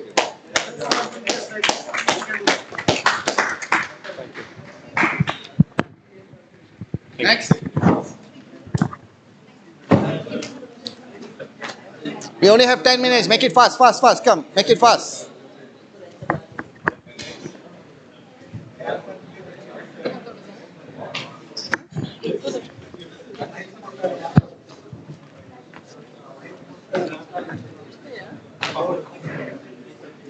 Come here. Listen carefully, please. Pelvis symmetry. While Explain to that. from squatting position to standing, we can assess whether pelvis is symmetry or not. Uh, in some position, there will be asymmetry. Like while rising from the squatting position, some people will get up unilateral side or like tilting their pelvis. Why do you think that? Loading, what caused that? Muscle weakness also caused. What muscle? Be specific. Gluteal maximus. Extend. Are you sure gluteal maximus? That's not a stabilizer muscle. You're talking about stabilizer muscles here. Gluteus medius also. Okay. Because you're talking about Pelvic. Pelvic drop ಆಗೋದು. Medius. Gluteus medius. They're not getting the point. While squatting position to standing position, there will be asymmetry in pelvis. So, from muscle weakness or This is a line. When I'm going down, we want to see if shifting one side or dropping Shifting of gluteus muscles. pelvis asymmetry that we can assess. only see that from front view. Front view. Next, toe inward and outward, like how inward direction or how outward it is. Measuring that. What was that? Tibial rotation. No, you're Same it. positioning like this. This is not tibial rotation. If position like this is not tibial rotation. This is neutral position. I'm standing. If I'm standing like this, why am I standing like this instead of this? That is during movement. During movement, tibial central rotation will happen. The torsional movement will be there. Correct, correct. Now, okay, this is a question. Question. Okay? Go to spot. No, no, stand up. Why do someone have their feet like this compared to neutral position? Why do they have this? The rotators of the hip is less. Why do they do like this? Rotators of the hip joints are weaker. That's why we But I'm standing. I'm not doing anything else. I'm just standing. Whatever you do, how you adapt the position depends upon the strength of your hip joint rotators.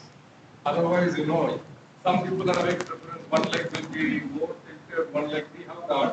Find a degree and throughout the positions. You have 5 degree arm. If it goes beyond that, it tells us how hip is rotators are weak. Sir has told about abductors. Hip joint medial rotators, lateral rotators. So we have medial rotators. Yeah, correct. Yes. Internal rotators need to do for pointed or like Okay, so when they walk, do they have the same position? Or only when they stand? When they're doing any dynamic motion, like walking, do they walk like this? Yes. How to repel that? What do you do? We strengthen the rotators automatically the pointing. Usually I work on pediatric to correct this. Like inward throw, outward throw, we work on this. So can you through this Yes, analysis? it will help us. That's how we help us. Base of support. Base of Support. How wide they are you? You have better balance when you do squat. Yes, sir. Okay. Mostly people will do this to have better balance actually. They have this habit. Even athletes who when they walk like this. They walk like this. When you ask them to squat, they open up like this. Because they feel comfortable and they feel like they are better balanced because they are doing it very heavy weight. Compared to this. Wide base of support, there will be better. Wider base of support helps better balance. Greater stability. Okay, good, very good. Next. Thank you. Very good. Next. Come fast. We don't have time. Faster, faster.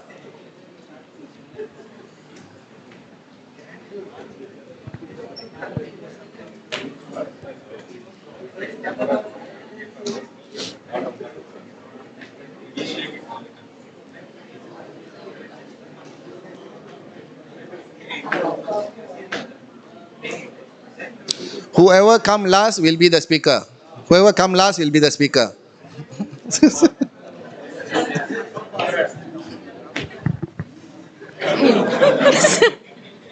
Ma'am will tell you. Like, I will be there. No?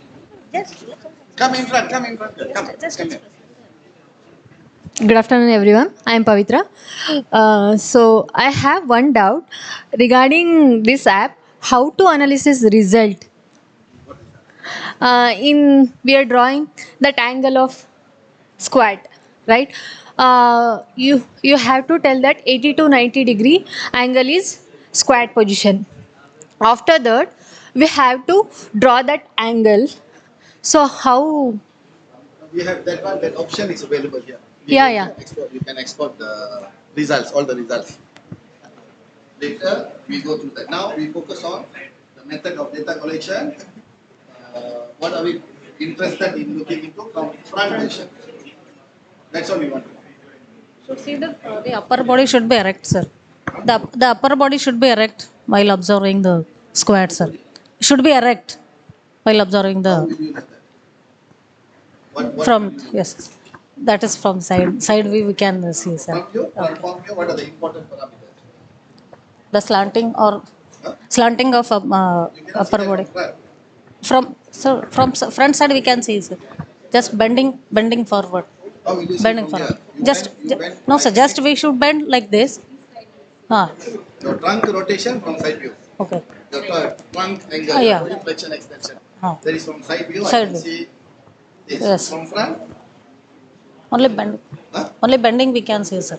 Bending of the. what will be the Bending. how do you see balance? The body weight should be on the yes. Center of the Yes. center of gravity. Yes. But I cannot see that from here. I'm talking about front view. Side view will see No, No, no, only front view. Front view. Side view already finishes now. Yeah. Now we only front view. What will you see? body, like posture, like They already say about that. Okay. They already talk about that. What else? They Both already talk about hip. ಒಂದೇ line ಒಳಗೆ ಲಯ ಇರಬೇಕು. What else? center of center of gravity. How do you see center of gravity? So balance. From there to here to from here center and feet. Talking about front view. ಅಲ್ಲ ಎರಡು photo Can you measure center of gravity from front view? Yeah, meter, 1 meter. Vertical displacement from the surface towards the How do you know where CO? normally from the anatomical position when you're talking about the booking, I'm not sure, but it should be a 52.88% of a standing time. I think so. We cannot measure center of gravity from this because it's involved 3-dimensional movement. It's not 2-dimensional movement. It involves your weight, height, dimension. Then we say 3-dimension you can see. Okay? Anything? No. Nothing? Thank you. Next. We have model, right? That group or this group? Which group? That group? Done. That group? Yes, thank you. That group, the last person can present.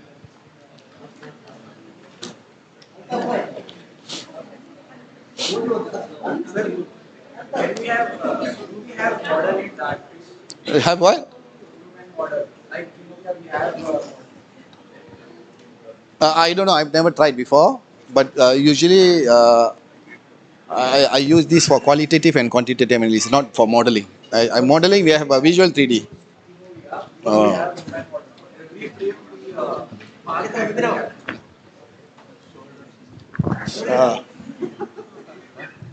Everybody will say something.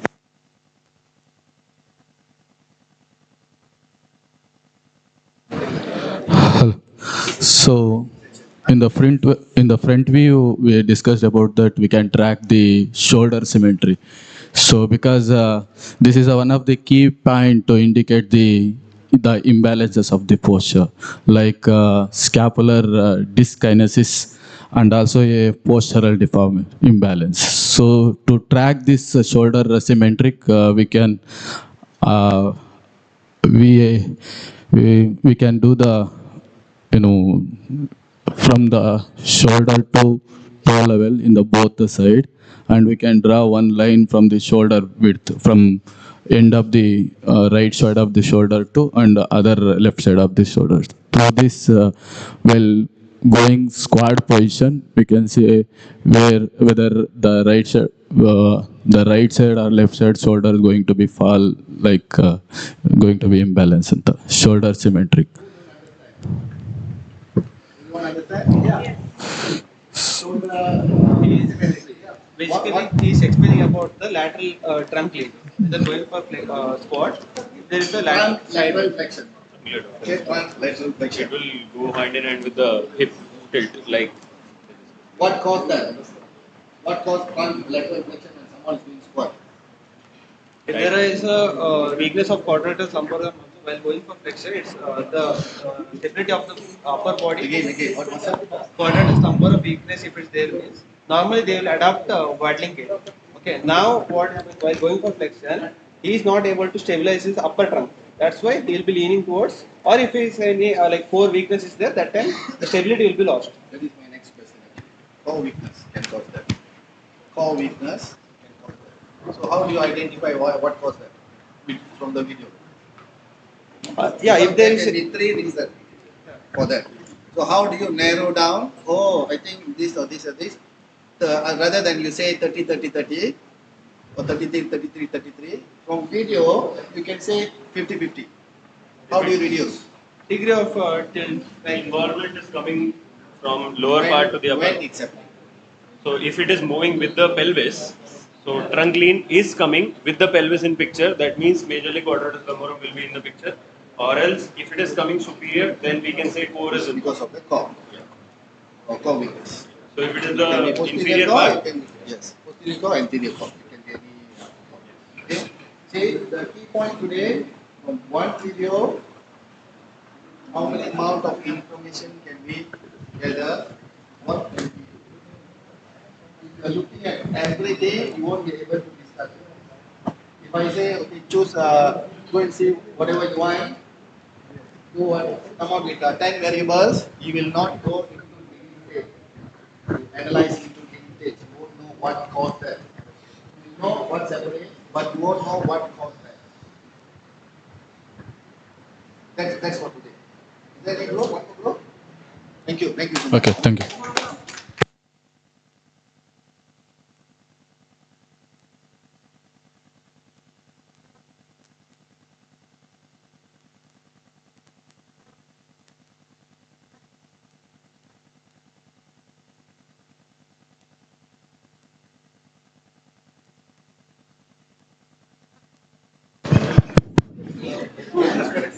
Congratulations, you have been selected.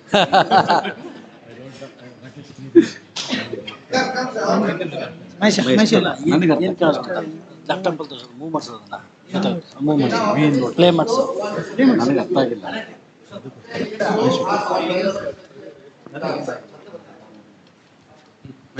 Can you play this video, sir? I don't have front view, only side view. No, side view also okay, sir. No, we want to talk about front view. Only front view.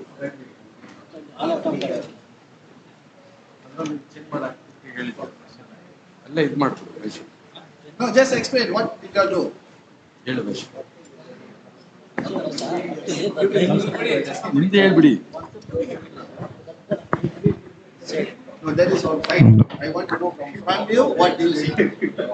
Not from side view, we are done. We are talking only about front view. That is why everyone here talking about front view.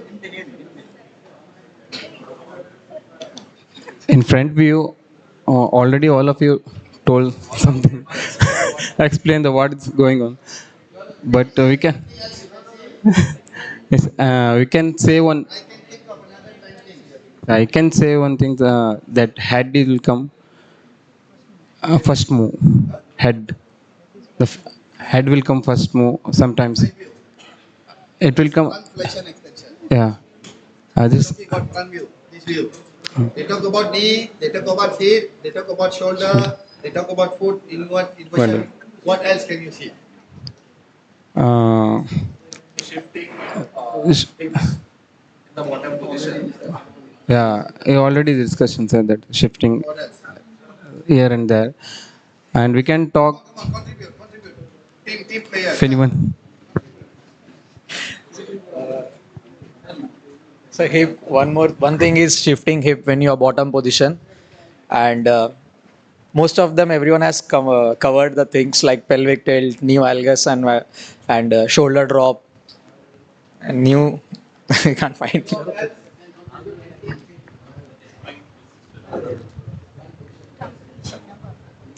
No, he's saying no. So inversion, provision, supination, pronation we can see, but we can be seen from the back side, not from the front. So we didn't consider it.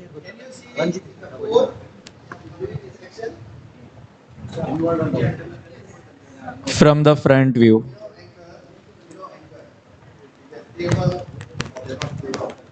Can you look into proprioception characteristic? Sensory the awareness of their body into space. Proprioception from the video. Can you see? You can see. Like I said, the amount of knowledge you have is what will limit you. You keep increasing the knowledge, you will tend to see more and more and more, and then you understand. Okay? Don't limit yourself. You don't have this equipment and that equipment. Equipment without knowledge, equipment is just a machine. It's just a machine. It's us. It's us. Okay? Biomechanics, physiotherapists, academicians. Okay, thank you. Thank you so much. Okay? I think we have reached to our final session for today. And that's it, right? 4:30, right? Huh? Okay. Can I have one questions from each group? One question related to today's topic, because tomorrow we'll go deep into biomechanics. We'll look into what is kinetics, kinematics, center of gravity, impulse, force, a bit detailed than today. And evening we'll do 2D analysis also. Okay. Anyone used EMG here before? Electromyography? EMG? Okay. Okay. So the whole week, you all know what's the plan, right? We have given, right, what practical we're going to do. So we have one walking and running analysis, gait analysis. Okay, walking gait and running gait will be on the same day. So you're going to look into, so go back and look into what are the important parameters to look into for walking and running gait. If possible, try to wear sports clothes and come. If possible, if you don't have, that's fine. Because when we do practical, at least after lunch, if you can prepare yourself to do some physical, that will be good. And we'll do EMG analysis one day. For performance analysis, I need you all to download any sports, any team sports or individual sports of interest. Download it and save it in your laptop. A short like 5 minutes, that is fine. Or 3 minutes, that is fine. We're going to do notational analysis. Okay, we will do notational analysis. All the actions, we're going to code all the actions using Dartfish. And then we'll break down and we'll learn how to interpret the data. And how do we relate it with biomechanics. Any special requests? I have one more day, the last day. What do you all need? We are doing walking and running gait. We are doing EMG one day, electromyography. We're doing notational analysis. So what else do you all want? Because I will cater according to your need. Practical wise, what do you all want?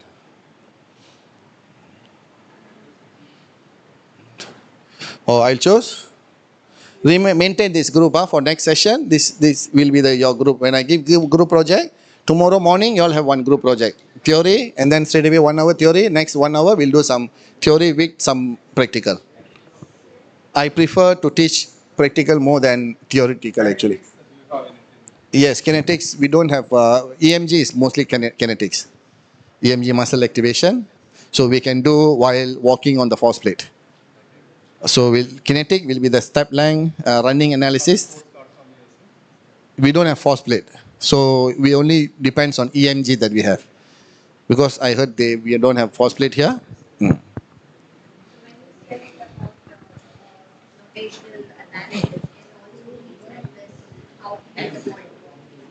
Yep. We do have catapult. I don't have the data with me. I'll try to ask my colleagues if they can send me some catapult data. Because usually it will give time motion data. Sprint time, acceleration time, recovery, because they integrate with heart rate and all. So it will give you information on fatigue condition, when to remove them, when to put them in. I will explain. I will explain it. Oh, okay. Anything else? Okay, I think that's all for session for today. But I will be here for another 1 hour if you all want. If you have any individual questions or anything, you can come and see me. We don't want to take everyone's time here. Okay, any questions? Any more? Nothing? Sir, can we end? We can end the session? Okay.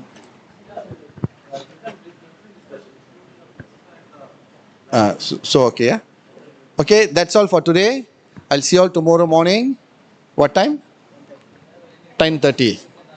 10:30 sharp. Try to be here before 10:30. Okay, 10:30, right? 10:30. Okay, thank you.